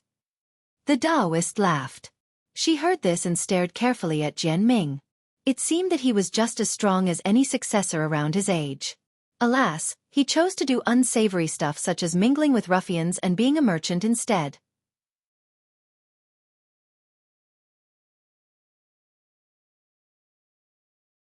Chapter 46:18. Stone Dragon Whip, Boom. The fire dragon flew out from the pit, still looking full of vim and vigor. The smash didn't do significant damage. Rah! It looked furious and spat out flames, clearly feeling humiliated after being pulled to the ground. Clank! Voidburn Godchild's 7 halos became blindingly bright and their runes became activated. They looked like 7 suns floating upward. The runes connected together to form divine chains as large as mountain ranges that circle around the 7 halos. The runic chains exuded scorching flames and let out dragon roars. It seemed as if each halo now had one fire dragon protecting it. The draconic aura made it seem as if thousands of dragons were about to fly out. This astounded the spectators since it could reduce weaker cultivators to ashes. He lives up to his fame. One genius from another sect praised. Though the guy was arrogant and unreasonable, he did have the strength to back it up. Draconic Sky Watchers. Voidburn's hands formed a mudra. He resembled a fire god at this point, pulsing with flames from top to bottom. A supreme formation appeared above the fire dragons and released an unstoppable inferno onto the world. This move is rather strong. The majority of the spectators didn't expect this. Boom! The main fire dragon grew larger at an incredible rate. Activate! Jian Ming reacted by channeling his own power. More runes came out of the ground and entered the puppet. It started growing larger and larger. This is a size competition? Spectators exchanged glances since the two entities were crowding up the sky. You're finished! Voidburn roared and commanded the fire dragon. The creature's front claws slashed at the puppet's head. It was as if 5 sharp mountain ranges were crashing down. This made people worry for Golden Gate. The claw pushed the puppet's head downward and caused a violent quake. Its lower half was pushed into the ground. People then heard a creaking noise as if its head was about to be crushed by the claws. Go! Jian Ming channeled more power and increased the puppet's growth. It became as large as the dragon and grabbed the claws, pushing down on its head. Rumble! The fight became even and the two creatures didn't hold back. Large chasms appeared on the ground. A while ago, many believed that Jian Ming was clearly inferior. Now, it appeared that they have misjudged his ability. This is a top technique from the Fire Dragon mantra, yet it is still being stopped. The brat is quite capable. An elder concluded. Voidburn thought that this move would be enough to eradicate the puppet. Alas, this didn't work, so he took out a long whip. The appearance of the whip boiled the heaven and earth. It was abnormally large and crimson, made by tendons twisted together. Stone Dragon Whip.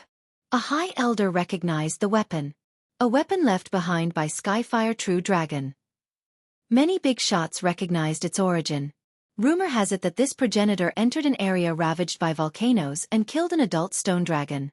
He used its tendons and the flames at the heart of a volcano to create this draconic whip.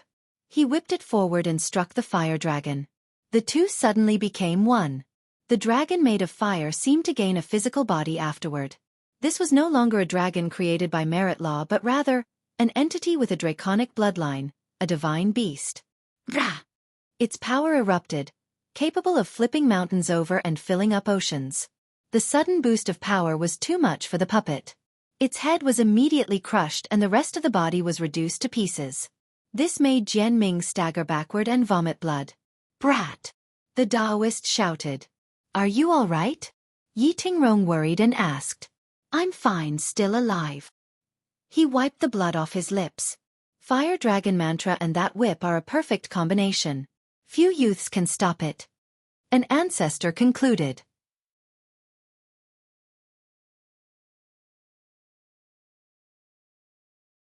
Chapter 46:19. Dragon Diagram of Destruction. The whip combined with the Fire Dragon Mantra impressed the crowd with its power. Void Burn couldn't compare to the 5 conquerors, but the attack just now nearly justified his arrogance and pride. Geniuses from the great powers are always capable. Someone who disliked him commented and recognized his ability. Can the brat do anything about it? Another thought that Jianming was going to die for sure. Void Burn didn't go all out from the start. The battle seems over now. One clan member added. The sentiment shifted from an even fight to Jianming being dead for sure after just one technique. Void Burn became complacent and opened his ears wide to listen to the praises. He thought that he was finally able to show Yi Tingrong his power. It was time for him to finish Jianming. "Brat, I shall desecrate your corpse. This is what you get for running your mouth," he loudly threatened. "Godchild, make him unable to ever speak again." One clan member who hated Jianming shouted. "Right off with his tongue." Another had a cruel smile.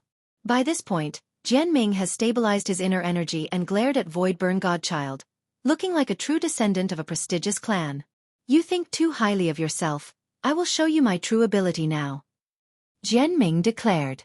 Boom! He released enough vitality and energy to create a floating expanse. "This brat is this strong?" A big shot became startled. He was hiding his power. A master from an old sect found this surprising. Rah! A rather quiet draconic cry could be heard. Despite its humble volume, it made listeners go weak and want to submit. Even the gigantic fire dragon trembled after hearing it. This is, not to mention the young cultivators, even veterans were caught unaware by this special cry. At first, the empowered fire dragon felt so real and made them think that an actual dragon was here. Now, it paled in comparison to whatever made this recent sound. If, say, the fire dragon's roar was authentic, then the sound just now was the roar of the king of dragons. All other draconic creatures would have to become subservient and afraid. Is this a true dragon bloodline? Paramount Scion took a deep breath, shocked. It is exceedingly noble. Yi Tingrong's expression changed. This was certainly not a draconic bloodline. Nonetheless, the dragon's cry and his vitality implied the nobility in his bloodline. Clank! The cry was still audible while a divine sword slowly floated up above his head. It had an ancient style with many scars, clearly from the olden days. The atmosphere turned cold, no longer affected by the fire dragon. Murderous energy permeated from the sword's deathly aura and made people shudder. Jianming turned into a god of death, looking emotionless and prone to massacring. This tangible energy of death gathered into the form of a true dragon. The faint image of the dragon represented a cataclysm, the end of all things. What the hell is this? Crowd members became confused. This murderous aura didn't seem to be made from energy or divinity. It felt natural as part of the cultivation process, meaning that the merit law was meant for murder. This brat hides stuff so well. The Taoist said, "It's a good thing I didn't drive him crazy recently." This resembles the sword art from an ancient sacred ground, murderous and emotionless. Paramount Scion analyzed the aura. Many were doing the same thing, hoping to realize the origin of the technique. Dragon Diagram of Destruction. Each word he shouted stabbed the heart. Clank! The true dragon roared again and the expansive energy turned into an ocean of blood. Fire Dragon Bulwark. Voidburn Godchild no longer held back after seeing this. His vitality turned into flames. The gigantic dragon breathed in the affinities around it and created a boundless wall, seemingly impregnable. Everyone looked up and saw the wall splitting the region in half.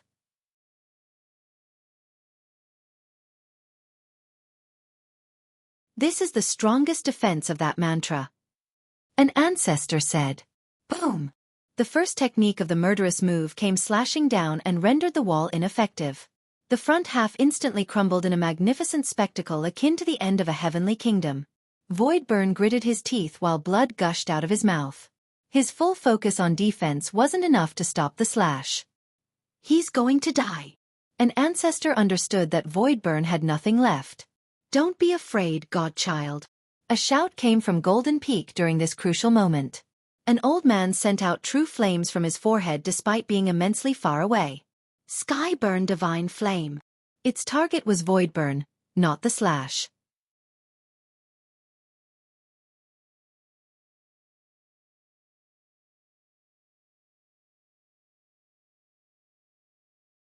Chapter 4620. Mighty Slash, Boom! The flame empowered Voidburn instead of hurting him. The fiery aura around him became entirely different since it had a golden glow now. It seemed to be melted gold. How could a flame seem so tangible and heavy? The damaged wall became tougher and gained a golden layer. Each brick seemingly weighed millions of pounds. His defense became numerous times tougher as a result and managed to stop the slash. He did it! A spectator shouted. The slash was terrifying and could only be stopped by a few youths from this generation. Nonetheless, Voidburn was able to do so after receiving help. Now, the tides have turned once more. What is this? The kid can't win and now the adults want to play too? Lichia smiled and raised one hand. Buzz! Tiny spirit-like runes appeared on his fingertip. He waved his hand, commanding them to enter Jian Ming's body. Boom! Jian Ming's draconic aura intensified during this awakening process. His ancient bloodline woke up and turned him into a dragon. His blood turned into draconic blood, causing the spectators to feel a suffocating pressure. Bam! The slash suddenly exerted its strongest potential and became unstoppable. The golden wall could no longer stop it despite the previous empowerment. The entire thing crumbled as a result. You dare! The ancestor who wanted to save Voidburn was still one step late. No!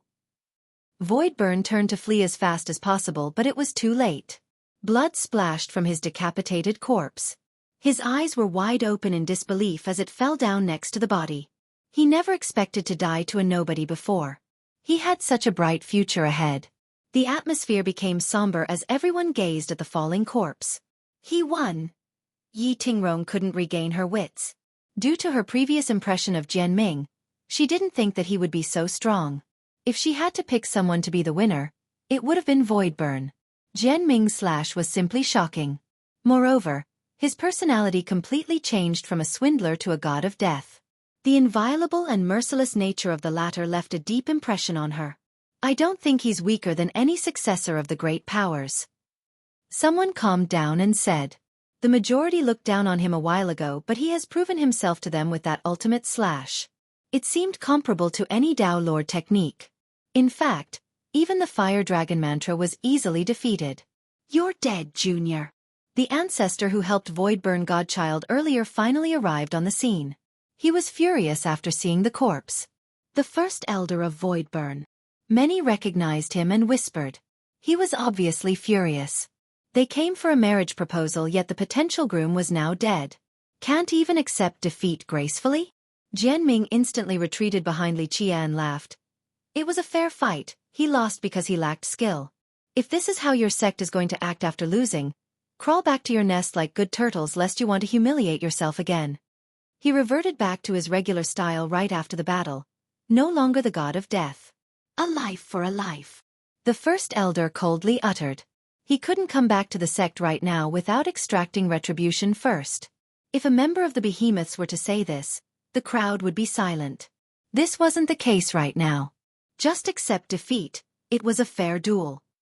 One expert shouted. Others could see that before outside interference, Jian Ming would have won. Later on, two different seniors empowered them, so this turned out to be fair as well. Elder, they're right. No need to dwell over an honorable death in battle. Someone else spoke up. Everyone looked over and saw a youth in white. His robe fluttered to the wind. A scene from an elegant painting. Jade Dragon, Monarch of Divine Dragon. A spectator bellowed.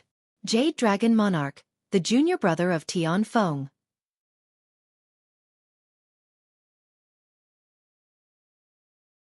Everyone knew about the marriage alliance between Voidburn and Divine Dragon Valley.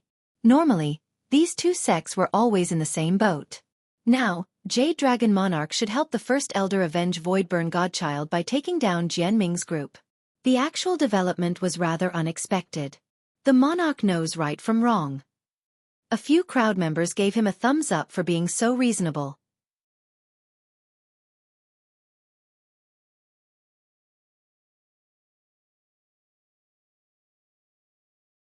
Chapter 46-21. Who else but me? That's the qualities of someone from a prestigious sect. Such wisdom at an early age, he will become someone great. A high elder praised. True. A sect master nodded in agreement. Even if he won't succeed the valley, he'll still be a commendable lord of a region. Divine Dragon Valley reigned over hundreds of sects and kingdoms. The most likely successor was none other than Tian Feng, a potential Dao lord. Given his current talent and power, the majority of his ancestors supported him to be the next leader of Divine Dragon. In reality, the official succession wasn't far away. Jade Dragon Monarch should be proud of his own abilities and achievements. He was only slightly inferior to the 5 conquerors. For example, Voidburn Godchild was a famous cultivator but still couldn't compete with Jade Dragon Monarch. Alas, the conquerors were just on another level. When people talked about Divine Dragon Valley, they couldn't help talking about Tian Feng. This didn't mean that Jade Dragon Monarch was incapable. Since the crowd has spoken, this left the First Elder of Voidburn in a tough situation. He wanted to avenge their godchild in order to answer to his sect. Alas, doing so would invoke the scorn of everyone here, damaging both his and the sect's reputation. I would have no grievance if it was an even fight. However, you have cheated to kill our godchild. This is an unforgivable offense. The First Elder threatened. We cheated? Who was the first to use the Skyburn flame to empower your godchild? How shameless! Jianming retorted. You! The First Elder turned red with no response. He's right. You were the first to interfere. An expert in the crowd said, then they get to do it too. You broke the rule first. At least lose gracefully. You're ruining Voidburn Court's reputation. Others chimed in since they weren't afraid of this sect. First Elder, the fight was indeed fair earlier. Jade Dragon Monarch nodded. To dwell on this disparages Voidburn and Divine Dragon Valley's reputation. The crowd was silenced after hearing this. They stared at the First Elder, awaiting a decision. It was better not to comment now that Divine Dragon Valley was dragged into the mess. The First Elder's expression soured. He wasn't in a position to go against the monarch. Moreover, due to their alliance, Divine Dragon Valley's reputation could be hurt as well. Fine. He swallowed this anger and went with the flow. He then utterly coldly at Jianming. I will remember what happened here today. Come to Voidburn if you dare in the future. This isn't over yet. He needed to have the cool last words before leaving or it would be too pathetic. I'm so scared. Jianming said this but his appearance was anything but. The First Elder scowled once and then left the battlefield. Young noble Jian, your sword technique earlier was enlightening. Yi Tingrong sincerely praised. It's no big deal, it's no big deal. He smiled awkwardly instead of bragging about his skills. Brat, where is this sword art from? Also, what is this bloodline? The Taoist became curious. Don't you know everything? Jianming said proudly. I dare you to read my fortune. His attitude toward the Taoist was a stark contrast to how he responded to Yi Tingrong. You're not worth it. The Taoist didn't give him any face. These two have always quarreled and Jianming never gave a damn regardless of what the Taoist said. However, it was different in Yi Tingrong's presence. Let's go inside. Li Qie smiled and shook his head. Times are different now. Just about any random can come and propose a marriage alliance. Even if they want the treasure, they need to take a look in the mirror first before embarrassing themselves. This casual yet loud comment offended everyone but Jianming clapped and added, You're completely right, young noble. Randoms don't know their place anymore. He fanned the fire and infuriated everyone. The latter was about to leave since the battle was over but now, they had a new enemy. Brat, what did you say? One genius glared at them. Was I not being clear enough? You all are not worthy of the treasure. Li Qie calmly responded. The crowd was furious, wanting to stomp him down. Trouble comes from the mouth, watch it. Someone else uttered menacingly. Join the long line of those who want to kill me, I don't mind. Xueqi smiled. Ha, you speak as if you're the only one worthy of the treasure. A saint child sneered. Yes, who else but me? Xueqi replied. Ignorant fool, true immortal and 3,000 Dao are here too. They can obliterate you. A genius angrily said. I would like to see them try. Xueqi nonchalantly said. The atmosphere became silent again after this declaration.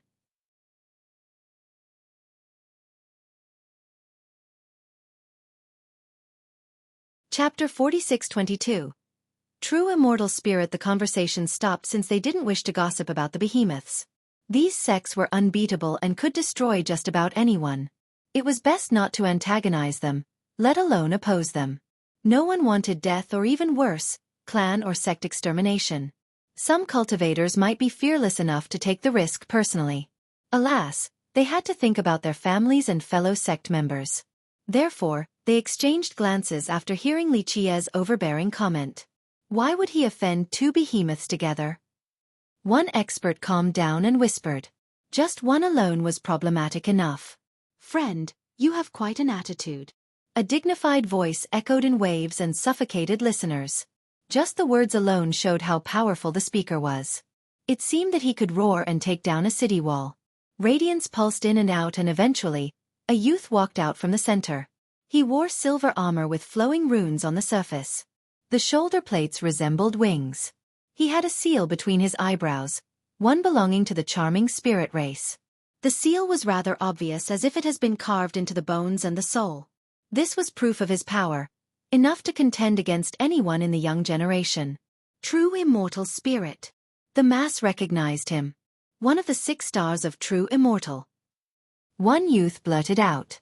Wow, look at him. A female disciple couldn't hide her admiration. There was no doubt that true immortal spirit's fame, power, and likability far exceeded Voidberg Godsiled. So he's the candidate for marriage from true immortal. Everyone understood right away. That shows that they're rather sincere with the proposal.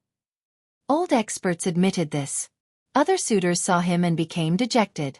One of them said, looks like it's decided already, Golden Gate can't refuse. The current true immortal had plenty of geniuses. The most brilliant were referred to as the 6 stars, and true immortal spirit was one of them. He's a direct disciple of Heaven Seal Ancient Ancestor, a higher-ranking member among the 6 too. His master adores him, so he is a prominent member of the sect.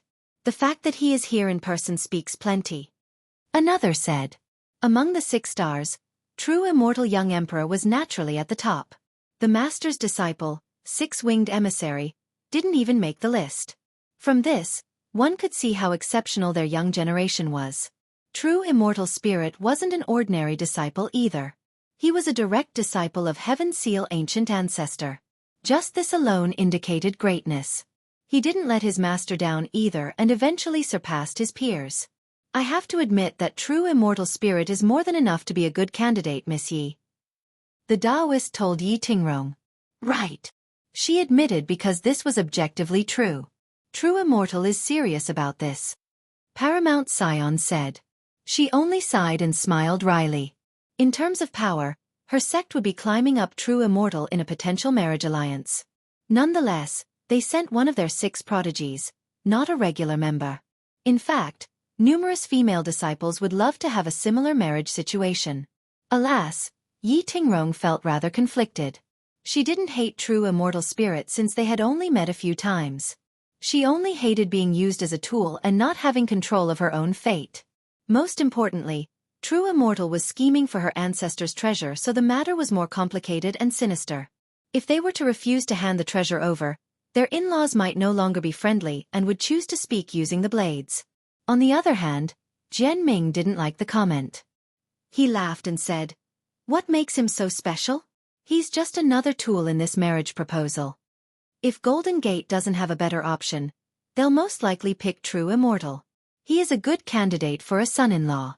No matter how you look at it, he is in the lead." The Taoist instigated.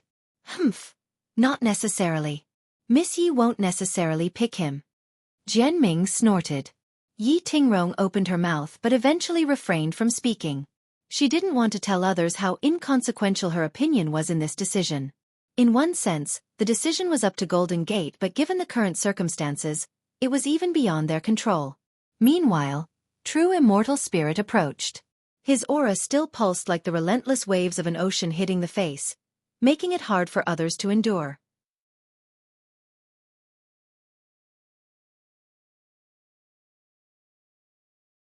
Chapter 46-23. Contemptuous True Immortal Spirit stopped and perused the scene before focusing on Li Qie. Everyone scanned by his gaze felt their scalp tingling. His vision alone seemed to have cut off a layer of skin from their head. Not the most pleasant sensation to have. His sharp gaze nearly had physical reactions. This was even before the activation of his power, or most would be immobilized right now. His eyes became intense as they latched onto Li Qie. Many trembled in fear after sensing his wrath. Alas, the heart-piercing gaze didn't affect Li Qie in the slightest. The latter patted his chest as if wanting to wipe off some dust. This act seemed disrespectful, as if implicating the True Immortal Spirit's gaze was somehow dirtying him. You insulted True Immortal earlier? True Immortal Spirit's calm voice was commanding and oppressive. And Li Qie smiled. True Immortal Spirit narrowed his eyes, only increasing the pressure. Some of the weaker cultivators nearly dropped down on their knees. It was solely focused on Li Qie. Otherwise, it might have made others vomit blood. Insulting True Immortal is a serious offense. There was something menacing about the genius voice, reminding listeners of how death could happen at any moment. Doesn't seem like a big deal. Li Qie casually responded. Listeners took a deep breath and talked among themselves. Insulting True Immortal and then doubling down on it in public, that's suicidal. A youth whispered. Li Qie's arrogance was truly unfathomable. No, at this point, it had to be described as contempt for the behemoths. Everyone here chose their words carefully when talking to members of True Immortal, not wanting to offend them. Now, Li Qie chose a more cavalier approach. Does he not care about his clan? A clan member said. This is nothing for him. Do you not know that he killed Six-Winged Emissary in front of True Immortal Sect Master? Someone who visited Yin Yang Crossing said. Those nearby heard this and became astounded. True Immortal would never let this go. Who could endure the humiliation and the direct challenge to one's authority? He'll die a graveless death. Someone speculated, they'll massacre his clan too. It's not that simple.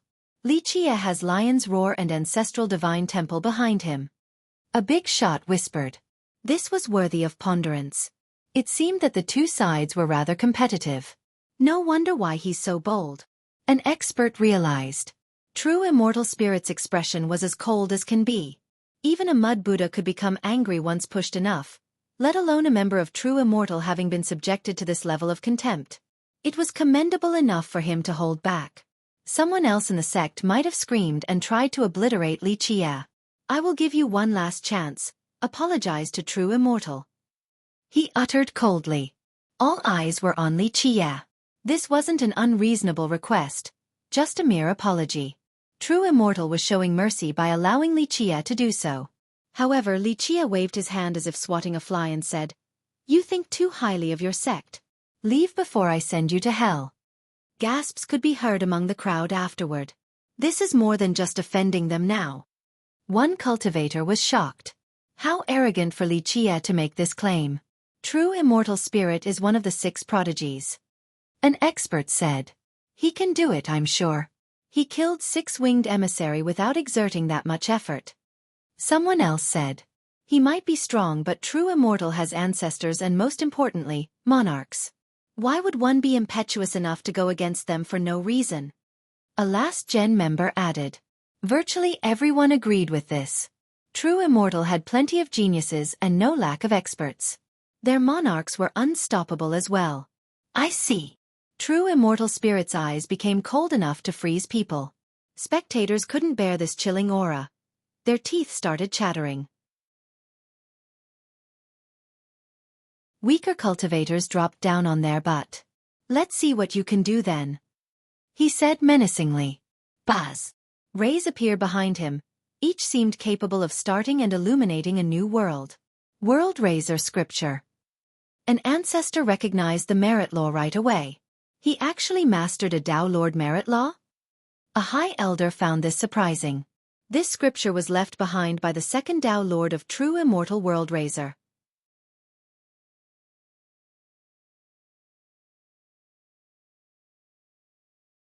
Chapter 46-24.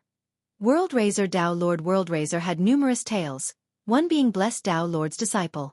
However, one would be mistaken to think that the Tao Lord had supreme talents. In fact, this couldn't be farther from the truth. Blessed Tao Lord had plenty of disciples and World Raiser was completely average. Worst of all, he couldn't cultivate blessed Tao Lord's merit laws. This was unheard of during that generation. This was rather strange because such a great being wouldn't recruit disciples without careful consideration. His other disciples either had supreme talents, prestigious bloodlines, or something unique. They were geniuses among geniuses. At the peak, his 10 disciples were virtually invincible regardless of the time and place. They could compare to anyone in history. World Raiser was the exception. If he were in a crowd of pedestrians, he wouldn't stand out in the slightest. His being recruited as a disciple was one thing, but he was even appointed as the successor of true immortal. This naturally shocked the world back then. Other disciples of blessed Tao Lord and the masters of true immortal couldn't believe it. He could have picked any of them and they would be 10,000 times stronger than World Raiser. Of course, when World Raiser was chosen as the successor, he was yet a Tao Lord. Some of the losing candidates became angry, thinking that this person had no right to inherit the most coveted position in 8 Desolaces. Nonetheless, blessed Tao Lord's words couldn't be challenged. None dared to disobey. After his departure, there were a few who thought about taking over the position and/or even killing World Raiser. However, these treacherous plots ended with failure because ultimately, the majority of true immortals still maintained solidarity. Since World Raiser was chosen, they fully supported and helped him rule over the sect. As time passed, the brilliant disciples of blessed Tao Lord couldn't obtain a Tao fruit to prove themselves. The next Tao Lord took everyone in that period by surprise, World Raiser in his old age. He finally surpassed his peers and seniors then. Future generations praised Blessed for having such wonderful insight, to be able to recognize World Raiser's ability to become a Tao Lord. No one else could have made the same choice. Another lesson to be learned was perseverance. World Raiser was an underdog his whole life but managed to succeed in the end. This gave cultivators hope for the future. After all, geniuses were rather rare and always overshadowed common cultivators. The tale of World Raiser sparked hope, that as long as one tried hard enough, they could become successful in due time. This was the right choice instead of giving up early on. True Immortal really has too many Tao Lord merit laws. One spectator became envious and whispered while staring at the genius radiance, "All talented disciples have a chance to learn one. Even a third-gen disciple like him has access to this ultimate scripture." Their envy was understandable. Back in their own sect, a Tao Lord merit law was the prized treasure and a top secret. Putting the upper echelon aside, only those with peerless talents or official successors were qualified to learn them. Moreover, they would only learn a particular technique, not an entire scripture. This wasn't the case for true immortal, hence everyone becoming emotional. They fantasized about joining true immortal. If you insist on being stubborn, don't blame me for being merciless. True immortal spirit uttered. I hope you've bought yourself a coffin already since you seem to be suicidal. Li Chia waved his hand again. He speaks as if he has full confidence in victory. A young listener whispered. Well, he took down one of their geniuses so far. It's not an empty threat. A big shot answered. The crowd recalled Six-Winged Emissary. He was a direct disciple of their sect master and shouldn't be that much weaker than true immortal spirit. We'll see about that. True immortal spirit's expression became austere.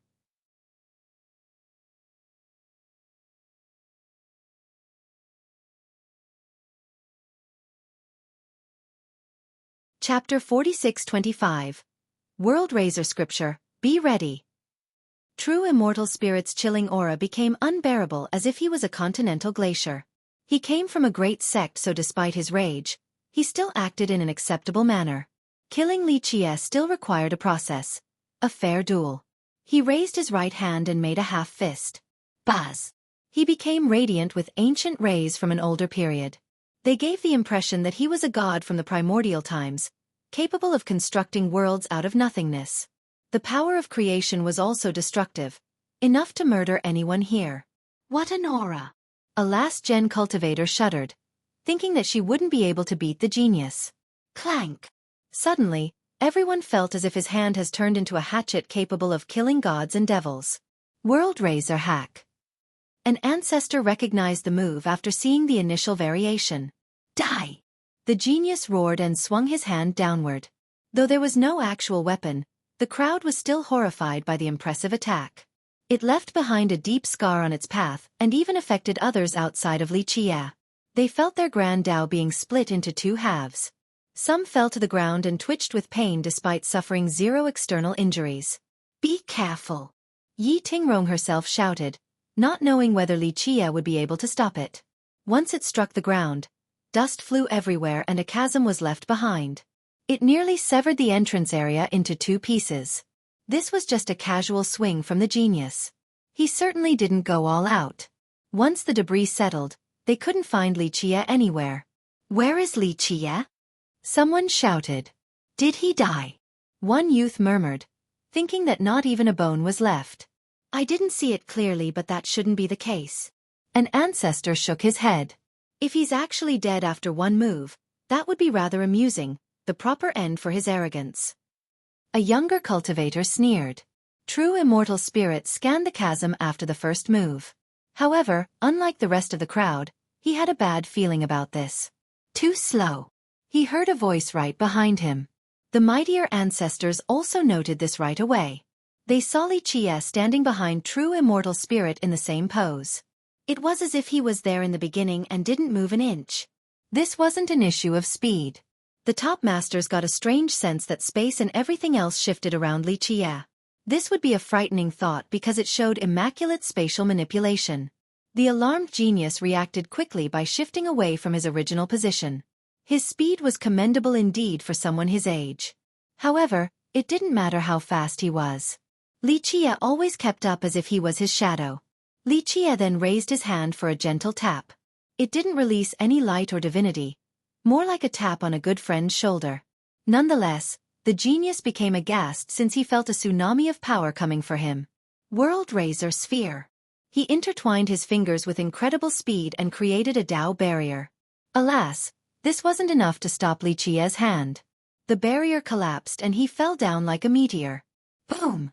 He smashed into the ground and started a dust storm. As for the spectators, they had no idea what was going on. They only saw Xueqi pressing his hand forward without using any merit law. How did this break the genius Tao defense? Impossible. Some wiped their eyes in disbelief due to how illogical it was. True immortal spirit was strong enough to beat some ancestors now, yet he lost to a single move, looking as feeble as a speck of dust. The outcome was the opposite of their expectation.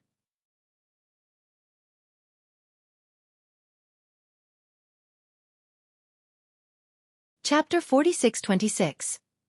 Easy. The most frightening thing about this exchange was how easy Xueqi made it. He didn't resort to using a Tao Lord merit law or another top technique. This felt like a gentle push at best. It would be difficult to describe this event to anyone who wasn't here. A brilliant genius from True Immortal got sent flying after the first exchange? No one else in the crowd could have done the same thing. There is no way that push was strong enough to do so. One expert said. An ancient ancestor could have made it look effortlessly like that. However, Xueqi didn't have the appearance of one, lacking divinity and an oppressive aura. Boom! Debris went flying and a figure leaped back into the air. It was none other than True Immortal Spirit, who still looked rather imposing and radiant. Of course, there were injuries and blood too. The attack left its mark. Just nothing fatal. You cheated! The genius glared at Xueqi. He shared the same sentiment as the rest of the crowd. Disbelief. How could he be pushed down like a mortal? Only their monarchs could do something like that to him. Even his master wasn't strong enough. He had met the monarchs before, but Xueqi didn't have the bearings and aura of one. Therefore it must have been trickery. Just accept defeat gracefully. Xueqi smiled and said. The genius turned red and embarrassment seemed to be turning into anger. He uttered coldly, "You have a hidden treasure that nullified my cultivation."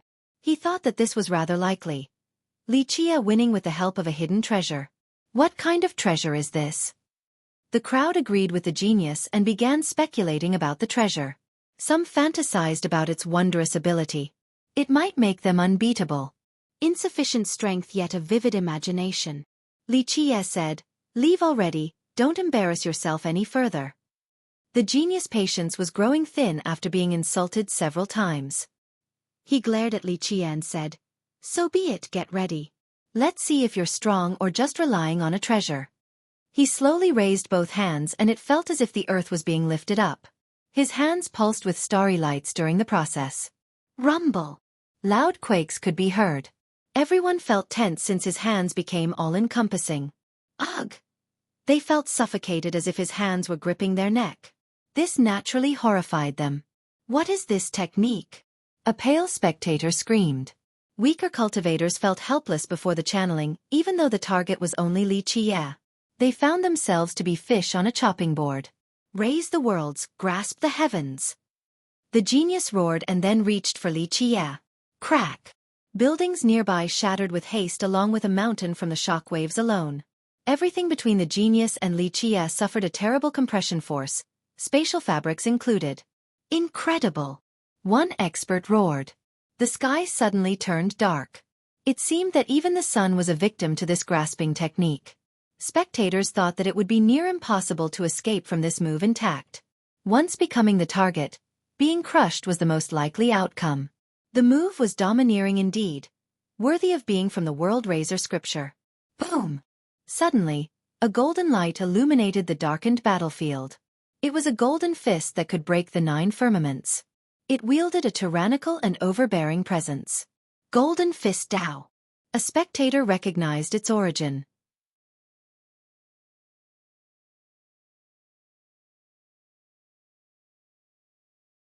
Chapter 46-27.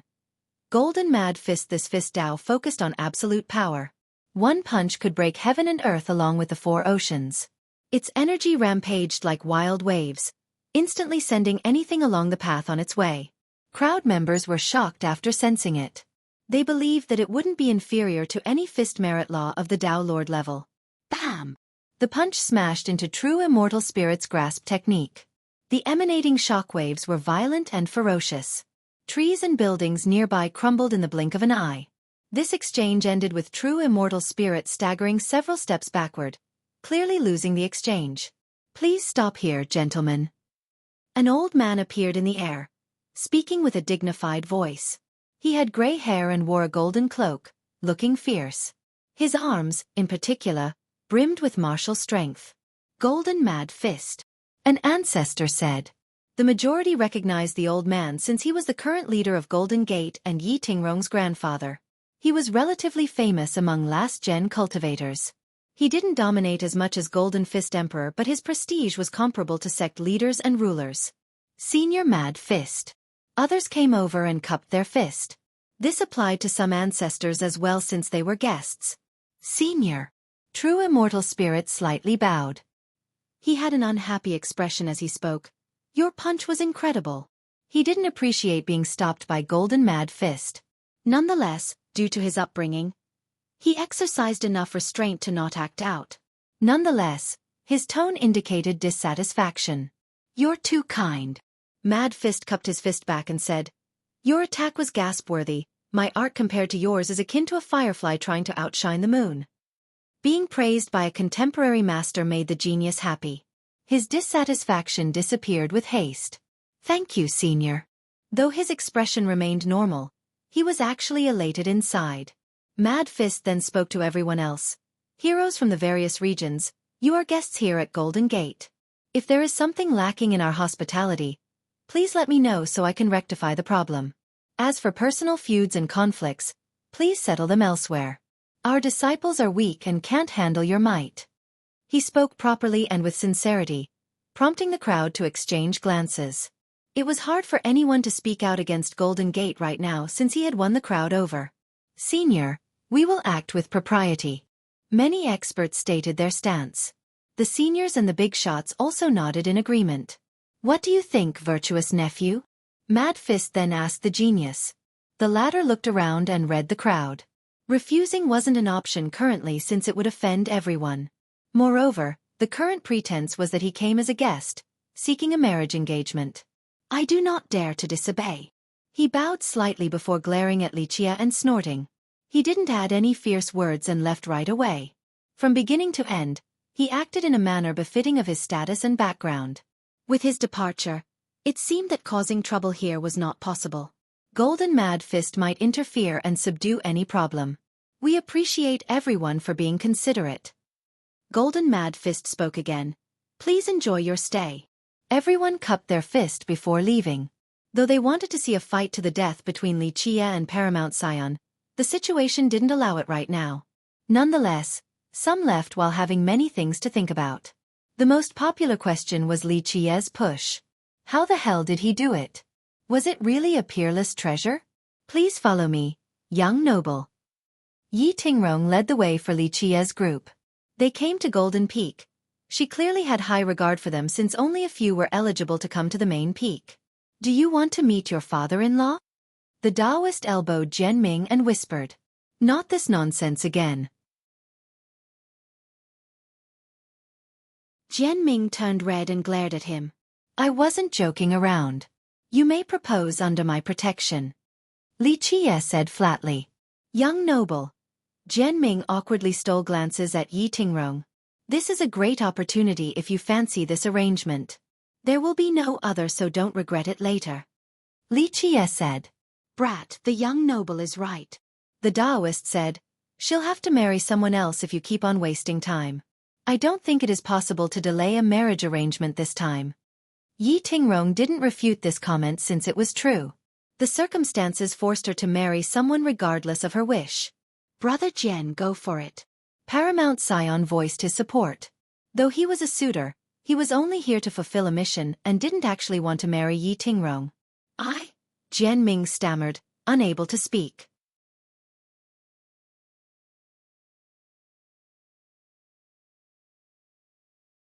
Chapter 46-28. Fancy Jian Ming looked to be in a tough position while he occasionally stole glances at Yi Tingrong. He was no longer his normal self, losing his shameless and fearless nature. Are you still a man? Can't even speak properly now, how shameful. The Taoist said with disdain, prompting Jian Ming to glare angrily at him. Be manly and propose since the time is right.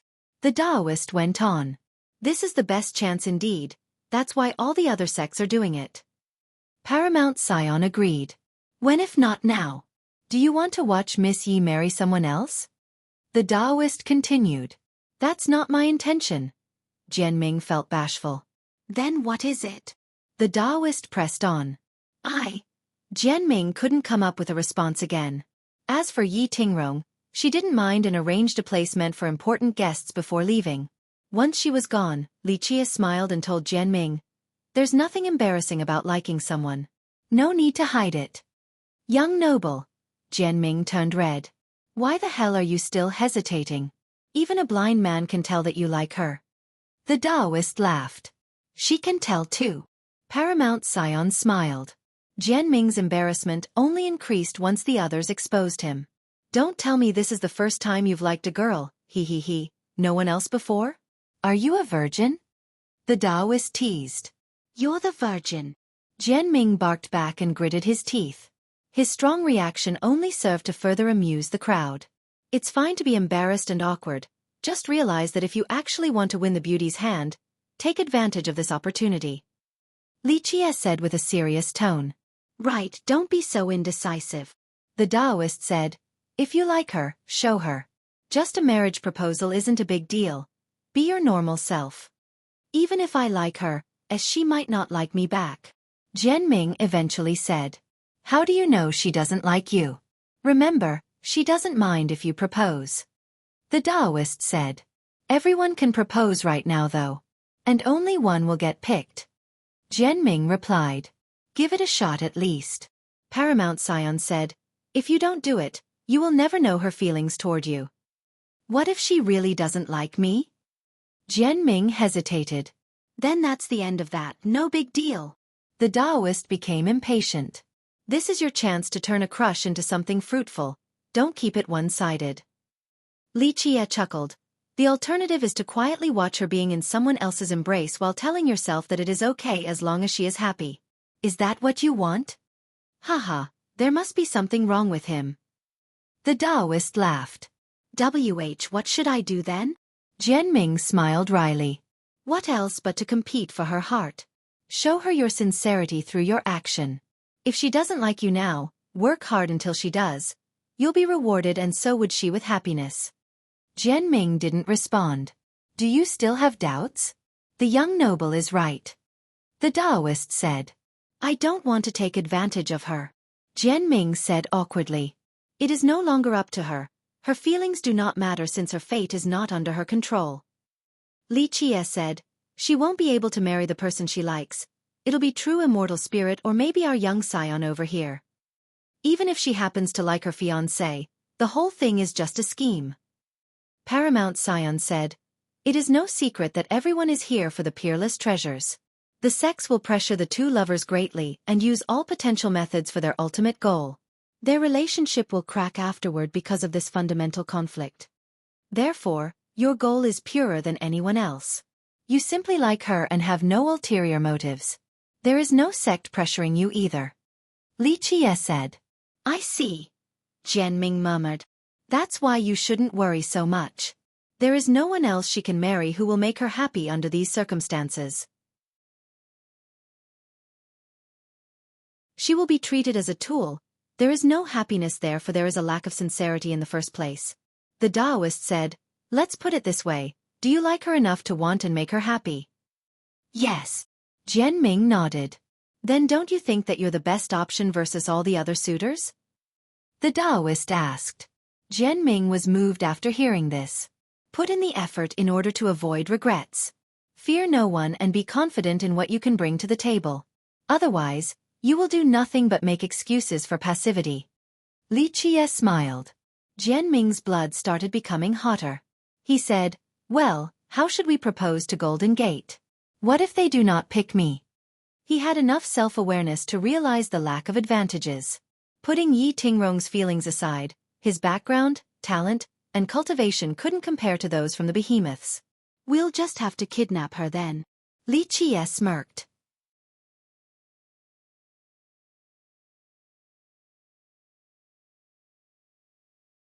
Chapter 46-29. Golden Gate's decision, kidnap her? Jianming hasn't thought about this before despite being a villain in the past. Don't pretend to be a nice guy, you've done plenty of stealing and swindling before.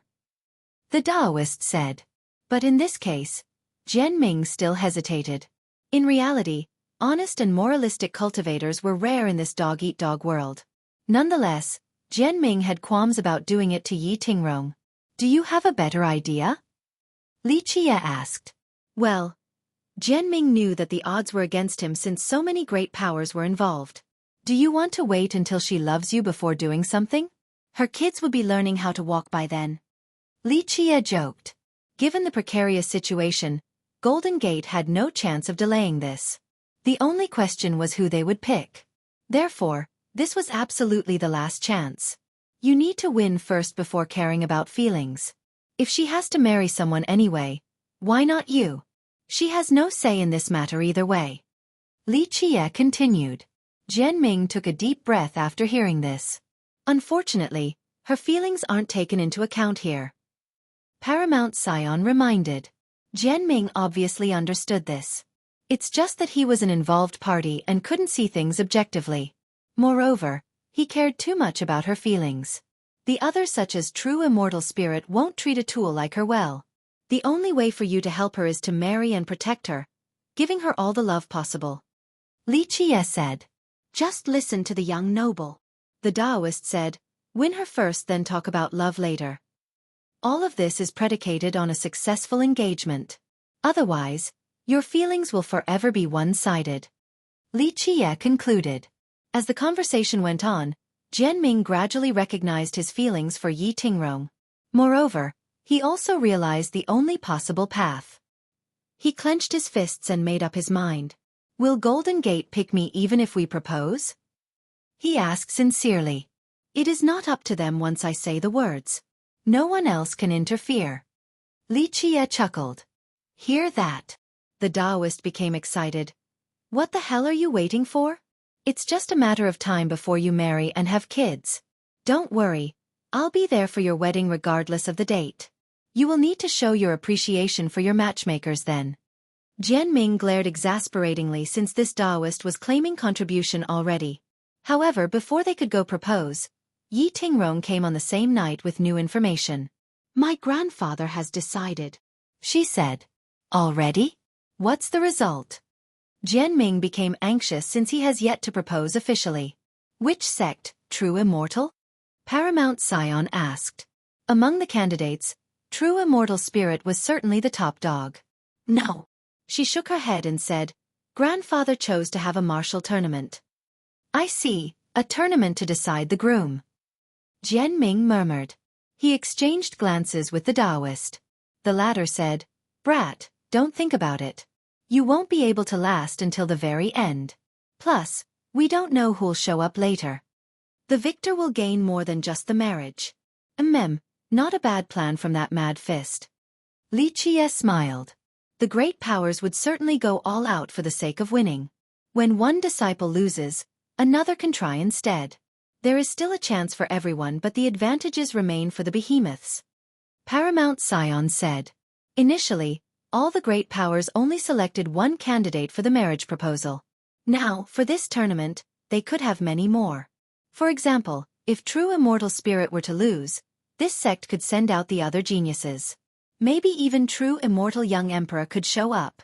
This was the better plan for Golden Gate since it didn't have to offend anyone. The losers could only blame themselves, and this would buy more time for Golden Gate. Moreover, it created animosity between the combatants, so it also served as a distraction, preventing a coalition from being formed against them. True Immortal probably has the best odds. Jianming said.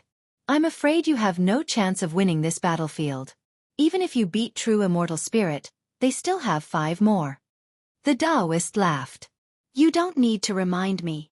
Jianming glared at him. Brat, you have a chance too. The scholar then stared at Paramount Scion. I probably won't go up because I'm not that strong, and True Immortal might even send out True Immortal Young Emperor eventually. Paramount Scion shook his head. 3,000 Dao has people as well. The scholar added. The Scion nodded. 3,000 Dao had more than just Paramount Gate as vassals. Other geniuses were certainly around to take his spot. What is your opinion on this, Miss Yi? Jianming mustered the courage to ask. She took a deep breath and then said, I naturally don't appreciate being used as a trophy. This gave her a sense of helplessness, being unable to affect her own outcome.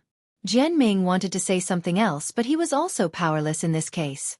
There was no hero saving the beauty here.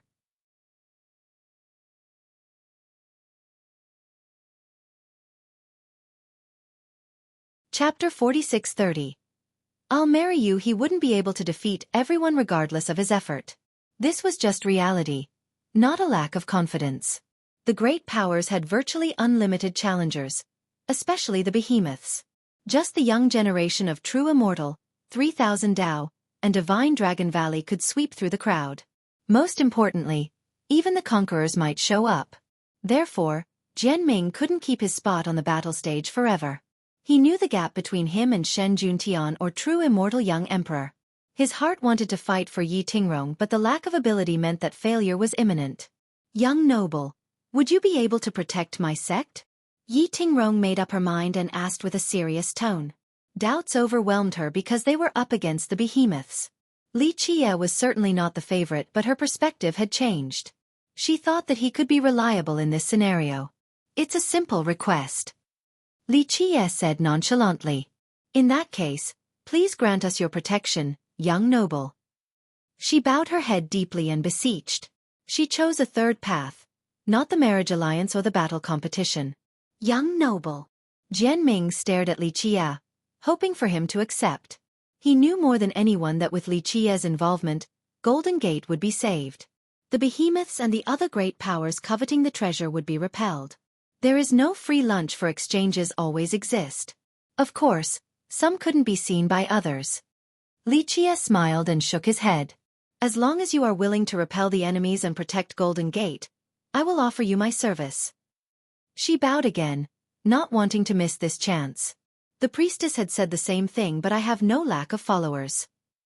Li Qie said. This shook the listeners to the core, especially Yi Tingrong. Currently, the title priestess usually referred to one being, the successor of ancestral divine temple and the brightest jewel of the world. This priestess had as much prestige as the 5 conquerors, yet she still wanted to follow Li Qie? Yi Tingrong thought that she was nothing in comparison. In terms of background, Golden Gate was not a match for ancestral divine temple. In fact, she couldn't compare to a regular disciple from the temple, let alone its priestess. If Li Qie refused the priestess, why would he accept her? This left her in a difficult position. You don't necessarily need to follow me. There is another compromise. Li Qie smiled. What, I ask what it is? She calmed down and asked.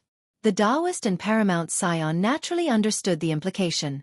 Meanwhile, Li Qie glanced over at Jian Ming, who was standing there in a daze. Yi Tingrong was quick enough to catch on. Brother Jian, would you be willing to marry me? She said with determination in her eyes. Marriage was often a sensitive topic for ladies, yet she didn't mind. This was her way of deciding her own fate. She understood that Li Qie didn't want her, but Jian Ming did. Since Jian Ming was Li Qie's follower, this became the compromise. This caught Jian Ming off guard. He liked her enough to put her wish above his own. However, he hasn't had time to tell her his feelings or propose to Golden Gate yet. Now, she became the one to take the initiative and rendered him speechless. Why are you so slow? Say yes already. The Taoist elbowed him. He regained his wits and stammered, No, it shouldn't be like this. I see you don't want to. She sighed in response. What I meant is... Jian Ming had a hard time expressing himself. Go on, brother Jian. She asked for elaboration. The quick-witted Jian Ming seemed clumsy right now as he spoke. Miss Yi, it's because you don't love me. This isn't fair for you. I understand and appreciate you being so considerate of my feelings. This is why a marriage between us will be fine. It is better than the alternative, being forced to marry the winner of the battle stage, whether it be true immortal spirit or someone else. That is not what I want, she said. Ultimately, marrying Jian Ming was the best choice for her given the tough circumstances. This matter affects the rest of your life, Miss Yi. He still hesitated. Indeed, but I have lost control over my own life. Marrying you is the only decision I can call my own. She stared intensely at him.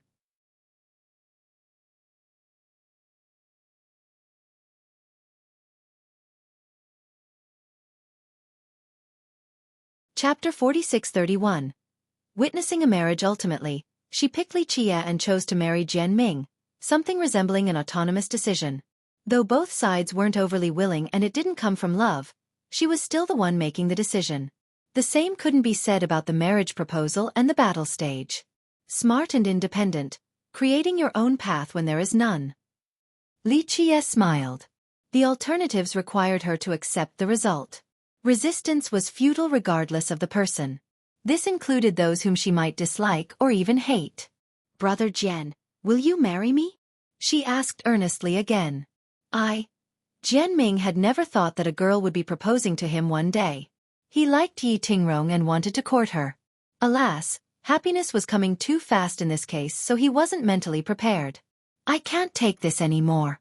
Answer her already. The Taoist elbowed him again. What are you waiting for, brother Jian? Seize the moment. Paramount Scion urged. Jian Ming was overwhelmed with emotions. It's all right if you don't want to, I won't force. Yi Tingrong said. No, I accept, it's just that. Jian Ming blurted out and couldn't finish, blushing. Then it is decided. The Taoist interrupted him and clapped happily. This is as good as it gets, talented groom and beautiful bride, a match made in heaven. Jian Ming's face only grew redder after hearing this. A joyous occasion indeed. Congratulations, brother Jian, Miss Yi. Paramount Scion happily wished them well. If there is no objection from either of you, It is finished. Li Qie stared at the two and smiled. A marriage bestowed by me is final, no one will be able to change it.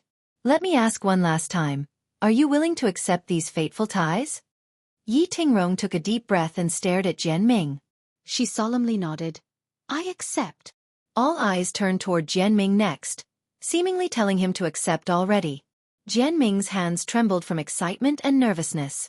At first, he didn't reveal his crush on Yi Tingrong and hesitated about proposing to Golden Gate. Now, a marriage was happening already. I accept as well. He made up his mind and met her gaze. He then spoke with confidence. I, Jian Ming, will marry Yi Tingrong, protecting and loving her for a lifetime. The free-spirited Tingrong turned slightly red, showing off a rare feminine moment. She lowered her head. Her eyebrows trembled just a bit. After a while she looked up and held his hands to say, I, Yi Tingrong, will be your wife for the rest of my life. Jian Ming stared intensely at her face, seemingly wanting to remember this moment forever. This caused her to feel hot and lower her head again. Kiss her, kiss her, kiss her.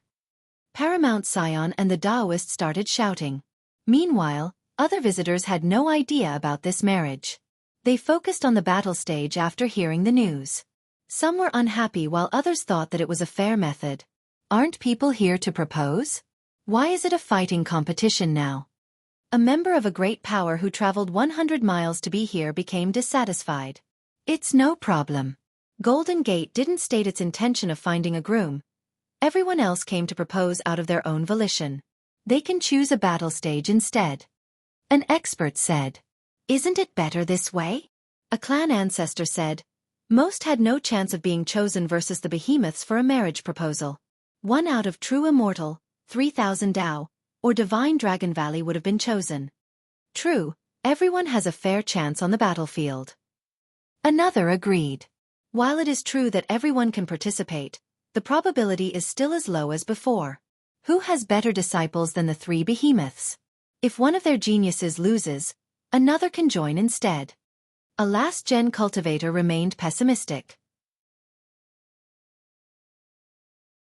Many agreed with this assessment because their own young cultivators weren't actually competitive. This is our chance to shine and become famous. One genius was eager to try. So what if we won't be the last man standing? We still get to challenge other capable cultivators. No need to win the beauty in the end. Many ambitious youths agreed with this. Another said, True, how often do this many heroes gather in the same place for a fighting competition?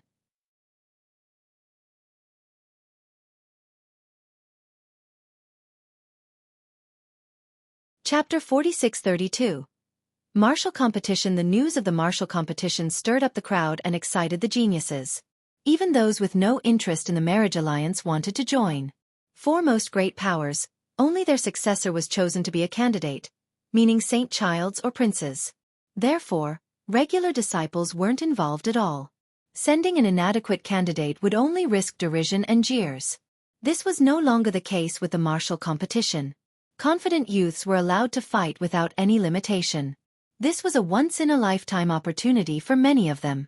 They might not be the last one standing, but nonetheless, they were still eager to prove themselves. It was simple. They just needed to display their brilliance and strength to make a name for themselves. It was rare to have a competition involving so many of their peers. Because of this, more and more youths traveled to Golden Gate for the sake of fighting. A few were eager to fight members of the behemoth. If they could have the privilege of fighting True Immortal young Emperor Tianfeng, they just needed to last 3 to 5 moves. In the future, one of them might become a Dao Lord. Thus, they would then be considered survivors who have successfully challenged this great being. It would be a topic for them to brag about forever. Meanwhile, a battle stage was erected on top of the main peak in Golden Gate. Mad Fist himself presided over the matter. It didn't take long before it was filled with eager combatants. As for the ancestors, they were disappointed to see Mad Fist instead of the Emperor. The youths didn't care for this and looked around to assess the competitors. The Saint Child of 8 Direction is here too. Someone said after seeing a radiant youth. That's to be expected. Look over there, even an old prince from Fierce Sun Ravine is here. Another saw a white-haired youth. Isn't he from the last generation? Is he still eligible to fight? A listener asked. It depends. A genius responded. He's qualified given his age because he was sealed at a young age. He's about the same age as us but not from this generation. Where are the ones from True Immortal and 3000 Dao? Someone curiously looked around. True Immortal Spirit is here right now. He's strong enough to sweep through the crowd. As for 3000 Dao? I heard its current representative is Paramount Scion. I'm unsure of anyone else. A knowledgeable cultivator responded. Paramount Scion is strong. Jade Dragon Monarch can't be weaker. Nonetheless, True Immortal Spirit seems to have the advantage if no one else is here. A last-gen cultivator analyzed. It should be interesting if those three don't hold back. Another agreed. Jade Dragon Monarch, Paramount Scion, and True Immortal Spirit were top geniuses only second to the 5 conquerors. True Immortal might not win if they don't mobilize more geniuses. A youth said. Well, if the ones here aren't enough, maybe even the 5 conquerors will show up eventually. A listener boldly speculated. This made the crowd exchange glances and become emotional. Just the 3 mentioned prior were intimidating enough. What about the 5 conquerors? No one would be able to compete against them on the battle stage. It doesn't have to be the 5 conquerors. True Immortal has the 6 prodigies, not just True Immortal Young Emperor. One expert mused. It's about the same for 3000 Dao. Their current first brother can dominate this competition. An elder from a great power said. I hope the 5 conquerors will show up. They never get to fight each other, so maybe we will see them in action. Watching a fight between them will benefit us for a lifetime. One genius said with anticipation. This was indeed the case. The 5 conquerors were rarely in the same place since they were busy with cultivation. Fighting here might be great practice before the actual Dao Lord competition. When Mad Fist showed up along with the other big shots from Golden Gate, mighty fist energies engulfed the area. Despite being in the presence of numerous great powers, he had enough prestige to be shown respect by the ancestors. I appreciate everyone for coming despite the long journey. Today, we hope to find a suitable groom for our jewel through a martial competition. The winner will be happily married on top of gaining another prize. Another prize? An ancestor asked right away. The big shots immediately thought about the treasure obtained by the Fist Emperor, their true goal for being here. It will be known to the victor. Mad Fist said mysteriously.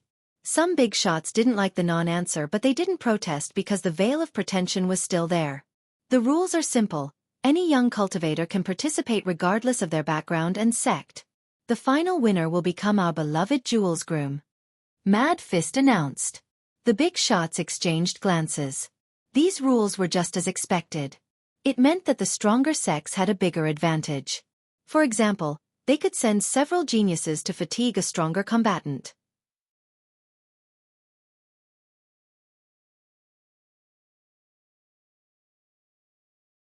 Chapter 4633.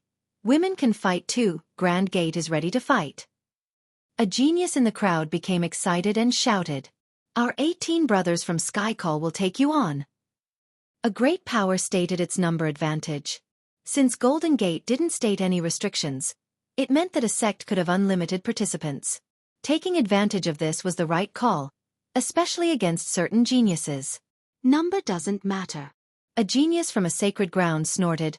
All 18 of you can come together. I, Water Dragon Saint Child, alone am enough. If you're as amazing as you claim to be, challenge True Immortal Spirit instead of us. The opponent immediately retorted. This shut the genius up right away.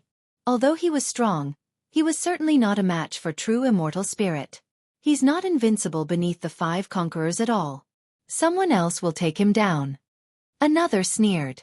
That's right, there are still Jade Dragon Monarch and Paramount Scion. True Immortal Spirit isn't the clear favorite here. One more nodded in agreement. If that's the case, show me what you all can do. A flood of power suddenly erupted in all directions. True Immortal Spirit. Everyone followed the voice and saw True Immortal Spirit jumping up onto the battle stage. His eyes pulsed brightly, intimidating everyone nearby. His haters didn't dare to say more, aware that they couldn't beat him in a one-on-one fight. Wait a minute. There's something different about his aura. There is a hint of a Tao Lord aura. An ancestor became emotional after noticing something peculiar. A Tao Lord aura? Those nearby shuddered after hearing this. You're right. A high elder confirmed while feeling surprised. The crowd exchanged glances in confusion, but the big shots knew what was going on. Ancestors, you are correct. True immortal spirit noticed the gazes and revealed, since I am incapable, I am here with a Tao Lord weapon, ready to fight the heroes of the world. This made the crowd take a deep breath. Just his cultivation alone was virtually unbeatable, but he had a Tao Lord weapon too? This meant that even Jade Dragon Monarch and Paramount Scion might not be able to win. With the help of a Tao Lord weapon, his claim about taking on everyone became increasingly legitimate. Who will fight me? He looked around and asked. None of the geniuses here wanted to be the first to test the Tao Lord weapon. Sending one after another to fatigue him wouldn't work either. Being struck once by the weapon meant death. Though some wanted to become famous, they still feared the weapon. Death meant the end of everything, and the risk was considerably high. Bam! Suddenly, a person landed and made the whole stage tremble. The newcomer was none other than a girl in armor, looking as fierce as can be. Godwhip Princess. Many recognized her and found this astonishing. Of course, this wasn't due to her reputation being overwhelming but the fact that she was a woman. The battle stage was a way for Golden Gate to find a groom for its golden daughter. Therefore, her involvement was rather perplexing. I'm here to fight. Her voice was both powerful and pleasing. Is this okay? A young cultivator murmured. True immortal spirit himself was surprised. He responded, Your Highness, this is a martial competition to find a groom. There's no rule forbidding women from fighting. She proudly said. With that, everyone turned toward Golden Mad Fist, True immortal spirit included. Mad Fist was surprised as well. The rules didn't specifically state the sex, but this should have been obvious. Ahem. He said, There are no rules about it indeed. Feel free to deliberate and state your opinion. If women can fight too, it'll be a bit chaotic. One youth said. I don't think there's a problem since there is a hole in the rules. An expert added. Yes, why can't we fight too? One female cultivator sided with Godwhip Princess. Your Highness, we support you. See how long you'll be able to stand on stage. The others shouted. You can do it. She garnered the support of the fairer sex. Senior Mad Fist, if a woman were to win, would Miss Yi have to marry her? Someone boldly asked. Golden Gate will keep our promises. Mad Fist had to respond. Then there is no problem with my fighting. Godwhip Princess said. True immortal spirit didn't know whether to laugh or cry. He said, Princess, do you wish to marry Miss Yi? The crowd started loudly talking about this possibility.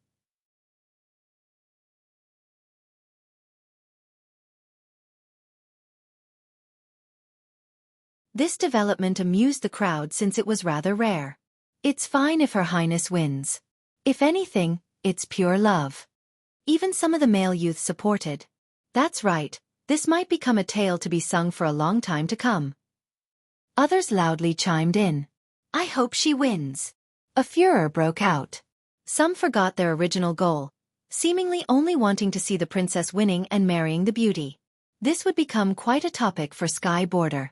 Moreover, it became far more interesting than a simple competition.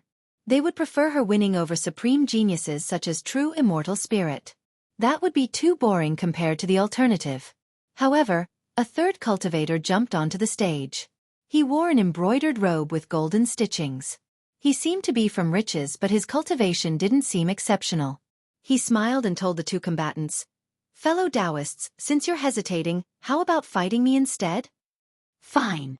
True Immortal Spirit wanted to get out of this difficult situation and accepted the challenge, thinking that he would only need a move or two to deal with this random. Brat, state your name first before fighting. A crowd member shouted. I come from the distant clan of the clouds. Others call me Xiao San. The youth smiled. Listeners frowned because they haven't heard of this clan and person before. Just a nobody. Someone said. Make your move. True Immortal Spirit said. Very well, I'll be starting. The youth formed a madra and roared, True Dragon Call. Rah! A golden radiance erupted along with draconic energy. This powerful technique froze the crowd. They didn't expect this nobody to be so fierce and mighty. The energy in the form of a dragon looked primed to fight anyone. Go! True immortal spirit didn't dare to underestimate his opponent after seeing this. He raised his hand and swung down horizontally as if it was a hatchet. The slash was accompanied by thunderous explosions. Boom! The shock wave sent weaker cultivators flying. Both of them staggered several steps backward after the first exchange. What the hell? The crowd couldn't believe it. That was even. One of them said. The big shots became interested in this fight since it was rare for another youth to match up to true immortal spirit. Where is he from? Someone murmured. I've never heard of him or his clan before. Another shook his head. True immortal spirit hasn't gone all out yet. Not using a weapon either. I don't think this Xiao San can handle it then. Nonetheless, he is quite powerful and should be famous. One commenter stated. This person's power far exceeded most of the young generation. Who might you be? True immortal spirit became surprised. Just a nobody from the clan of the clouds. Xiao San didn't reveal his true origin. Fine, let's see what else you can do. I doubt you'll be able to hide your identity for long. True immortal spirit said. He learned enough to know the various famous techniques. Eventually, he would be able to force some clues from this youth. Era Razor. He channeled his energies and released his cultivation halos. The next swing could split the heaven and earth to create a new world. Boom! Chaos energy poured down like waterfalls. This slash was exceedingly destructive and suffocated the spectators. This is his true power? One of them shouted. Heavenly Dragon. Xiao San was undeterred and retaliated with a golden dragon. It coiled in the sky and was too much for this dimension to bear. Others found themselves to be as insignificant as insects compared to this dragon. It became a contest between chaos and draconic energy. Once they collided, an explosion crushed the area and disrupted the spatio-temporal affinities. That's a bit familiar. A big shot thought that she had seen this dragon technique before. Indeed. Her peer felt the same way but couldn't come up with specifics. The explosion from the two moves caused weaker spectators to vomit blood. The two sides staggered several steps backward again. This was another even exchange. Incredible! People finally realized that this Xiao San could fight evenly against true immortal spirit. Who are you? True immortal spirit became startled again. 1. The you here is polite? 2. The you is no longer polite.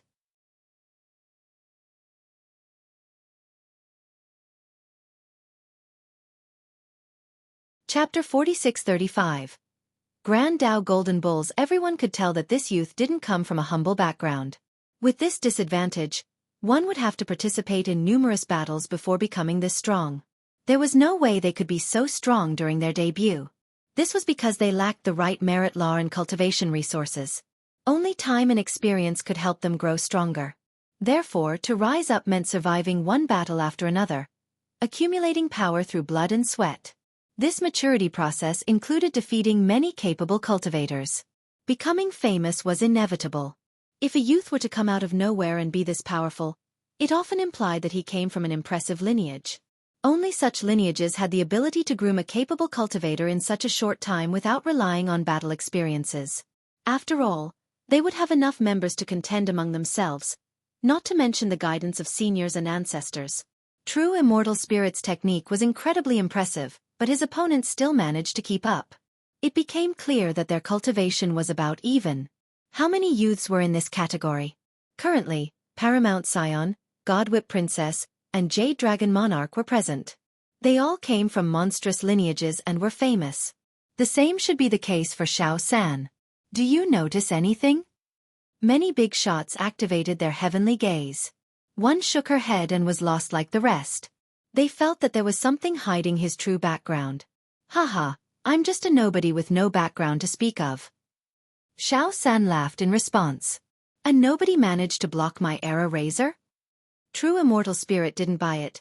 You clearly came wanting a fight, why bother hiding your background? You think too highly of me. I've only trained in a few average techniques, nothing more.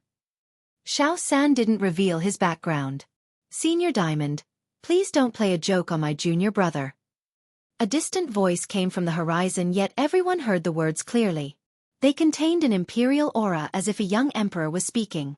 Listeners could already see a lord sitting among the clouds. This aura became increasingly unbearable, causing everyone to get the urge to prostrate. Auspicious clouds replaced regular ones and created a path for a great force.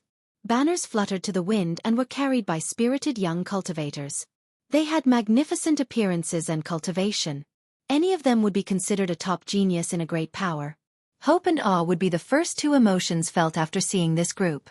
They wore the same uniform and pulsed radiantly. They looked like children of the gods visiting the mortal world for the first time. True immortal. Spectators became emotional. How many other sects in Sky Border could muster a force like this? Rumble. A grinding sound came next, as if a heavy chariot was crushing the sky. 8 golden bulls came into sight. Each was as big as a peak and had bulging muscles. Their horns were bright, looking like treasure blades. Their eyes resembled bells with incredible divinity. Grand Dao golden bulls, extremely rare auspicious beasts. A big shot recognized the species. They were also unreasonably expensive. Seeing one was hard enough, let alone owning 8 of them. Normally, great power treated one bull as a guardian deity or a mount for their strongest ancient ancestor. Their preciousness displayed true immortals' wealth and resources. The chariot was cast from an ancient bronze with incalculable weight. It could easily crush a mountain without slowing down. Bright Dao Lord runes were clearly carved on the hull, resulting in an unstoppable empowerment. This was obviously a Dao Lord treasure capable of fast traveling and stopping any offense. The crowd started speculating about the person inside the chariot.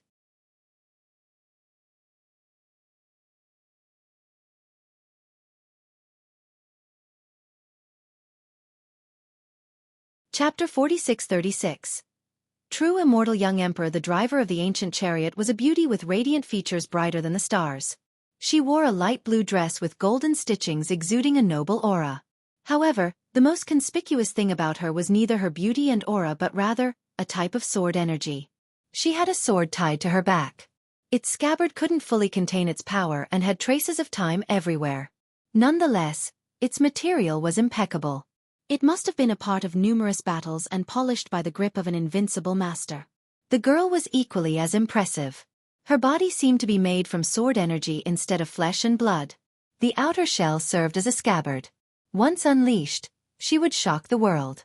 Moreover, she and the sword were in perfect harmony. Two separate yet one entity. Spectators were in awe after witnessing her attainment with the sword Dao. Even those who didn't know her identity or anything about the sword Dao could see that she was strong. True immortal saintess. Many shouted after recognizing her. That's who it is?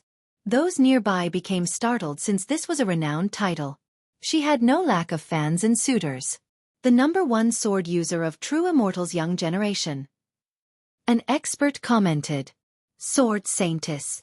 One youth had admiration in his eyes as he said, "She's the last disciple of true immortal sect master." 2 years ago, her master had nothing but praises for her swordsmanship during a Dao discussion. She could enter a state of samadhi while using the sword and will certainly be unbeatable later on. Rumor has it that she became the #1 sword user there when she was only 15, defeating all the other geniuses. One fan said. Back in 8 Treasure Manor, she defeated the King of Wolves with 1 sword, killing the Cicada Saint with 2 slashes, and ended 9-headed Serpent God with 3. That's about as dominant as it gets. One genius added. She was one of the 6 prodigies of true immortal and the best sword user among them. Other geniuses paled in comparison. Her background, personal power, and beauty were all top-notch. Therefore, the young spectators couldn't help but fall for her. She's the driver.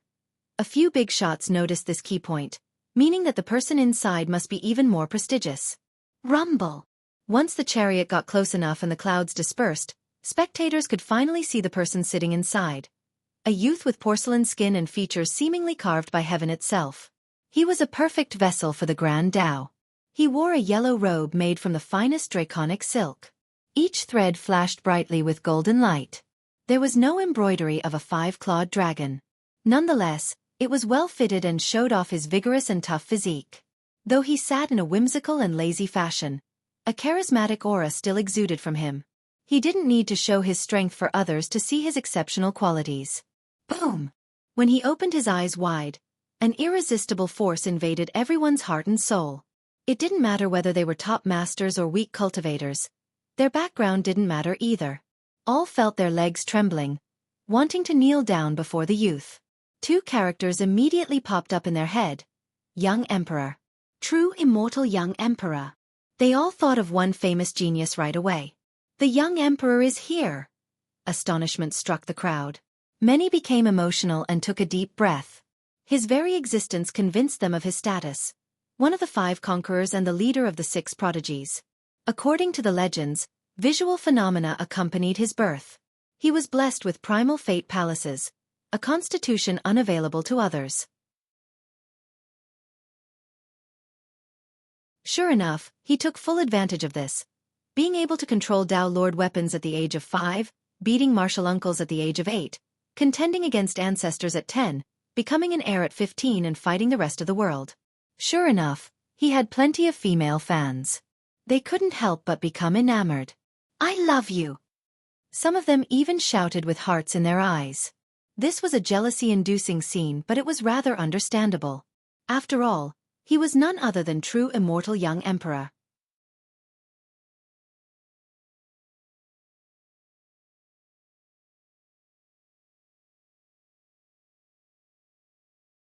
Chapter 46-37. The young Emperor's charisma. True immortal young Emperor has reached a point where he should be compared to ancestors, not the young generation. As the chariot drew closer, his imperial aura only intensified despite his nonchalant attitude. He has the style of a Tao Lord already, a spectator said. The big shots also admitted that his future potential was boundless. They felt that despite their experience and glory, they couldn't match him right now. The future Tao Lord, a genius from a sacred ground, mumbled. Geniuses from great powers were prideful and rarely admitted inferiority. They had all the advantages possible and believed that they had the potential to be the best. Alas, after seeing the young Emperor in person today, they couldn't help lowering their head and accepting inferiority. As for the women, they fell for his charm at first sight and loudly expressed their affection. He was indeed a dragon among men. Spectators understood why a beauty such as true immortal Saintess was willing to be his driver. Senior brother. The proud true immortal spirit immediately bowed after seeing him. The young Emperor nodded before turning his attention toward Xiao San. His lips then curved into a bright smile that immediately captivated female spectators. Senior Vajra, my junior brother has eyes but can't see Mount Tai. Please take it easy on him. The young Emperor smiled. His words were as pleasant as the breezes of spring. All eyes turned toward Xiao San right away. I know who he is now. An ancestor blurted. Your vision is impeccable, my little trick can't keep up. Xiao San's voice suddenly changed into that of an older man. He then reverted into a tanned old man with a frightening aura. Untethered Vajra. The crowd finally recognized him. Why is he here? This became the main question. He's too old for this is embarrassing. One expert sneered. Untethered, are you an old bull trying to eat young grass? What are you doing up on stage? Someone shouted at him. Waves of laughter and jeers resounded, but the old man only smiled in response. Some found this strange because Vajra Untethered always had a good relationship with True Immortal. The former had helped them with many tasks before. Why did he come on stage and cause trouble for True Immortal Spirit? Is this an attempt at marrying the Golden Daughter and then seizing the treasure? A last-gen cultivator laughed, thinking that it was an okay plan. Ancestors couldn't throw away their pride to join the competition. Nonetheless, if they couldn't be caught, then they would certainly give it a shot.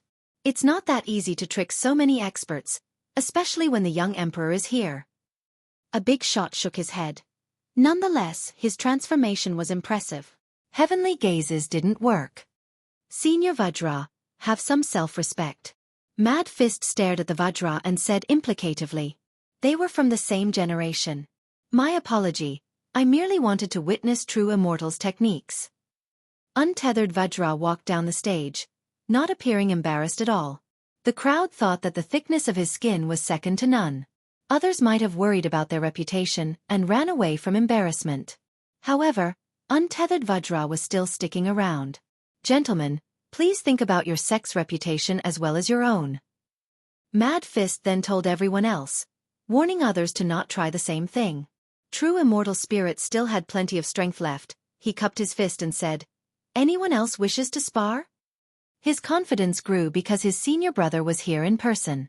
Who would want to challenge him and a conqueror right now? Seems like True Immortal is serious about this. Who can take them on now? One expert wondered. No one can stop the young emperor if he joins. Another whispered in agreement. I will.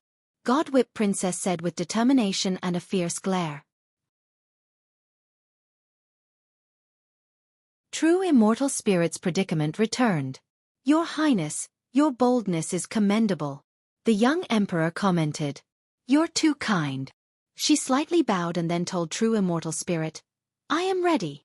True Immortal Spirit smiled wryly. It seemed that this fight was inevitable. Godwhip, return. A dignified voice suddenly interrupted the battle. Everyone looked up and saw a man floating in the air.